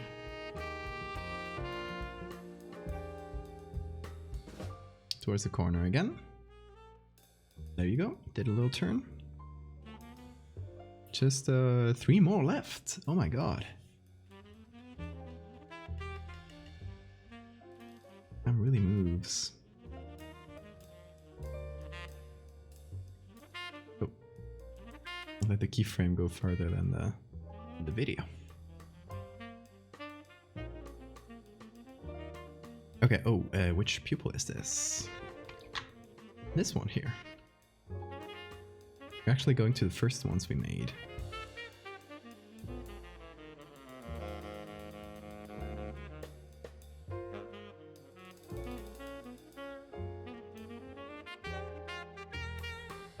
I also love this smooth jazz version of Fire Emblem.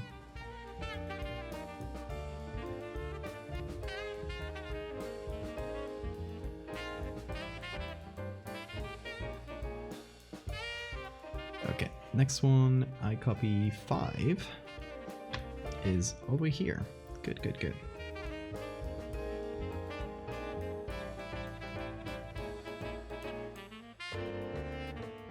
Here, there. Making good time here. The animation is not that hard. I should tell that to animators. Come on. I'm kidding, I'm kidding. Please don't kill me if you're an animator. Messing with you. Oh, and thanks for the save reminder. Always needed. Especially when I'm doing something very volatile. I have no idea how Photoshop will respond to this. Okay, now this one, yes, here. This one's the last one, y'all. Then we'll just press play, let it render for a minute, and see what that looks like. Maybe the amount of layers we have is a problem for rendering, because maybe it has to calculate all of them. I hope it's more efficient than that, but you never know with Photoshop. This one will just do a little triangle.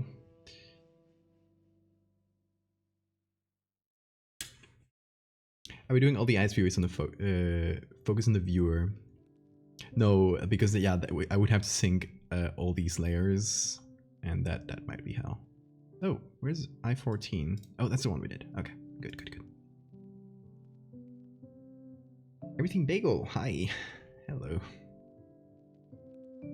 We are animating this angel, and now let me just do a little scrub through, see if every eye moves. It certainly looks like it. Oh, this is gonna be good. Okay, now I'm just gonna press play, and it's gonna go very slowly because it's rendering the frames. So the first run through will be very, very slow, and I hope it doesn't take a lot of CPU away. I'm gonna have my CPU counter in view. Okay. Let's hit it. Wait a little moment. Okay, no, it's not taking that much CPU. It's just slow. But we're good.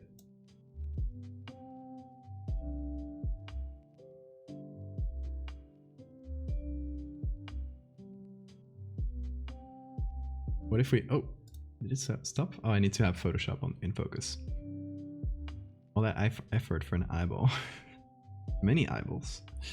What if we got some monies and work on the animation sometimes in the future? What do you mean with that? Animation in Photoshop. It's amazing it hasn't crashed and burned yet. True. Expecting performance is a bad dream. Honestly, I mean, to be honest, it's just slow, but it hasn't tanked my CPU, which was what worried me, because if my CPU is very... which happened with the AI filters, with the new ones, it just spiked to 100% of CPU, which made suddenly OBS couldn't handle itself, so it just went horribly. Here we go. So it's not as snappy as I imagine. It's kind of just slow. It just, the eye just wanders. But we could speed it up. I feel like if we maybe export this as video, put it on Premiere and just speed it up a little bit, that might be easier than having to move all the frames. Because I think, hold on, let me just check. If we go here and just move this, yeah, it won't move the... It won't move the keyframes, so it would need to, like, we would need to readapt the keyframes all over again to make it faster. So I think maybe the best option would be, I'm gonna save this, I'm gonna export, and now I need to remember how render video. This used to not work on old Photoshop.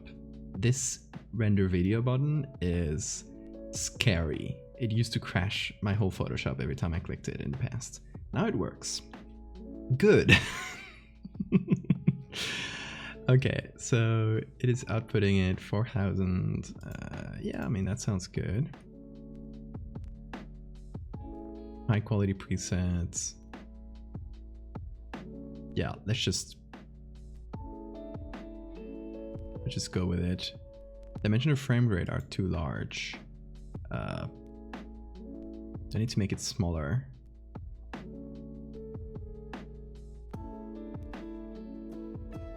I guess I can make this. Hold on. How large is the image?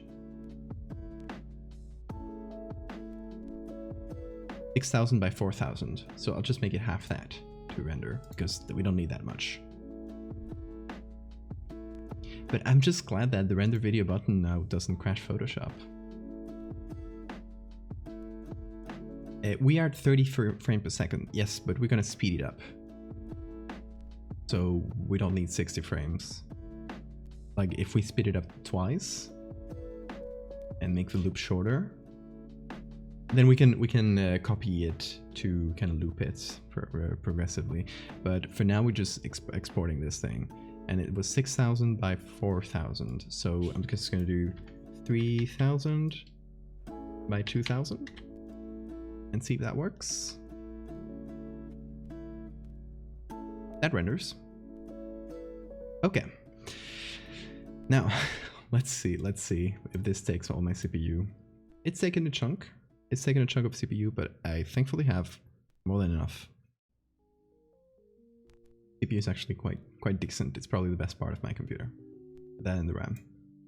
So, we're good. It just take a minute. But yes, we're rendering video today, y'all. Bet you didn't expect that. You pay me to animate the eyes focus on the viewer. If you want to do it as a commission, I'm happy to. Would allow me to learn more Photoshop. Or maybe I would export it as specific PNGs and put that in After Effects and do it in After Effects, but it's just an option. Taking a while to export this 5-second video. So what we'll do, since it's 30 FPS, we'll put it in Premiere. I'll open Premiere once this is finished because I don't want to take more resources away from the render. We'll open it in Premiere.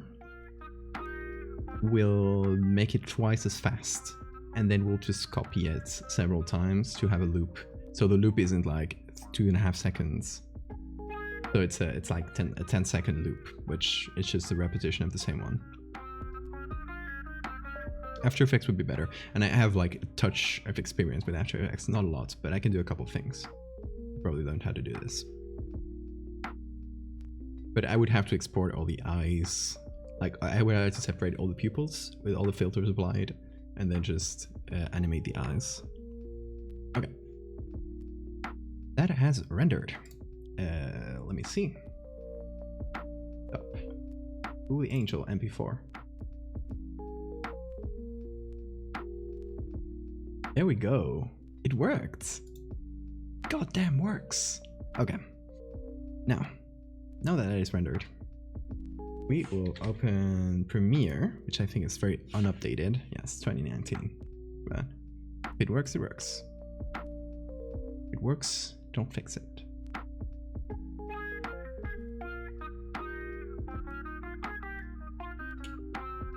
Okay. Now, new project, and we'll just put this in the desktop because, or we'll just make a little thing in the desktop. Let's call it Angel Video.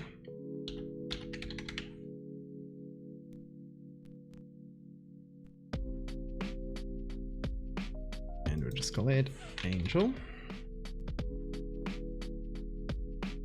Now, find this and pull it into our project.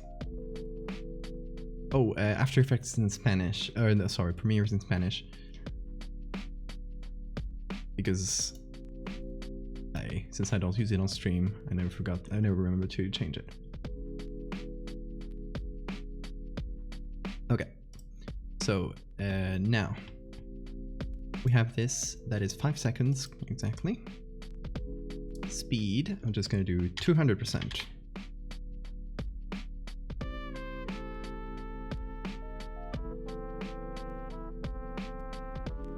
And now we just go here.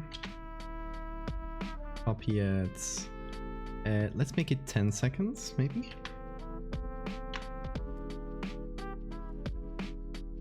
Now, let's preview. Oh, let's give it a sec, because since it's rendering for the first time, it's slightly choppy. All the mocks.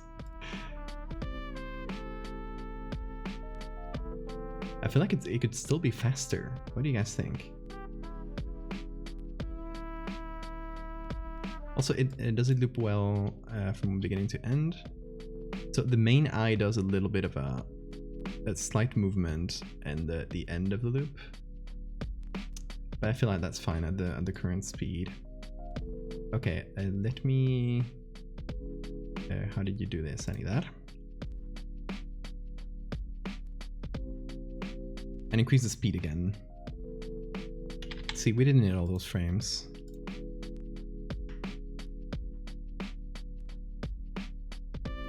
Now let's see the speed. I like this better. It just... it's going all over the place. Ah, I reversed the loop. That's a very good idea. Okay, hold on. I'll actually... how do you reverse video? Oh, now that I don't know. Maybe in speed. Can you do negative and it... will that be a thing? Will I break something? Okay, hold on. Let it render. Hey, you go. Yes, it works. Nice. Now I know that you can do negative speed. You liked it slower? What do you guys think? Do you prefer the slow or fast version?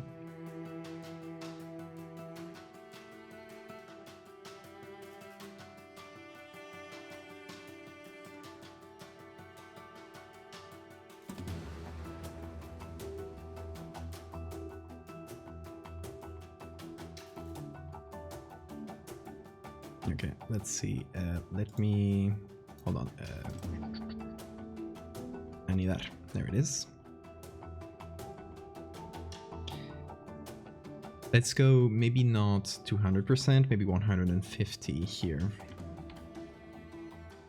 Now 6 seconds. The frame rate will not be a perfect thing, but you know, it's fine. I don't think we need a perfect frame rate for some googly eyes vibrating.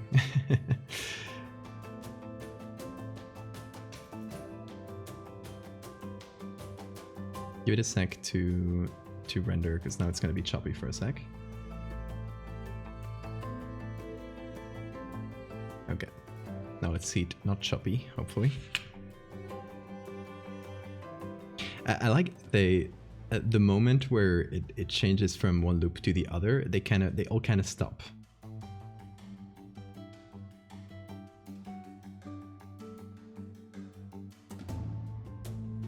They'll kind of stop for a sec.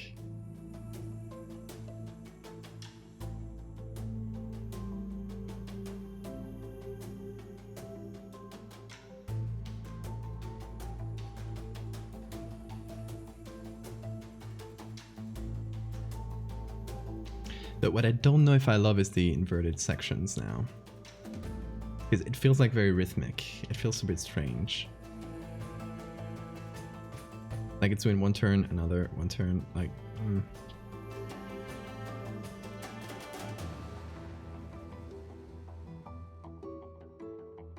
What we could do is... okay, let's go back before...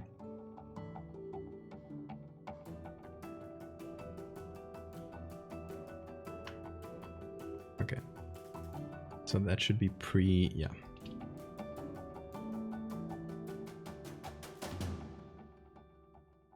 Yeah, that's what I thought. I think it should just continue in the same direction. It will probably look better. But what we can do is at one single point in between the two loops, we can take a frame,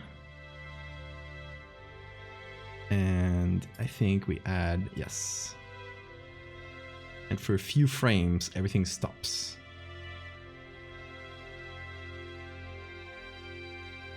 Or maybe, hold on.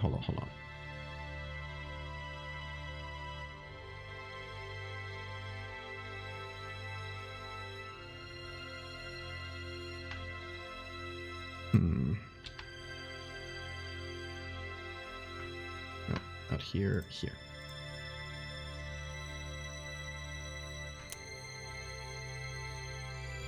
Can I? It's not letting me here.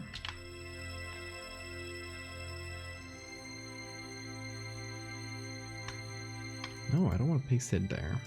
Hold on. I'm going to paste the video there. I just want a copy of a single frame. I'm trying to get this one. Because it feels like it's looking directly at us, at the viewer. And I'm just going to do freeze frame. I'm going to delete the rest. I just need that freeze frame. And also, screw the audio. We don't need audio. Just make the editing a bit more clumsy. And we'll find the exact frame. I think it's this one. Yes. Now we cut the video here. We move that and we let them continue each other like this. Then we continue the rest. Now we see what that weird clip looks like. It'll feel like it stops for a few frames. We can let it stop for a bit longer if needed. Yes, it's gonna be a bit longer. Yes, because I didn't realize we're working with like tiny seconds here.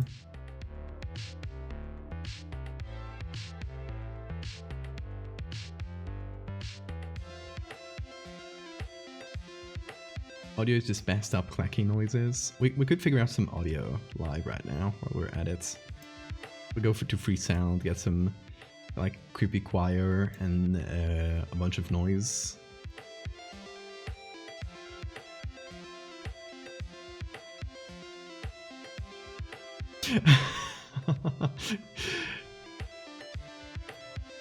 It just stops. Let's see the good. Okay, yeah, it should be around there, I think. Just eyeballing it, no pun intended. So it just stops and then continues.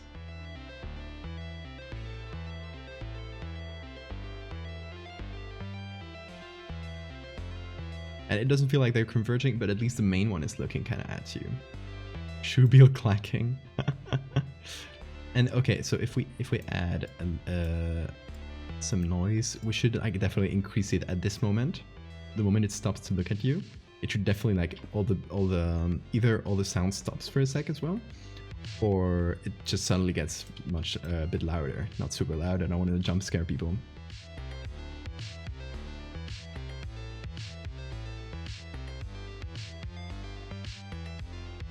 There we go.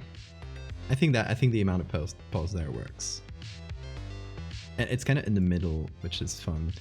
So if we copied it, should we copy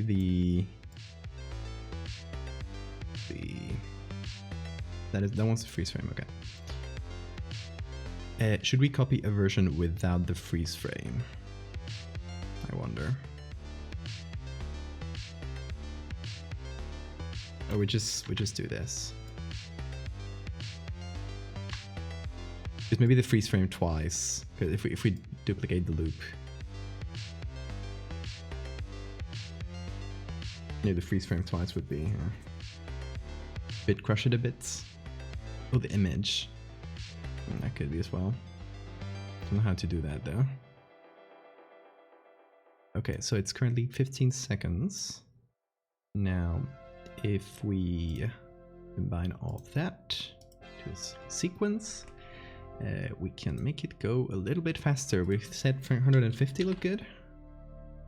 And that leaves it to 10 seconds, so that works out. Ding. Oh, the little freeze frame.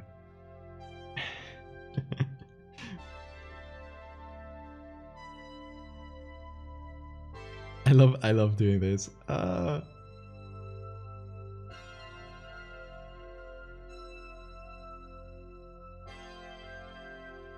feel like I don't know how to do this exactly, but it would be fun if it sped up and slowed down a bit.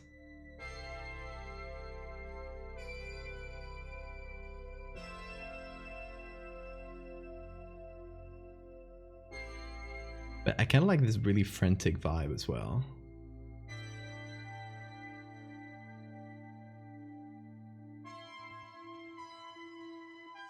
Yeah, the freeze frame in the second loop, that makes sense.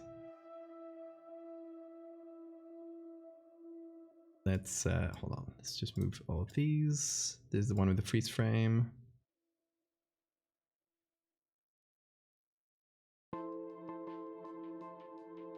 We'll have it be here.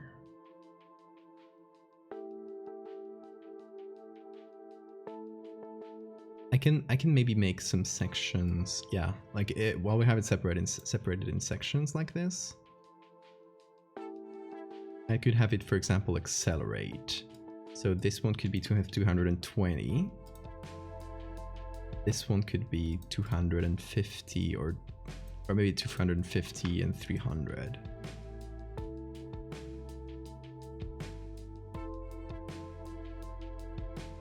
Let's just see if it's not too choppy in the transition.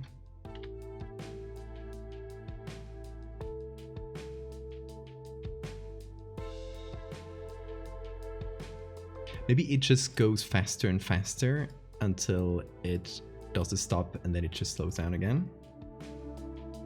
320.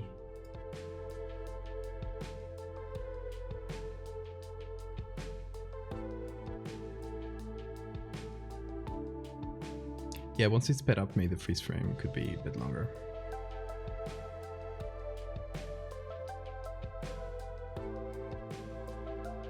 Let's see what this looks like with the slow acceleration or the progressive acceleration.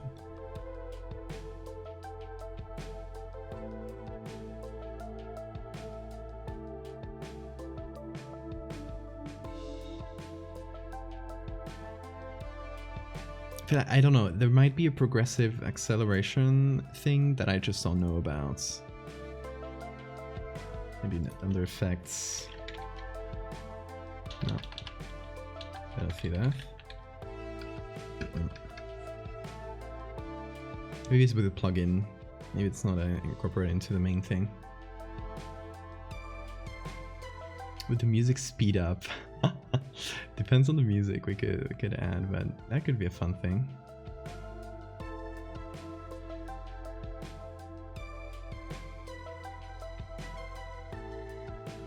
It's really not a speed effects. No.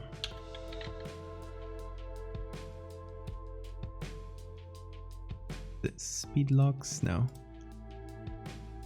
Speed looks now.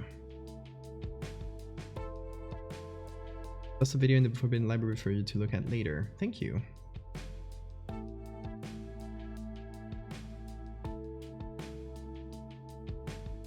Faster movement will make the freeze frame more noticeable. True.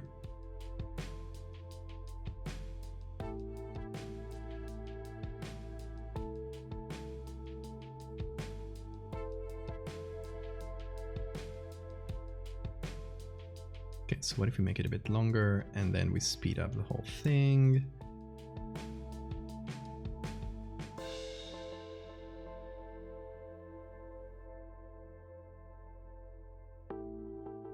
It should be to 80 and then this again goes down to 2 or something like that so that it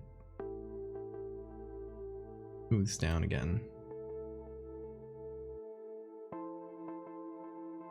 About speed ramping in Premiere. Oh yes, then I should look at it right now. Okay, let's see. Let's pull that here. Tutorials on stream live. Hey guys, and welcome to a new Thank you for the Today we're going to welcome. be talking about that tutorial. Be sure to check that out. It'll be linked below. Okay. Now this tutorial is going to be showing you how to do a smooth dynamic speed ramp. Oh, there we go. Control every parameter to slow it down to almost frozen and then fan beach. A speed ramp is basically when you are changing the so You know what a speed ramp is. The video layer that your video is on and drag it up. Now, the first thing you'll notice is up on the top left of your clip, there is an FX button. Right click on that and go to time remapping and then select speed. Now that you select speed, our window kind of Hold on, where's that effects? button. Right click on that and video is on and What's that effect button he clicks? Now, the first thing you'll notice is up on the top left of your clip. Oh, that effects thing. I didn't know you could click that. On that and go to time remapping. Haha. And then select speed. Now that you select speed, our window kind of changed a little bit. So there's this line right here. If you drag this line up, you'll see a percentage indicator starting to increase and decrease. I'm going to this all the way up to around 300% because since I shot this in 96 frames per second, 300. Okay. I think we got it. Spotify, come back. There we go. Okay, let's go back then and stop all the speed changes.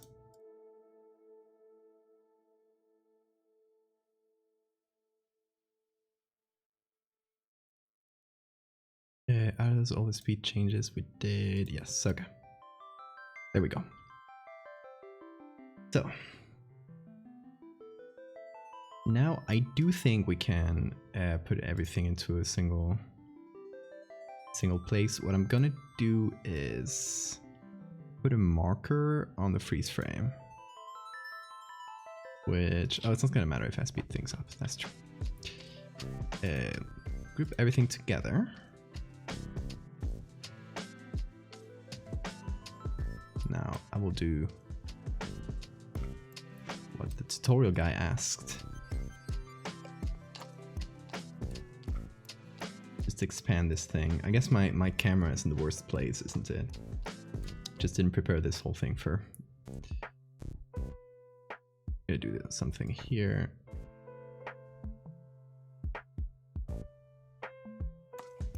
Is here. There we go. Wait, you guys will be able to see what I'm doing. What the heck is going on? So, supposedly, I can right click on this, speed, and now we can add keyframes and everything. That is very good. Here's our freeze frame. Okay. Now, we'll just start it at this speed. And as we go here, I'll add a second. Whoa. Oh, okay.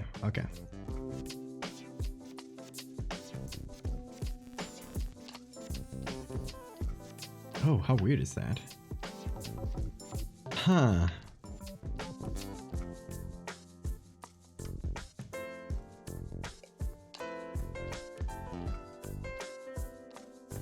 That makes sense. Hold on, can I only do it in like little steps like this? I would like to smooth this. Oh, that's probably the tutorial. Pull that up again. 100% should bring it back to almost normal speed. So now my clip is kind of in change the speed by dragging it down. And there we go, it's doing the same thing. To, let's say about 80%. We'll see what happens if we just play back through it. It was like a harsh cut. So right there is when the slow motion happened and it wasn't very smooth. So we can do the hard cuts in the we click on this freeze frame right here and drag to the right. When we drag to the right, we're actually creating a. Do we alt click or click? Simple. We click on the center marker right here and drag to the right. right. We just click on the marker. Nice, perfect. So we can smoothly ramp it up. Perfect. So what I'll do is go to this marker, and nope, not this. I will add a frame here, which will suddenly make a cut like this. There we go. Here's another frame. And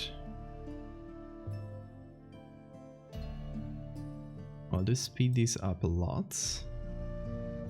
And we add a frame here.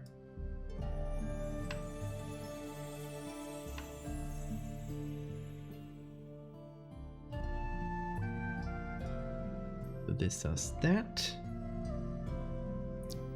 Premiere is hard, y'all. Thank you guys for being patient. Little old me. So we increase that a ton. And we smoothly ramp it up.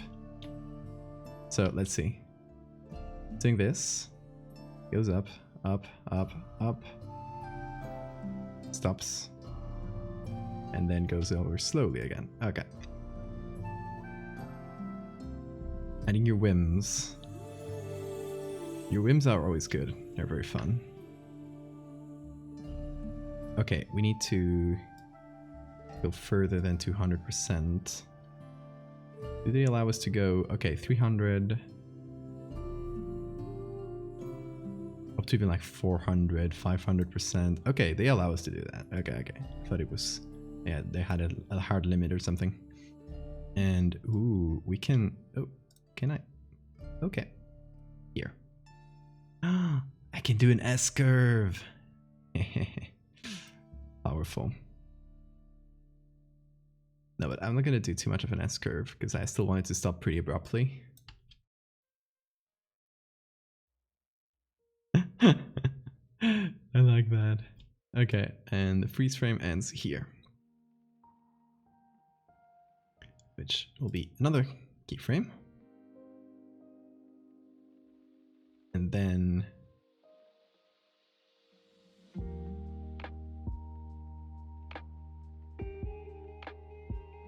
wait, why is the keyframe at the beginning? Didn't we put that towards the end? I think I might have gone too far back before. Okay, hold on. Going back for the mixing of things. Oh no, okay, it's not the beginning. I just made it very, very fast. Okay, okay. Here's what we're gonna do. Is we're gonna be making this go very, very, very fast. I think we probably need a bit more leeway, a bit more pause before. Well, it's generous like that. I am. No, I actually like really appreciate everyone's suggestions. I think it's fun for everybody. Like, it's cool to see if whenever I post something and you had a part in it, I think it's a bit more, it's cooler to you guys as well. Like, everyone had a little part in the creative process. I think that's dope. There we go. Now, we have a lot more leeway before the hard cut there. Now, this will get combined. Nice. Speed. Now I don't know how to do it faster. Not a problem. I'm gonna add a keyframe to that. Here. Then a keyframe here.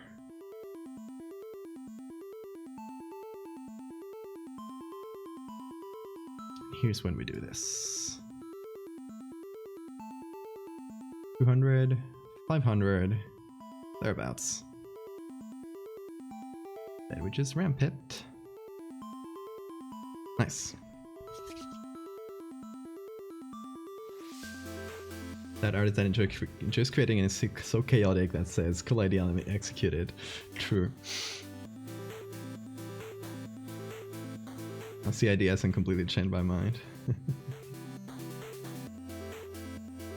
Usually designed by committees, but yeah, but at the end of the day, it's not really by committee because I'm not like incorporating any idea that gets into chat. It's like sometimes an idea will get in and I'm like, oh, that's cool. Let's do that. So it goes slow, then ramps up, ramps up, ramps up, ramps up, goes crazy, stops. This is good. You missed the whole process. You'll have the VOD if you want to see it again. But you're here for the fun part, so no worries. You're animating today.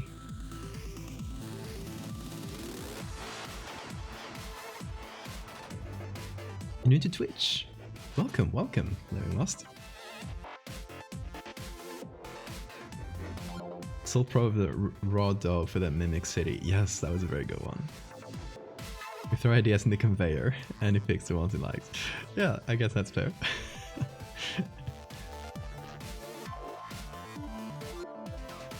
Okay, so this is the end of the freeze frame, and after that, I feel like we can ramp it down.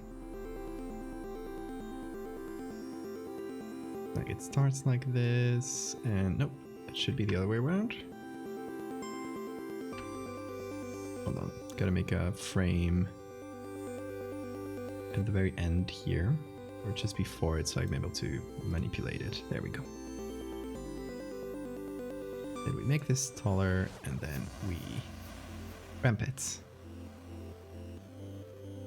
And let's see if we can make the ramp progressive.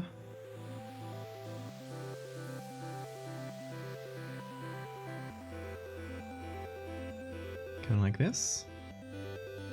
Alright, so I'm learning Premiere as well as we're doing this, because Premiere is something I can do some basic video editing, but I don't know like fancy stuff.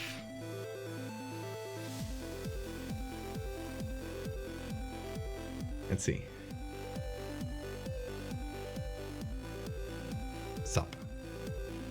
I think it.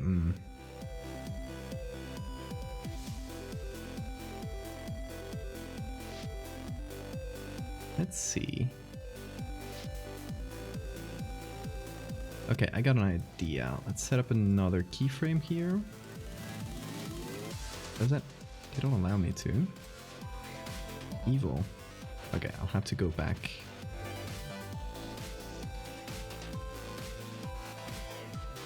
And add a keyframe. So that hopefully I can do this. And then this. And then... Valdevia, hey! Valdemop, this really gets me in the sternocleidomastoid. Agent! Thank you so much for the resub. I love how it pronounced all the emotes. Valdevlock? Valdevbug? Valdevmock. That was extremely funny.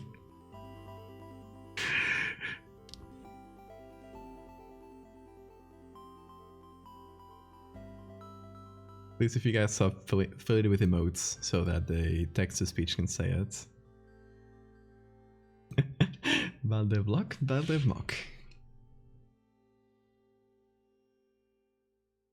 Stop, and then picks up again. I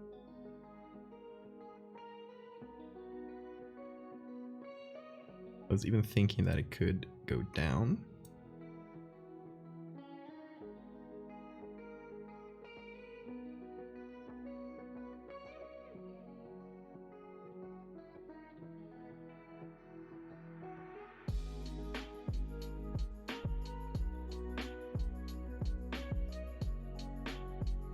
No, actually, that was just too ugly jump.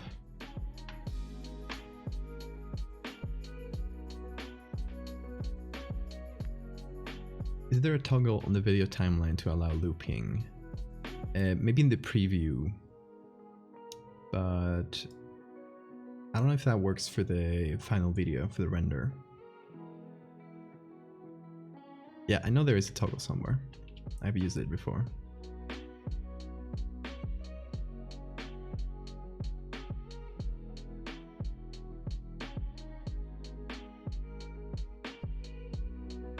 And how long is this? About 10 seconds, so that works.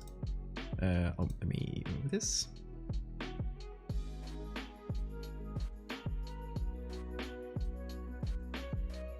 Yeah, I don't recall what the one in the preview is.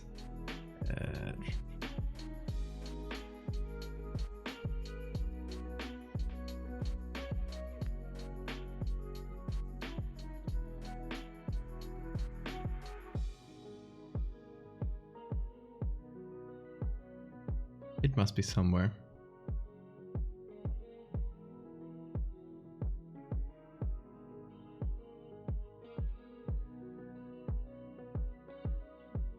But if we want to preview how the loop will look without doing that, we could just do this.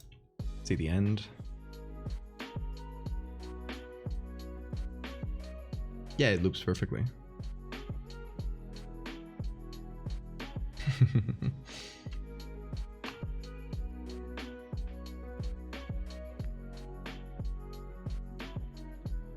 Yeah, I think we got ourselves a little video. Short video out of this. Something we were expecting for today's stream, but good surprise nonetheless. Should we add some audio before we call it done? Let's see, should we go to freesound.org? I think that's how it's called. Okay, let's see here. Music, freesound, yes. Okay, so let's just search for some noise.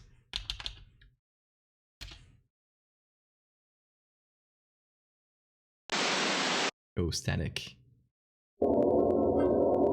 Oh, man, this one's good. Okay, hold on. Let's look by lessons, because let's just go with Creative Commons 0. Gothic choir, yes. Oh, this one's cool. I should use this for some mechanical stuff. Industrial factory. I mean, this is just very. How do you call it when a record? Just look for a record.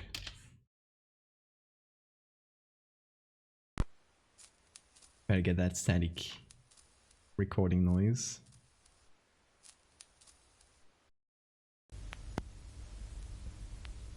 Yeah, sorry for the ear hurts in some of these.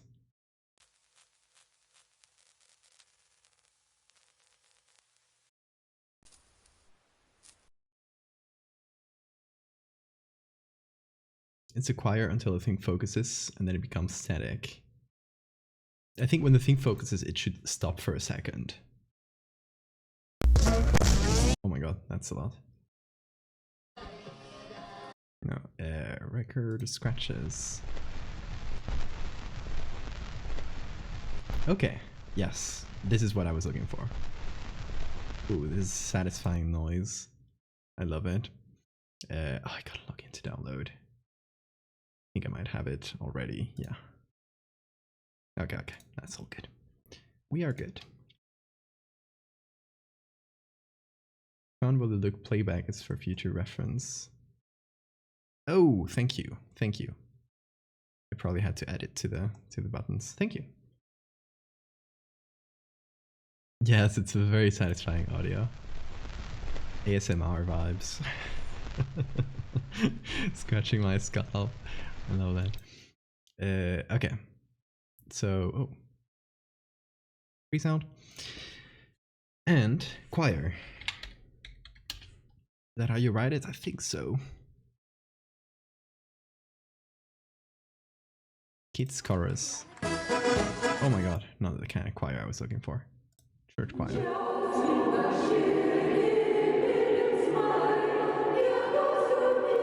Like this with a lot of reverb.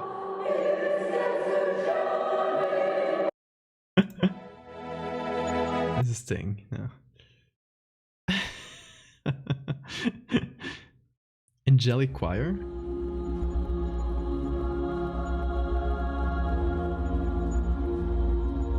This one's too happy. Godly choir.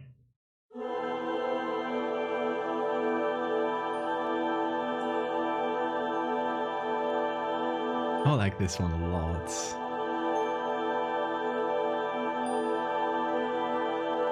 Angelic Choir has some noise in the background. Yeah, it's a more produced sound.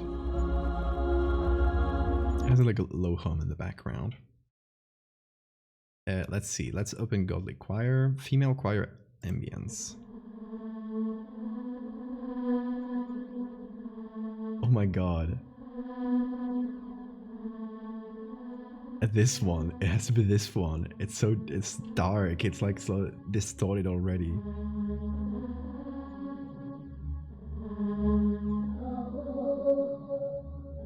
The distortions here. It's very eerie.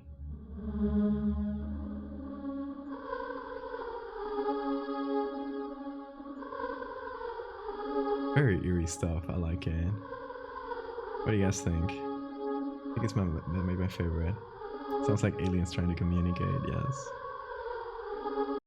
Okay, we'll just need 10 seconds of it, so we can cut it to whatever we need.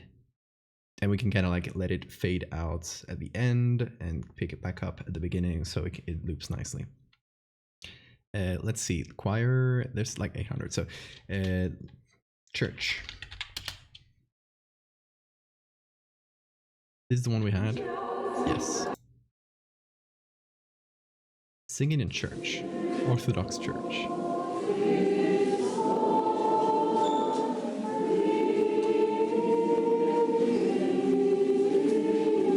Okay, this one's not bad. Quite long. At a church in Belgium.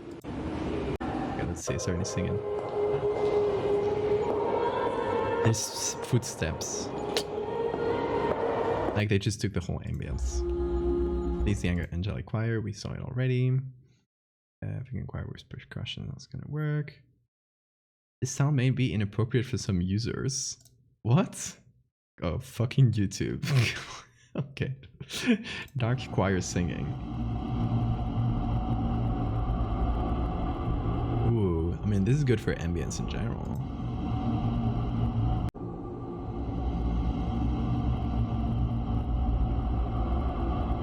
Okay, St. Thomas Church.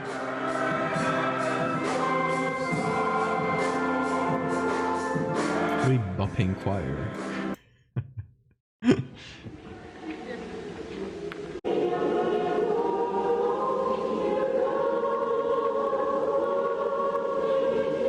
Thing in horror movies where it's a single note that gets higher and louder until it stops, yes.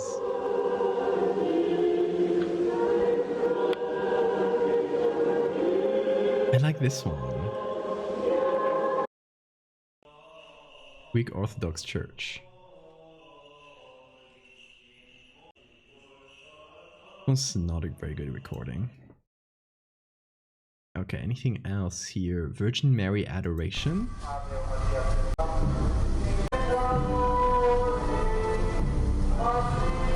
Oh my god. Hallelujah chorus. I should do that one. Hallelujah.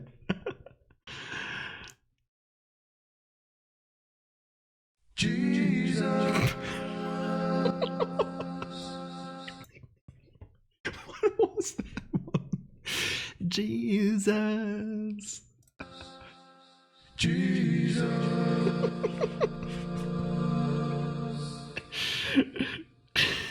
Jesus. Jesus. Oh my god. No, it's extremely funny. I did not expect that. Okay. Back to work. So my favorites are these. Just a nice one with some synth in the background. A great reaction sound effect.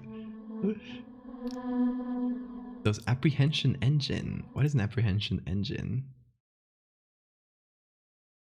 Let me give that a quick look and we'll see. Get up here. So here. No results. Okay, this one's very eerie.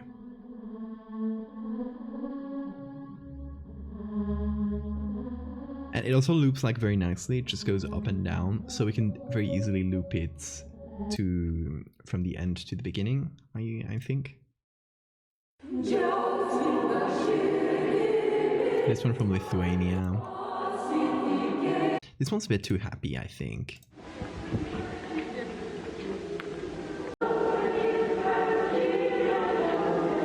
It's a machine they use in horror movies for the unnerving music. Oh, interesting. This one's good because it sounds... It was recorded from far away and it's like out in the distance. Lo-fi cassettes. The clip.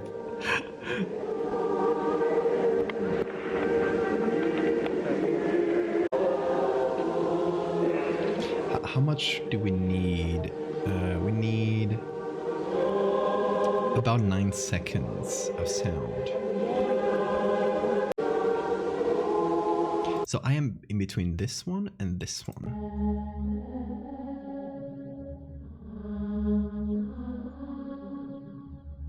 We can make the sound go up. I mean, this one, the good thing about this one is that it doesn't need any touching, any editing. You can just like plop it in because it's already like quite distorted and cool. Let's try this one and see, just get something on the page. It's weird to not have background music. Okay, so we have this one, so we can just plop it in. One's I don't know that sound, that file name. It works? Yes, okay. It works anyway, so we're good. So we got the record pops. It's just an endless loop, so we can just cut it at the end here. And we'll just mess with the volume if needed. Open this up, there we go. Find this. Try to find a good spot. Layer this one over full choir. Layer might work.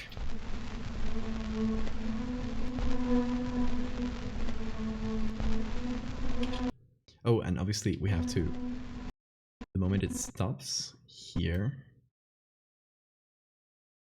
this frame, make cuts. We'll see which chunk we take out of this, but at least at the moment where it's not moving here, we suddenly cut not the right one, there. We cut the sound off.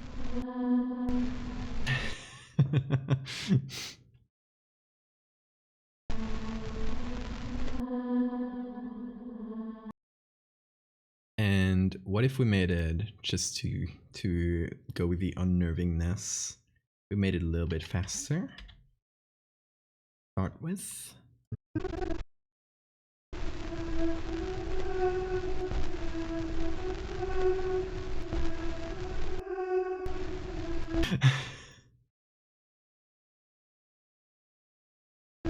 Full stop, yeah, full stop is more, it's like jarring. Now I like the original speed of it. Hold on, here they do like a little bit strange thing. Okay.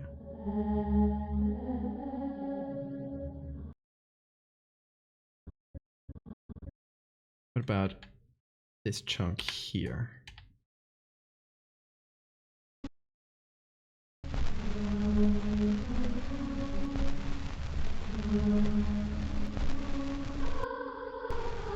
Oh, that's perfect.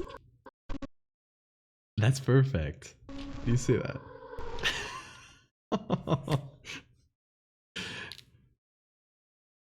That was unplanned. It suddenly goes, ah, and stops. It pretty much.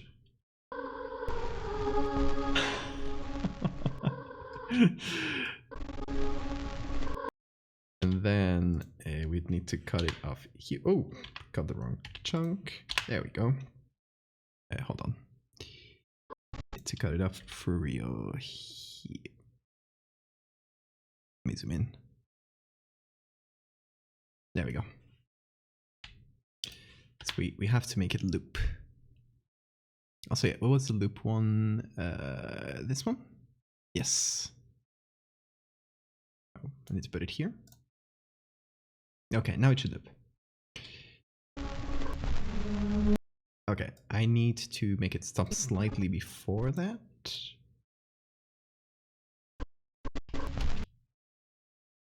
Because it's starting with the next nodes just at the end there. Here. And then I make it trail off towards the end. I just think I can just do this.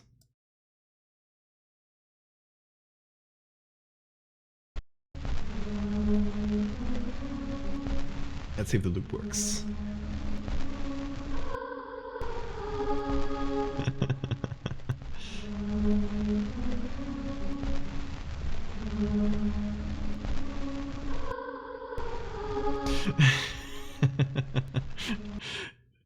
Unsettling. I think we got it. I think we got a video.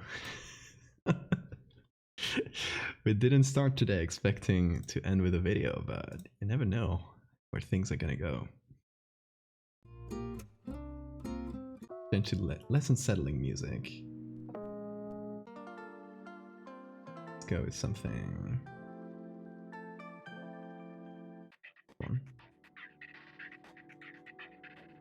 It feels like it's gasping, yes. Right there. That's perfect. Okay, now Control M to render. Export. Let's see. I hope it's not super large. I always forget where to change that. I mean, it's not a regular resolution because we worked on 2x3, which is not a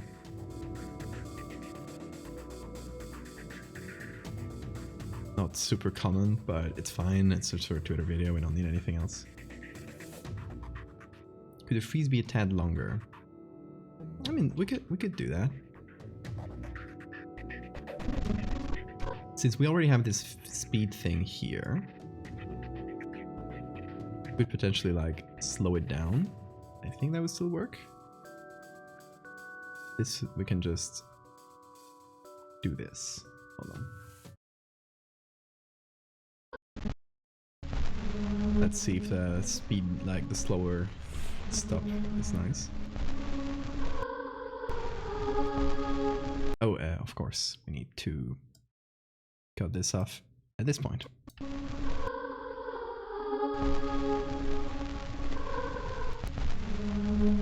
Okay, we need to end this a bit before. Yeah.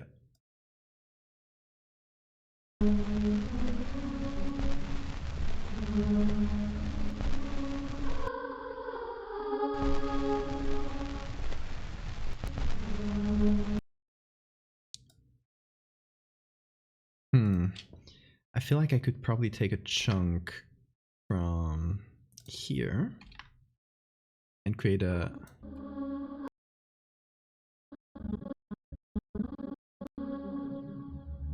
get this little like trailing off parts in between the two beats and possibly like stitch that at the end.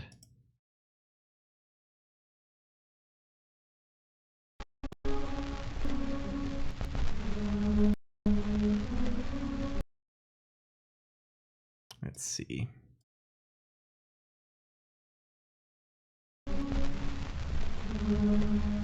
Audio looping is very hard, yes.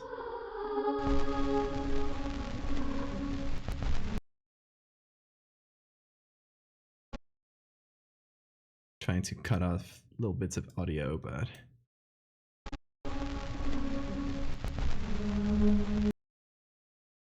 yeah, I think that could potentially work.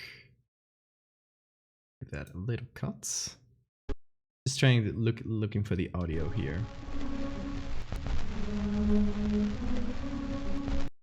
looking for it to loop well.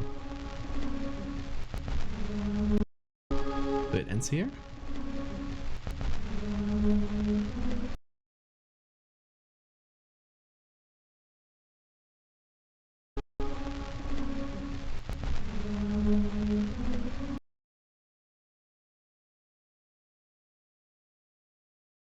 And yeah, I think we got it.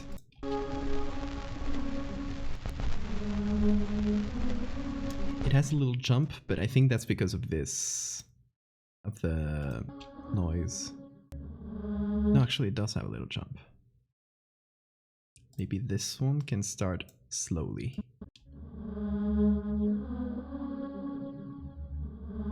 It is singing, yes, the angel is the one singing.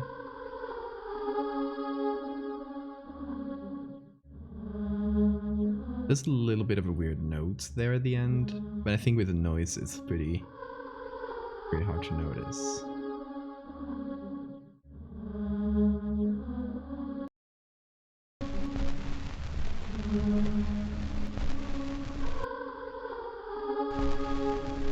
Okay, let me bring the noise back slowly as well.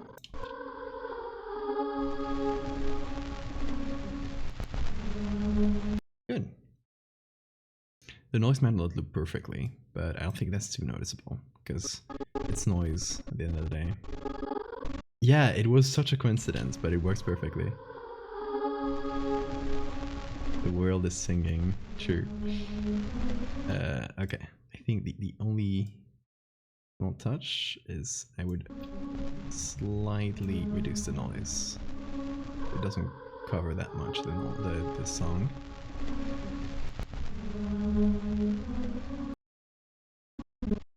Okay. The angel bears craft supplies. What a silly thing we've made. I don't usually put this amount of effort on my serious stuff, and I'm putting in on googly eye angel. Stupid. Stupid but lovely. It's gonna be great. Okay, that's gonna be 13 megabytes. Same with this. Okay, no difference. Let's export. Give it some seconds to export. Meantime, I will put this workspace and photography, which is my default one. And put our music back again. 150% effort on a shit post. Absolutely. So yeah, we got an animation done today. High effort shit post. And I'm waiting for this to render. I'll let you know. Oh, I think it's done. Oh, that was quick. I'm used to rendering 40-minute videos, so I do videos for the Patreon tutorials, and they're usually like 40 minutes long. So I'm used to rendering times being very, very long. Hold on. Now, or I don't know where I exported it. That might be a problem. Because it always exports by default to the last place where you've exported it. So I now need to find it in another folder. Give me a sec. This should be not here. Nope.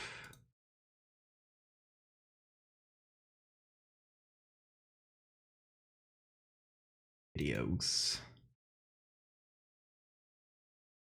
There it is. Okay. Moving to the desktop.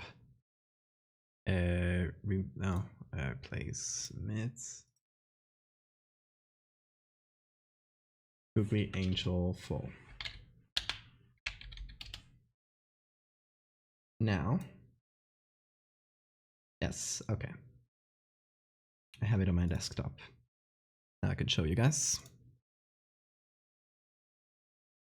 This is a fully exported video. Did it work well?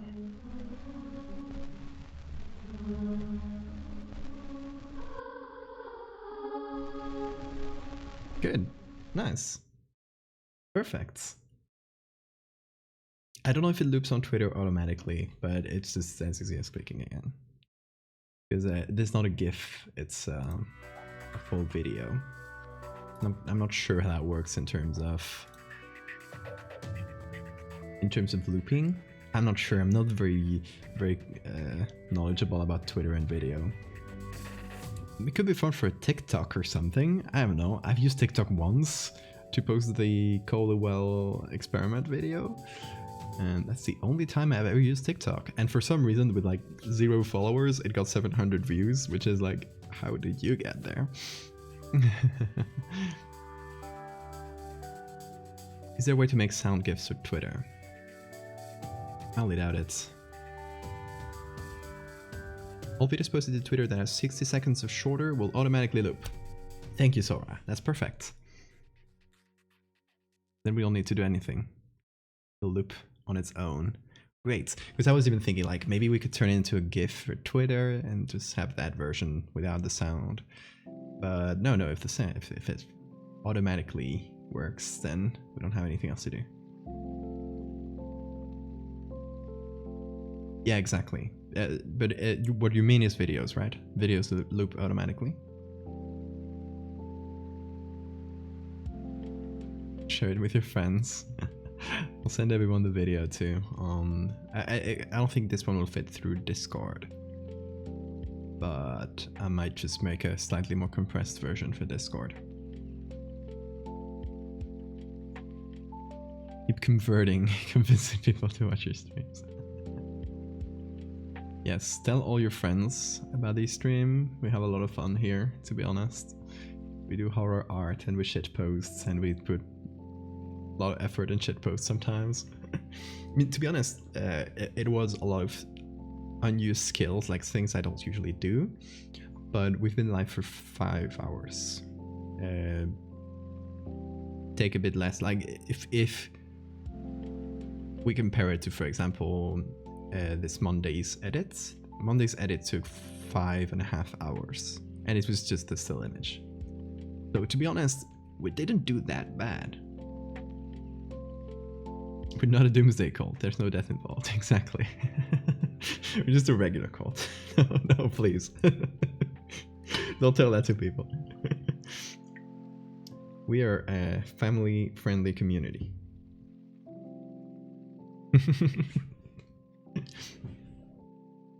The Monday edit involved lots of cats. It did.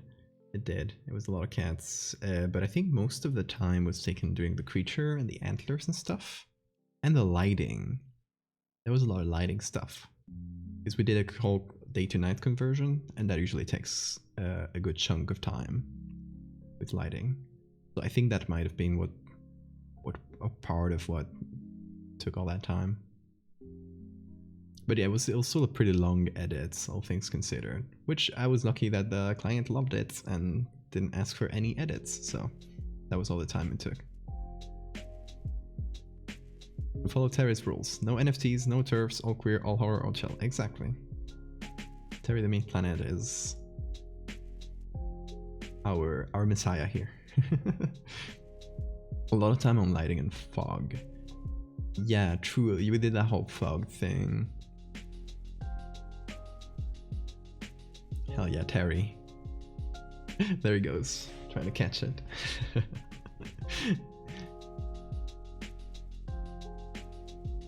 You know what? Future thing to put on the like stream rewards thing would be Terry comes back. Second Terry edit. What do you guys think? That could be fun. How many points? How many channel points for Terry to come back? You guys got 200,000 very quickly. I can't make it that easy for you.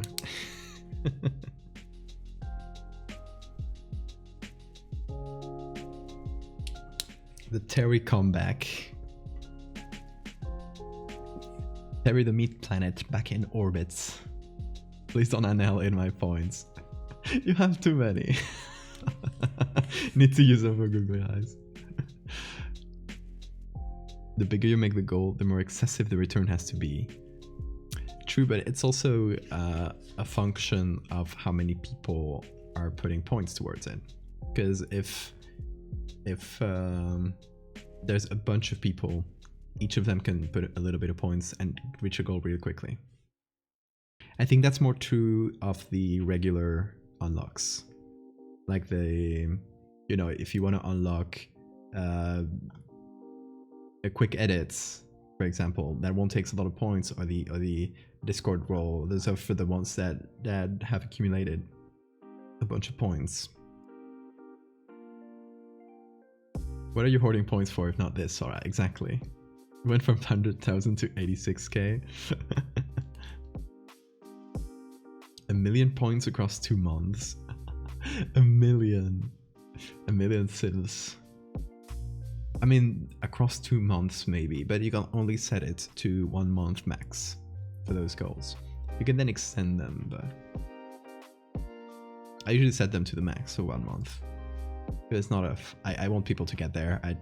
It's just, the question is just when. Enjoy hoarding points scratches the itch in my brain. But I should do Terry comeback. I will note it down here. Terry comeback. I feel like a Terry comeback could be like something a bit different that still involves Terry. My first thought was somebody exploring the meat planet, like an astronaut exploring this meat planet, so you'll have the landing or something like that. How many days did we have remaining for the last 2 incentives? Tons of times to spare. Yes. I think I can. Well, I can close this. Already got it. I can look that up. I don't know if, since it's already been done, I don't know if it'll tell you the time remaining anymore, but let me just look in my reward managing thing.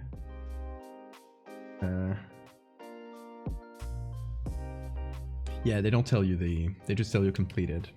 So I don't recall exactly when it was posted, but I think like last week or something. How realistic would it have been to have a Greg comeback? That would be another fun one. You can animate a Terry blowhole. Oh no. Or an eye. Oh yes. Maybe the eye but seen from the ground. Terry Explorer. Terry Explorer. I'm just gonna mark that.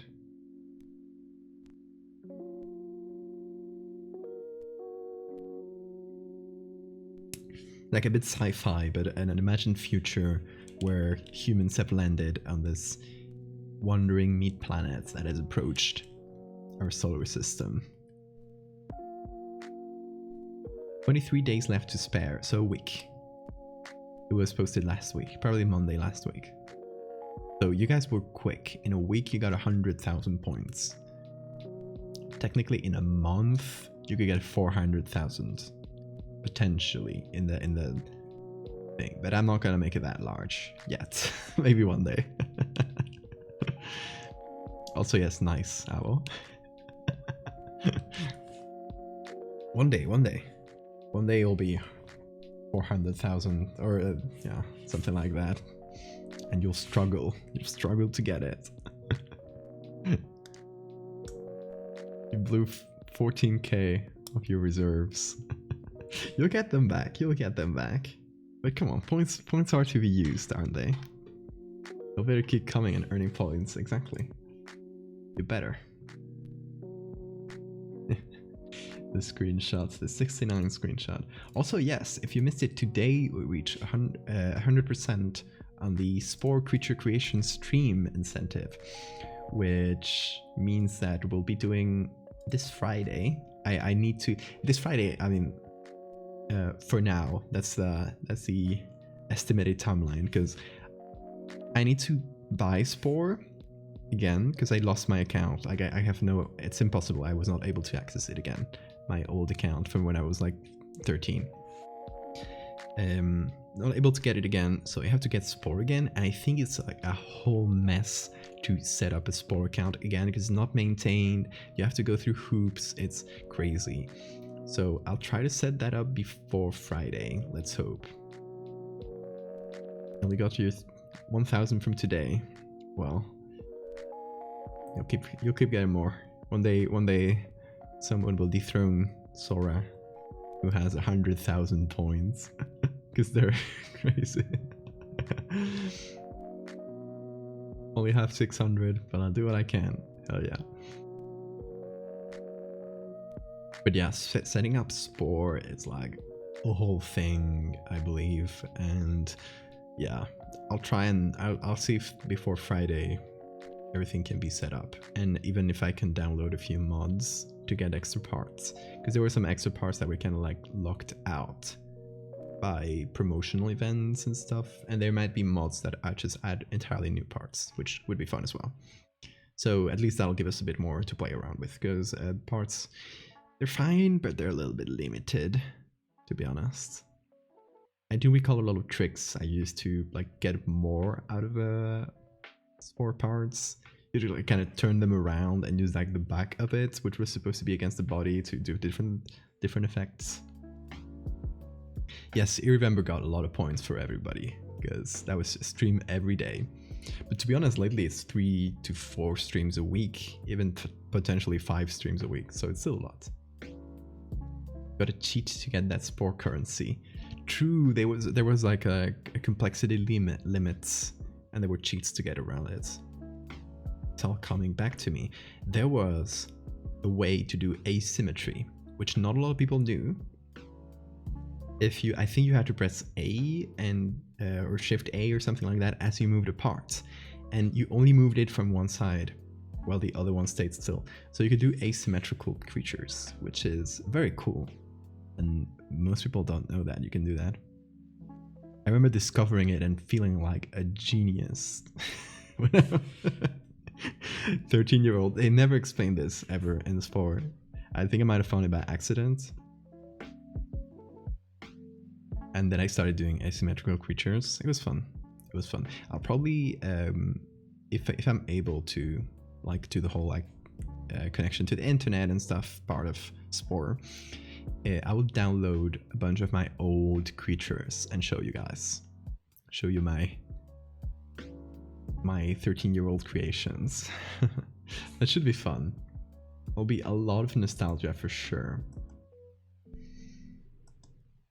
But yeah, my god, the nostalgia will be quite something. You will see. You'll have to put up with me. That was reminds me. I was gonna ask if flounders counted for your Metamorphosis series. What is a flounder? That up real quick. Flounder.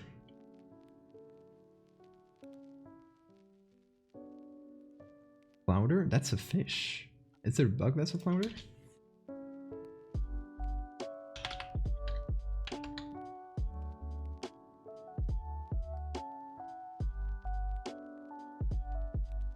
Oh, okay, so you mean the fish. You'll start out that way, they change. I mean, not for the Megalomorpha series, since it's specifically about insects that do metamorphosis, but I like any type of metamorphosing creature.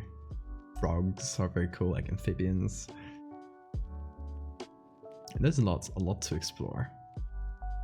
That's a fun thing. The more I work on horror, at first it felt like maybe this is something I'll do for a while, but then eventually the well of ideas will run dry. And not at all. It honestly, the well has not run dry in all the time I've been doing horror, which is, it's relieving, and I still have so many ideas, so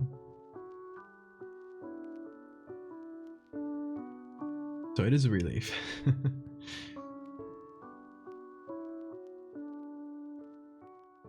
Okay, Sora, bye. No worries, wait, we'll just finish things up here. Flathead Metamorphosis. Ooh, that's beautiful. It's a very cool video.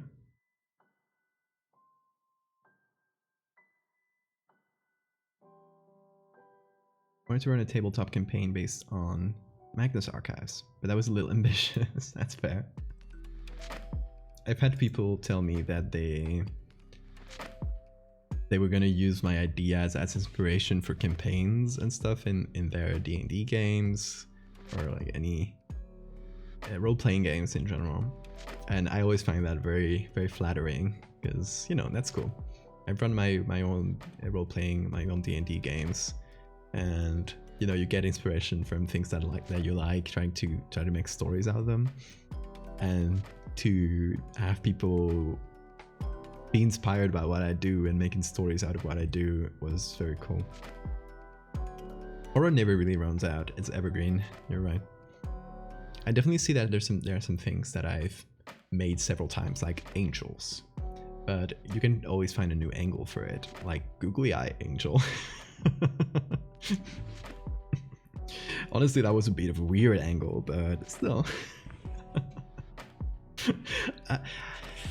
I still have to figure out for the googly eye angel how I'll present it. If I'll go like full shit posty about it, or if I'll be like, if I'll take it too seriously and do this whole lore about it. I think I might go more shit posty though. But yeah, I don't know. We'll see how I post it. It's a little video, so maybe just a few words, just a little bit of context, but more out of context, out of character shit posty. Friend of mine started one using the Call of Cthulhu system. Made his own copy of a guest for Mr. Spider. Oh, that's fun. That's really cool. I love that. I wish I had a group that I could get together readily, but we haven't played D&D in ages. Basically since the pandemic. So yeah, the campaign we had is sort of abandoned, but I would like to pick it back up at some point. Online, because that's the only way we can see each other these days. Everyone's in a different city. But yeah, it would be fun. I would love to run more D&Ds and more. And I would love to run a Call of Cthulhu one. That seems like a lot of fun. Seems like a fun system.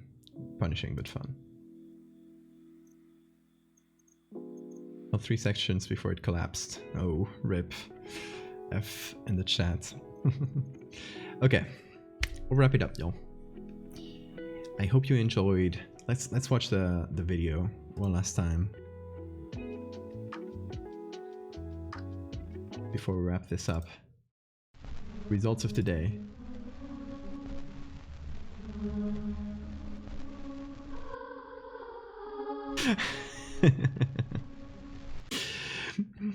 Anyway, that was what we did today. Came on quite well, I think, for a little one-day thing.